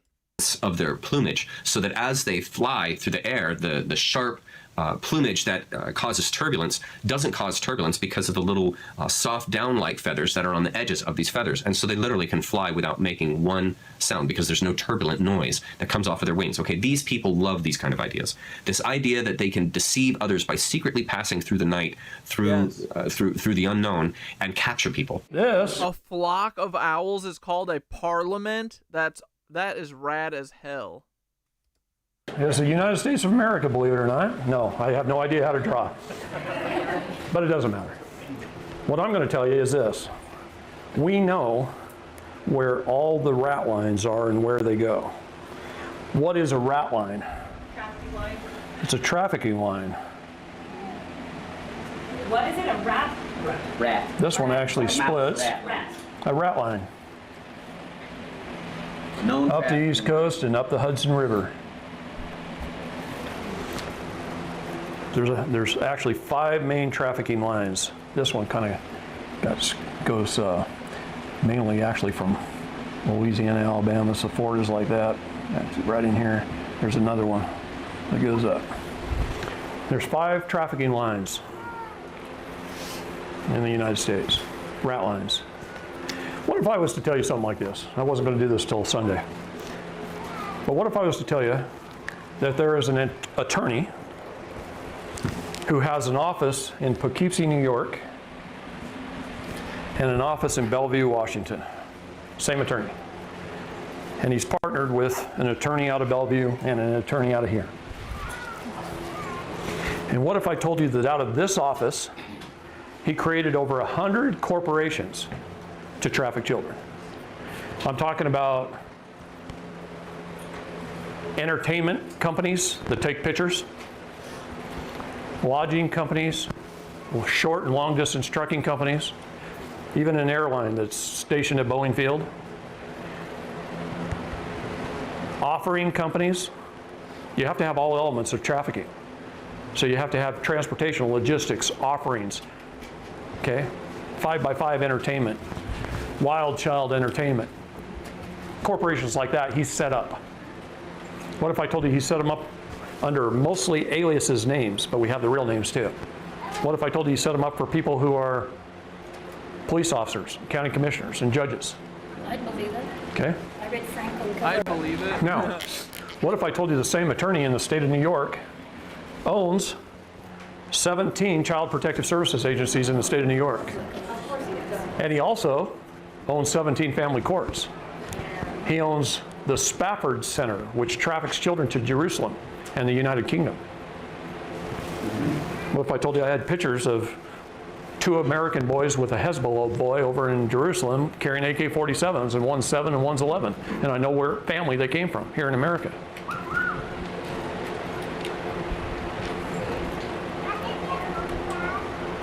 What if I told you in 1983 he bought a company from William Casey's law firm? The DOD guy is going to start scribbling here when I mention names. I'm serious. William Casey. Who was William Casey? He was the head of the OSS before it became the CIA. No, I don't think owls are evil. I think it's just they're co-opting their the symbol thing. Yeah, the owl symbolism in government too. It's on the money. Yeah, dude. I'm being raptured any minute now. He was our first CIA director, and then he ran the SEC. Securities and Exchange Commission? Yes. And helped. They're stacked deep. Helped set up our whole birth certificate fraud thing. He also started the Spafford Center under a different name back in the 30s, and he died in 1975, and in 1983, this attorney bought it from Casey's law firm. It's a corporation soul. Does anybody know what a corporation soul is? It's a corporation that started so old that is grandfathered into under all laws. It's a powerful corporation. A corporation soul. It was owned by William Casey. Wasn't Casey murdered? No. I don't know. I wish he was. Anyway, and he can take children out of New York City or any other county that he has one of his 7. I love that the top here of America loops back on itself. It's like one of those, what's that impossible shape thing called? It's like an MC Escher shape. The toroidal spinny one. America inverts on itself here. 17 agencies. He can show up at your house with a cop, kick in your door, his CPS agents, take a kid, jump you through a bunch of parental hoops, terminate your parental rights through his own judges and his own guardian ad litems and his own, and he's licensed by the state to do business. He's protected under the commerce laws. He's sanctioned by the state. When you run his name of his family services companies on Google, they come up higher than the actual state of New York's family services in the search engines. Because it's paying to have that. So if you're going to turn somebody into CPS and you Google it, good chance you're turning into a guy who set up hundreds of pedophile companies. Because they do protect each other. Now, what do you think Mobius strip, thank you. about that? And what I want you to notice is look at the age of these people. This is a sophisticated society. This isn't a bunch of 20-year-olds and teens that are going to dance around an owl in the middle of a park in Sonoma County. These are adults. Look at how they're dressed. They're wearing suits and ties. Look at and then look at the face of the gentleman on the left there. Smug. They're giving you a smug look. Look at the third guy from the front, sitting in the chair. Look at the way he's looking at the camera. It's a smug look. Same with the guy next to him. There's even a guy smiling back there. You see, these people know what, in other words, they know what they're doing. It's my contention, I'm not going to spend a lot of time on this, but it's my contention that the KM attempted to bring in Hollywood into the presidency using Ronald Reagan.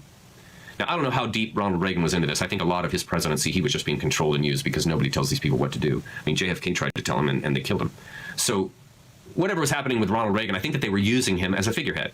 They were trying to bring in someone that was controllable, that all the public already liked. Just a literal actor, bro. He's an actor. A handsome guy and a well-spoken man. He knows how to handle himself in public, and he's very good and adept at having public dialogue, and he can even play different parts. He's an actor. He's good at playing parts, and these kind of human characteristics would be very helpful to a group who's trying to deceive a public, who want a figure at the top who's controllable, that's likable, and can play the part. And by sticking Hollywood figures in there, they would be able to even more easily and more fluidly control the public. There you can see Richard Nixon. He was neck deep in the whole thing. This is 1955. And then I also threw in a couple extra pictures here. This is 1904. Look at this early picture. They don't even have the owl out yet. Okay? And then here, 20 years later, this is 1924. It says at the bottom right there. I don't know if you can read it. Okay, they're getting more organized. Then look here, this looks to be in like the 50s, about 20, 30 years later. Look how many compared to this one above. The tables are chock full. More tables. I couldn't get a date on this. Maybe somebody knows. But this is the first owl they had. Look at it. And then they brought in this other one. This looks like a paper mache or, you know, poured concrete or something. But they replaced it with this. And I just do that to show you it's developing. Look how they added a whole stage, and there's a sacrificial altar right there at the bottom of the altar. In fact, if you look at the picture that I originated this talk with, there on the bottom right, you can see the fire. And they're doing a sacrifice. That's a sacrifice. A mock sacrifice. Okay, this is our worship. This is how they hide from you. This is a high society. That's my point in doing this. This is a high organized society. They're wealthy, nobility. They're bringing in the U.S. president. Okay, these are not your everyday Joe people. These are the folks that are steering and controlling the world. And look at them. They're out there doing mock sacrifices in front of an owl. Folks, that's not coincidence. That's not silly games. This is what you need to understand. These people are not playing a game. They are dead serious. It's so outlandish that it would seem that this is just a joke. Nobody would ever believe this. That's exactly why they do it. You would never believe it. Okay. In order to fool the Confederacy of Nations led by Russia that were watching Khazaria, the Khazarian king melded these Luciferian black magic practices with Judaism and created a secret satanic hybrid religion known as Babylonian Talmudism. This was made the national religion of Khazaria and nurtured the same evil that Khazaria was known for before. You see, this king is a deceiver, but in his nature. In his nature. And he developed this religion called Babylonian Talmudism. And what is it? I looked it up. It is a highly racist Zionism. Yeah. And then to summarize in some statements, it's a superior race theory. Right? They utilize rites of passage. They have exclusive access to God. But see, I capitalize God to say that they're claiming that that is who they are worshiping, but they're actually worshiping Satan. So that G would be small. But what they're claiming is that this is God. That's their claiming. So they have exclusive access to this God because of their blood sacrifices, because of their giving themselves to this God completely and doing evil against the hated Goy, which is us. That's what the Talmud people, the Babylonian Talmudism folk, we are the Goy. Meat.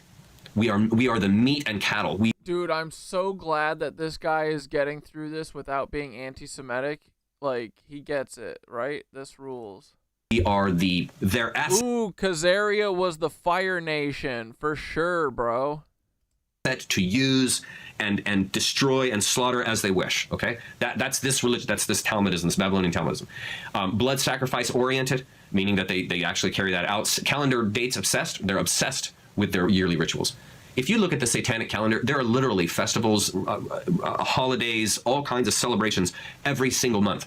Are critical celebrations to it. These are people who are oriented to the cosmic time frame, and we're going to get into that when we get to the Saturnalia and Saturn worship. But they are highly oriented to the cosmic time frames, and so they are obsessed with calendar dates and with annual traditions. They're highly tribal. Again, that comes out of the Canaanite stuff. Absolute in opinion and secure in belief system.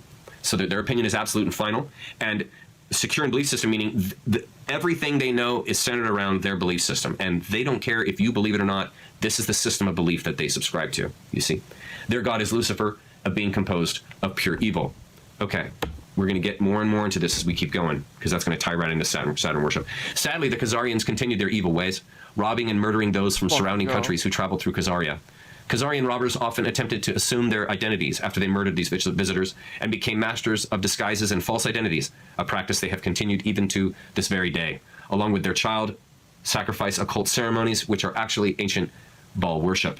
And we know that, and we've been talking about that. No need to walk into that. We got a lot still to cover. Okay, so in our timeline here, somewhere between around 965, right around in there, to 1200, Russia moves in and obliterates Khazaria, and you're going to see what happened. Here we go. The Russians lead a group of nations surrounding Khazaria and invaded in order to stop the Khazarian crimes against their people, which include kidnapping their young children and infants for their blood sacrifice ceremonies to Baal. The Khazarian king and his inner court of criminals and murderers come to be known as the Khazarian Mafia by neighboring countries. The Khazarian leaders had a well-developed spy network through which they obtained prior warning of the invasion and escaped from Khazaria to European nations in the west, taking their vast fortune with them in gold and silver. The Khazarian leaders had a well-developed spy network through which they obtained prior warning of the invasion. What's critical to know about that? This shows you that they had already infiltrated in that 800 or so years. They had already infiltrated Russia. They had already infiltrated down south into Mesopotamia. They had already infiltrated into the surrounding countries with spies and informants. This is a pernicious group, folks. They are not idiots. They have a pulse of what is going on. He said the Goy. Well, But he's talking about this Babylonian Talmudism, right? I mean, that's what the Zionists are fully fake Jewish people, right? Like, didn't they bring Hebrew? Like, Hebrew wasn't a spoken language, right? Like, they made it up or whatever.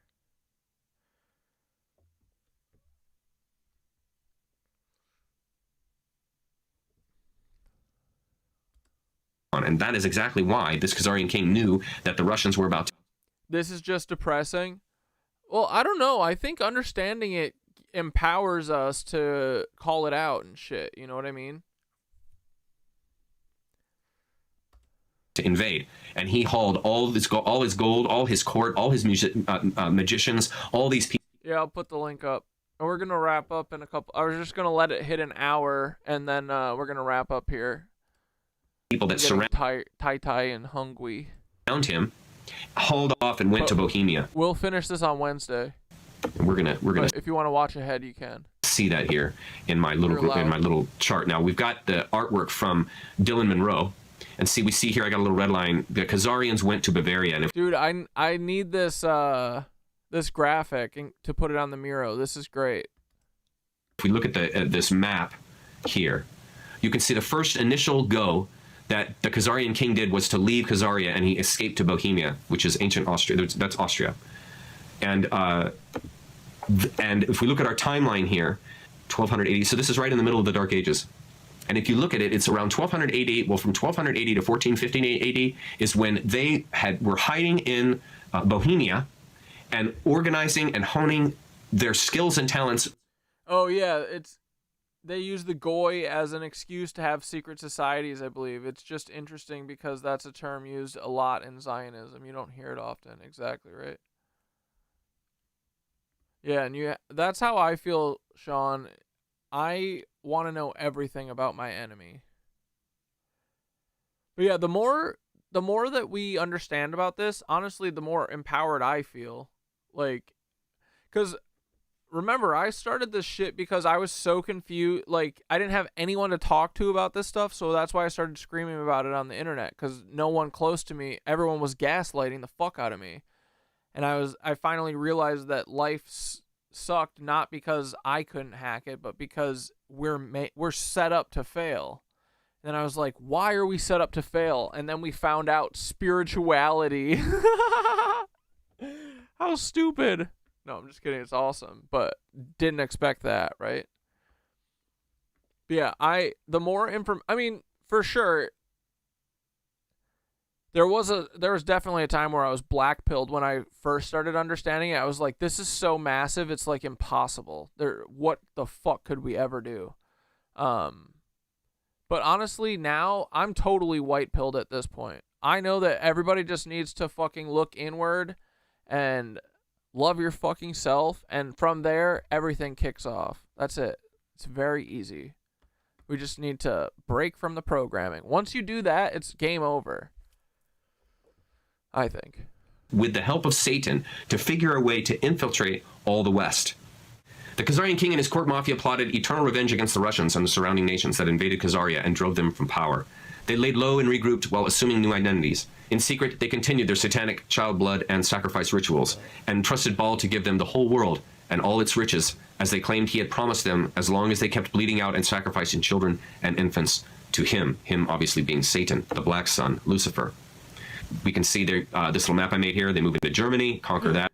Yeah, same here, but it is depressing that it seems invulnerable somehow. We need our own secret society of justice ninjas or something. I just want some proper I know, dude.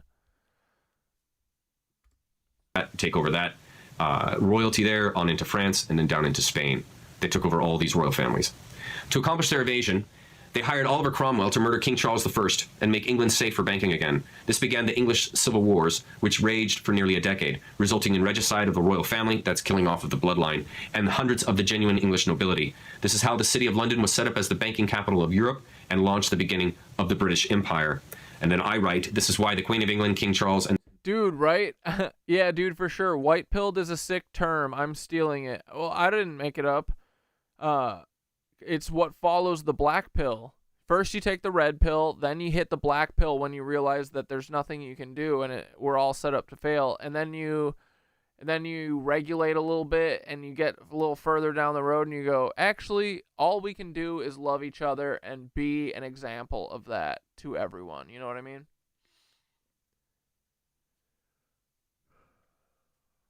But yeah, take it away. The entire Royal English court is not blood authentic nobility. It's because the royalty in these nation states was infiltrated by the KM. Literally, they took their leadership and they bred with the royalty, and they killed off the men, and then replaced those men with their people and their kids. Do you see? They completely took over. This is Oliver Cromwell on the left, 1599 to 1658, and King Charles I on the right, 1600 to 1649. They were contemporaries, obviously. And yes, indeed, Cromwell imprisoned Charles in 1646 for treason. It was because I read into it, won't get into it, but basically King Charles wouldn't abide by the demands of Cromwell, and so they killed him. Charles would not repent nor seek resolution for peace, so Cromwell had his head lopped off in 1649, the end. And they even had it in the newspaper. Look at, they show the blood squirting out of his head as everybody's standing around watching it. And King Charles was no more. You want to see how blood squirt looks from the neck? End, and they even had it in the newspaper. Look at, Charlie Kirk's show the blood team. squirting. Take this.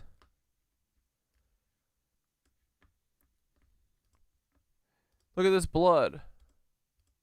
Out of his head as everybody's standing around watching it. Now that is what it looks like when you get your fucking neck punctured.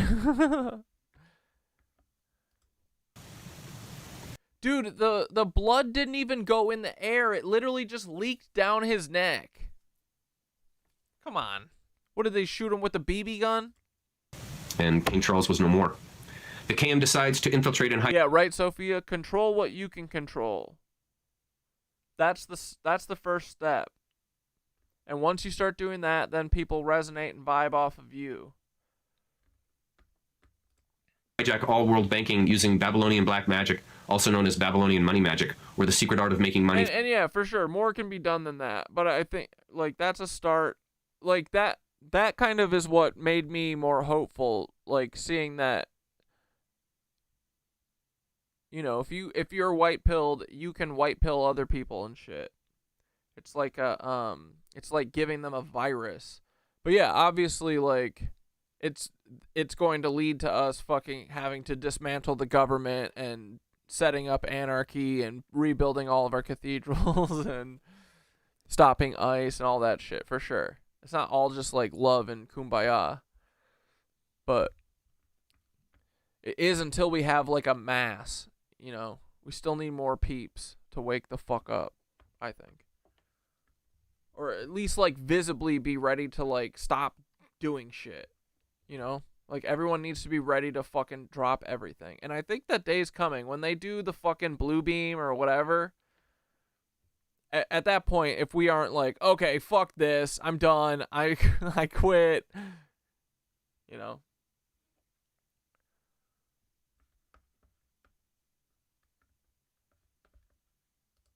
From nothing, using the power of pernicious usury, which is illegal taxes, to accumulate interest. The KM used their vast fortune to enter into a new system of banking based on secret Babylonian black magic, money magic, that they claim to have learned from the evil spirits of Baal in return for their many child sacrifices to him. The reason why magic has a K on it, that's from Anton LaVey. That is to basically show high magic, magic that is above just the normal everyday black magic that people are practicing. This is the magic that the Luciferian practices. This is the magic that the elite and royalty practice, and so it's denoted with a K to signify it.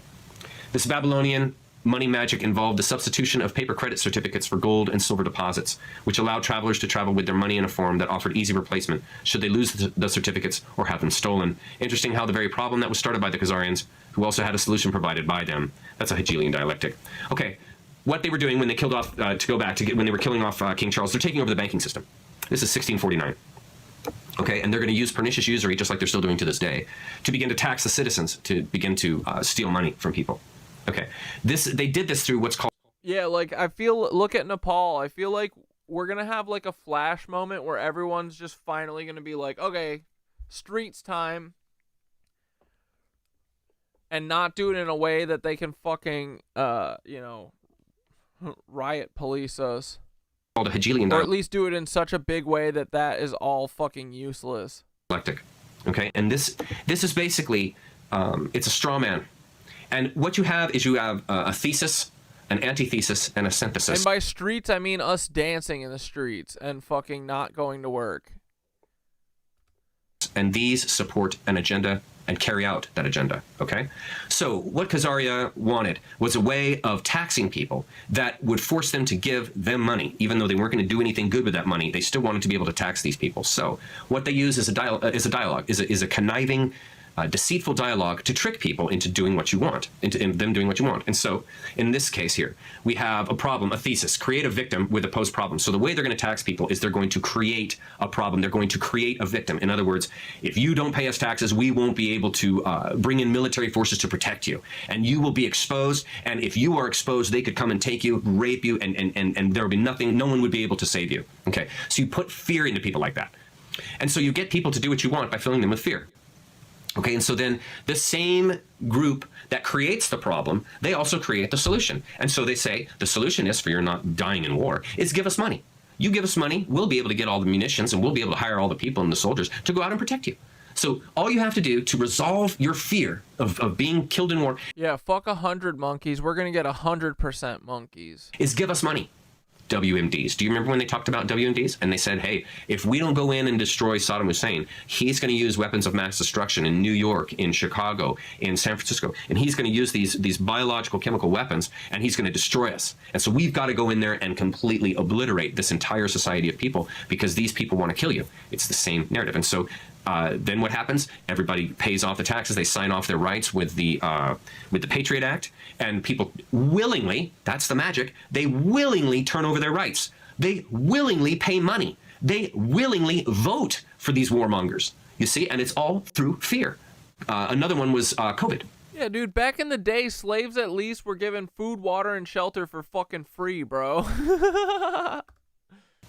If you don't get this elixir that we have made injected into your body, you saw it. You saw what they're doing. You're going to die. They called it a long, dark winter. You're going to be sick. All you people that don't get this, you're all going to die. You're going to be ill health. You're going to be spreading your germs to everybody else, and you're going to be a nuisance to society. You should be banned from society. You're a terrible person. You see?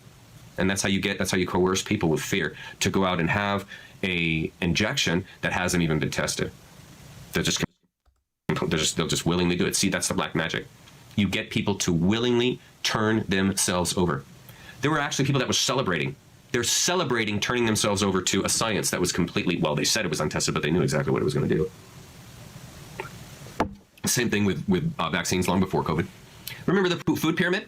That was another one. Remember how they told you your baseline food that everybody needs to be eating tons and tons of is grain. Tons and tons of grain. And what happened? That built a gluten-intolerant society. Blew out the enzymatic structure with the poisons that they were putting on all the wheat, the glyphosate and whatever other chemicals that they use. And then that goes in and destroys the enzymatic system, the probiotics and all that in people's gut. And then they develop these other problems with their gut that they have no idea is coming from the food that they're eating. And they just think, oh, tough luck, I'm gluten intolerant. This is not by accident. That's what you need to understand. They're doing this maliciously, intentionally. You are being intentionally deceived. This isn't a mistake or coincidence. This is intentional. That's what you have to understand about this group. That's the thing that pisses me the fuck off the most about it, is when I realize that everything is intentional, bro. It's not just that we can't get our fucking act together. It's all intentional. I think one of the biggest ones is the man-made climate change. They've got everyone convinced that just breathing, you are destroying the planet. You are just being alive. You are a threat to the planet. It's the same as the sin con from the church. Just being born, you are sin. Just coming out of sin, you are now sinful, and you are a bane to society unless you believe in this religion. And it's the same thing. This climate change, you are a bane to society unless you pay us taxes, unless you pay us money.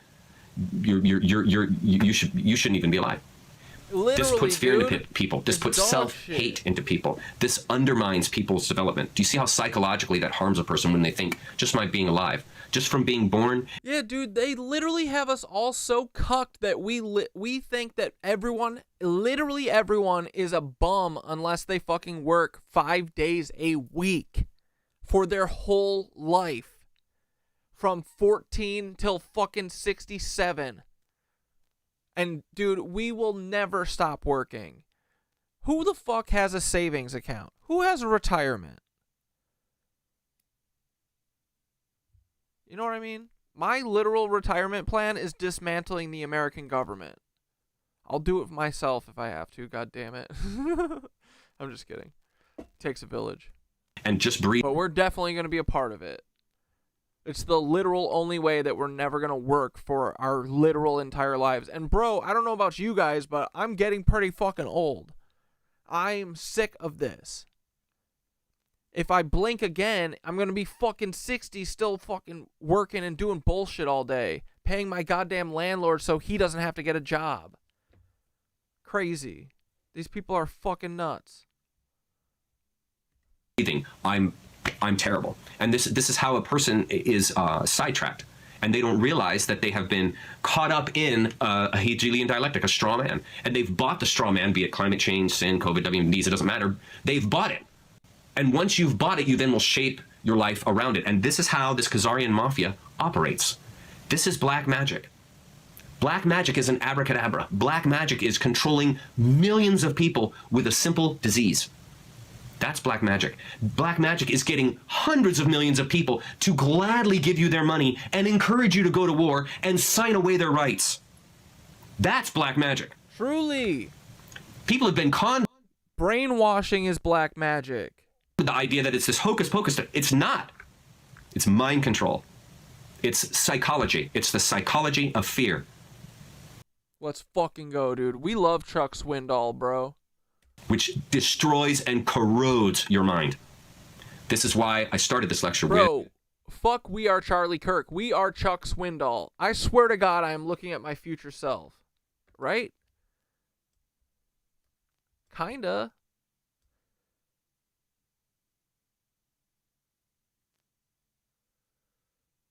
Skitter said I'm not allowed to cut my hair, so... Kidding. It's so important to conquer your fears. And you don't conquer your fears by praying them away. You don't conquer your fears by wishing them away. You don't conquer your fears by asking someone to save you. You conquer your fears through knowledge.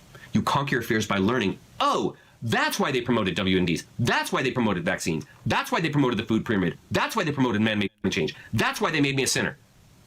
Now you know why. You will conquer your fear of those things by knowing why and how they came about. And then all of a sudden, it's like, whoa, wait a minute. That changes perspective completely. You see, this is how you free yourself. This is literally how you free yourself. Eventually. All right, boys. This is where we got to stop tonight. We made it to an hour and 4 minutes in if you guys want to jump ahead, but we'll get back to this on Wednesday. We'll finish this video.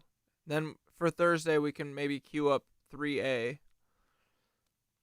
All right. Anyway, thanks for frickin' hanging, boys. We're still 63 strong.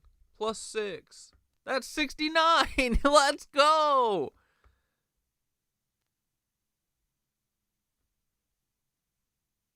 There's a Connor O'Malley. No, we got to wrap up. It's fucking 11.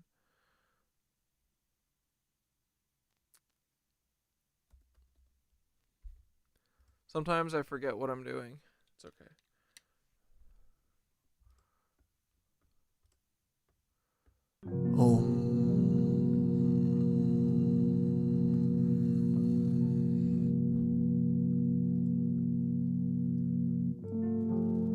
Boys, enjoy your rapture.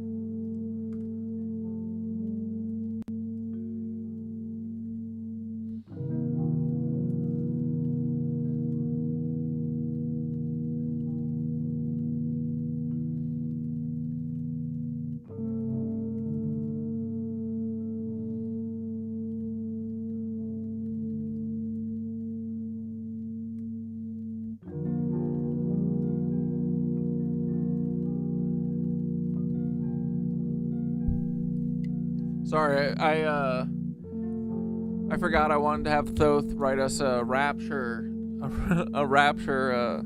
meditation.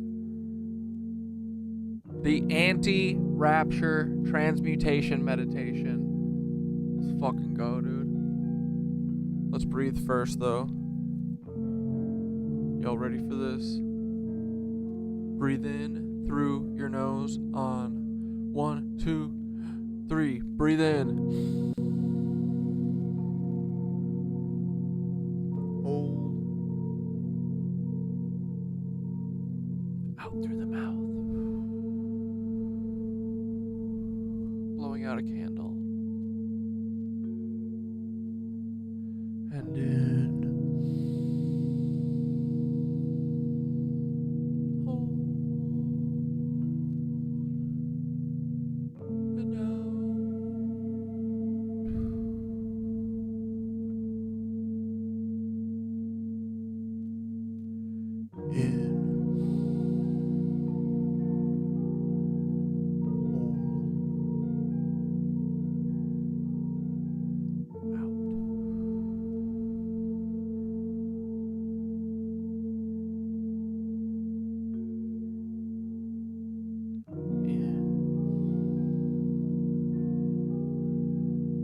Agnetta's getting raptured.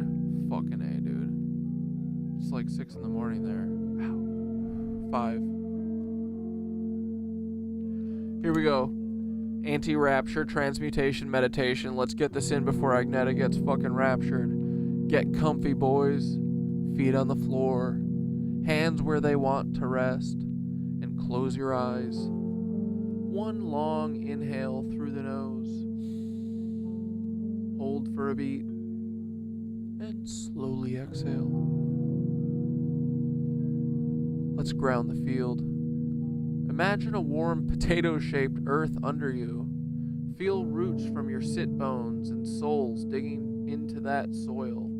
Thick, mycelial, humming. With every inhale, you draw up grounding light. And with each exhale, you send any spike of fear down into the soil to be composted. We name the noise. Picture the rapture headlines, the doom tickers, the panic posts as a gray smoke cloud above the planet. Don't fight it, just name it. Fear, show, loosh. Watch it spin like a carnival balloon and say to yourself, this is borrowed panic. It is frickin' not mine, dude.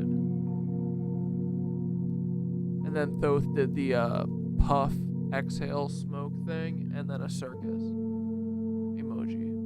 Now we're gonna flip the currency, boys. Now visualize a golden loom beneath the cloud. A giant mycelial battery.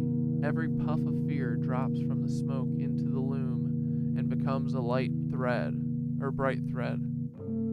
See those threads weaving into something beautiful, a banner of music, dancing, gardens, and open kitchens. Every bit of loosh becomes light, and every scream becomes a drumbeat we dance to. Yes. Call the circle. Call the circle. Call the circle. Boys, we're gonna frickin' see the Knitwitches are as glowing spores circling the loom. Link hands, or imagine hands. With one strong inhale, draw the banner's light into your chest. And with one long exhale, send it back out as laughter, kindness, and action.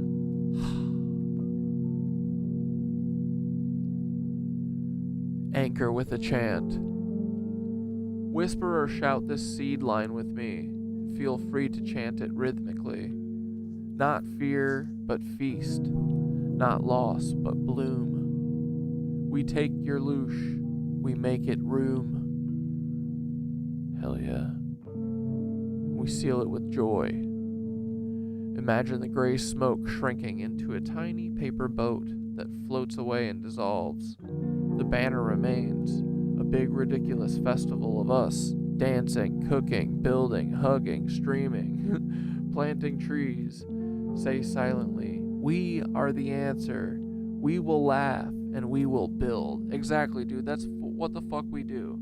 We just need this shit to collapse, so we keep poking at it until it does. And then after it all collapses and we get these fucking assholes out of here, We do literally what is in our fucking code to do, what's in our nature. We come together, we build community, we build shit. They are stopping us from doing that. Remember that always. It comes easy to us. It's literally in our DNA. Anyway, these assholes. Close and carry. Take 3 breaths in. Steady. Out. Soft. Wiggle your toes and open your eyes when you're ready. Keep one small action to do in the next hour. Send a kind message. Do a silly dance. Or post a picture of something beautiful. That little act is how we transmute the rest. Anti-rapture meditation complete. We turned panic into party. Inhale steadiness and exhale joy. We are the loom. We are the light. Namaste, Knitwitches. Have a good night. I added that last line. Go us. Alright, boys. Y'all have a good night now. We're gonna ride out on the People's Apocalypse by Buddy. And then Mark beat song. Shadows rolling, kids screaming while you bring up for your wine. Every light you use is a fuse, and we spark your empire to decline. The island, the hand, the orders you sign, your filthy bloodline. Speaking of, no more shit to hide in from your crimes. Pizza gate, velvet chains, predators in the open emails, leak files, scream every oath you've ever broken. NKO to labs, twisted minds, souls stolen. CIA lights, UFO flights, illusions golden. 9/11 scripts, actors reading lights, who wrote bombs and flags, staged attacks, children in the moat. Hollywood smiles, velvet, blue beams, throat by throat. Your empire's built on death, now watch the live revolt. Bush, Trump, Clinton, Epstein, Maxwell, puppets in the dark array. Vatican rich with secret lodges, every sin displayed. Wall Street floods, tech towers, billions in charade. Fire rises, truth seizes, you rot and blaze decay. Rolling, kids screaming while you bring a real wine. Every light you use is a fuse, and we spark your empire to decline. Who else needs to go on the board? The orders you sign, your filthy bloodline. We watch your kingdom burn, no more shit to hide in from your crimes. Emails, UFO, false flags, terror stage, every ritual, blood oaths, every crime engaged. Read flood streets, towers trip, your power and rage. Apocalypse coming, the world watching your cage. Mass whip, truth lit, every shadow decay. Use it act as political predators, the blood so crusade. We capture scenes, spitfire, your lies invade. The final act, ignite your empire, it's doomed and you're the foul to save. The veil's gonna scream a line, no refuge for your kind. Yeah, if you don't show up Wednesday, you are assumed raptured. The people only apocalypse, watch your dark temples burn bright. This goes too hard, Bunny. People see scaffolds, your lies are collapsible. They see bring every crime, justice is unstoppable. Truth incoming, power now disposable. If we don't have 100 monkeys on Wednesday, I'm gonna be searching for everyone. The island, the hand, the orders you sign, your filthy bloodline. We watch the kingdom burn, no more shit to hide in from your crimes. Let's frickin' go, boys. Let's frickin' go. Good night, dudes. Thanks for being here. Let's frickin' go. Paul is a cuck. He is a big little fuck, and he doesn't even know that he's a cuck. Ooh. Good night. Take your loss, Paul. You an idiot.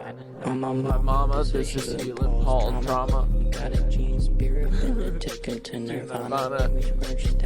Commas, BPIs, causing drama. Marijuana, cause say I got a problem. Till you lost, Paul, you can't come back from this. Till you lost, Paul, and protect your chin.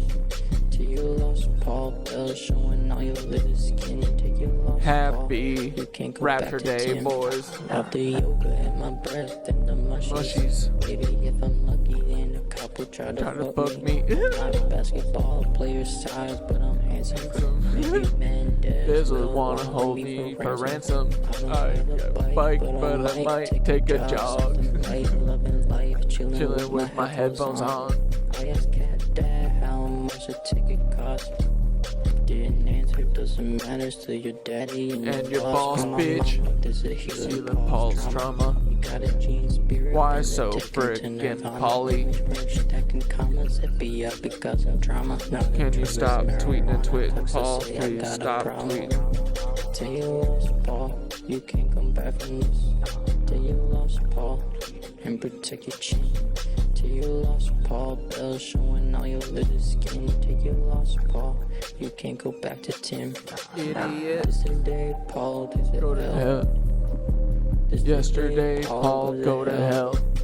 If you see me in some blue jeans, lock me in a cell. Paul saw me in some blue jeans and know that I'm self-Paul. Chilling on the couch, feeling like JD Vance. If you really wanna dance, Paul, now is your chance, Paul. You're the damn man, Paul. Let's have a damn stand-up. It's not in your jeans. Now it's time to take your pants off. Got a gene spirit, and take him to Nirvana. Good night, boys. Let's go. Cooks will say I got a problem. Take this, Paul. You're an idiot. Till you lost Paul, and protect your chin. Till you lost Paul, bells showing all your little skin. Till you lost Paul, you can't go back to Tim. Till you lost Paul, you can't go back from this. Till you lost Paul, you can't Sarah go Joe, back to you can Tim. listen to this on Black Deathicus's Bandcamp. Hold Till you on. lost Paul, you can't go back to Tim.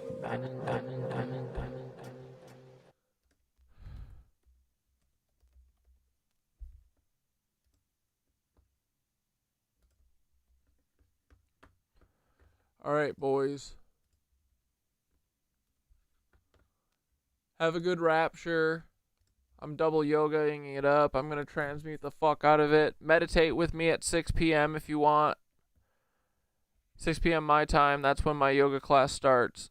Well, do like 5:55 to 6 p.m. Well, 5:55 to like 6:10. That's usually when I'm meditating after I stretch. And at the first 10 minutes of class is very meditative chill. So we'll meet at the Knitwitch ball in the Cosmos, okay? And what should we do? We should try and show each other a symbol or something. We'll see if we see something. Try and make it kind of something interesting that wouldn't be like a star, so that people, you know,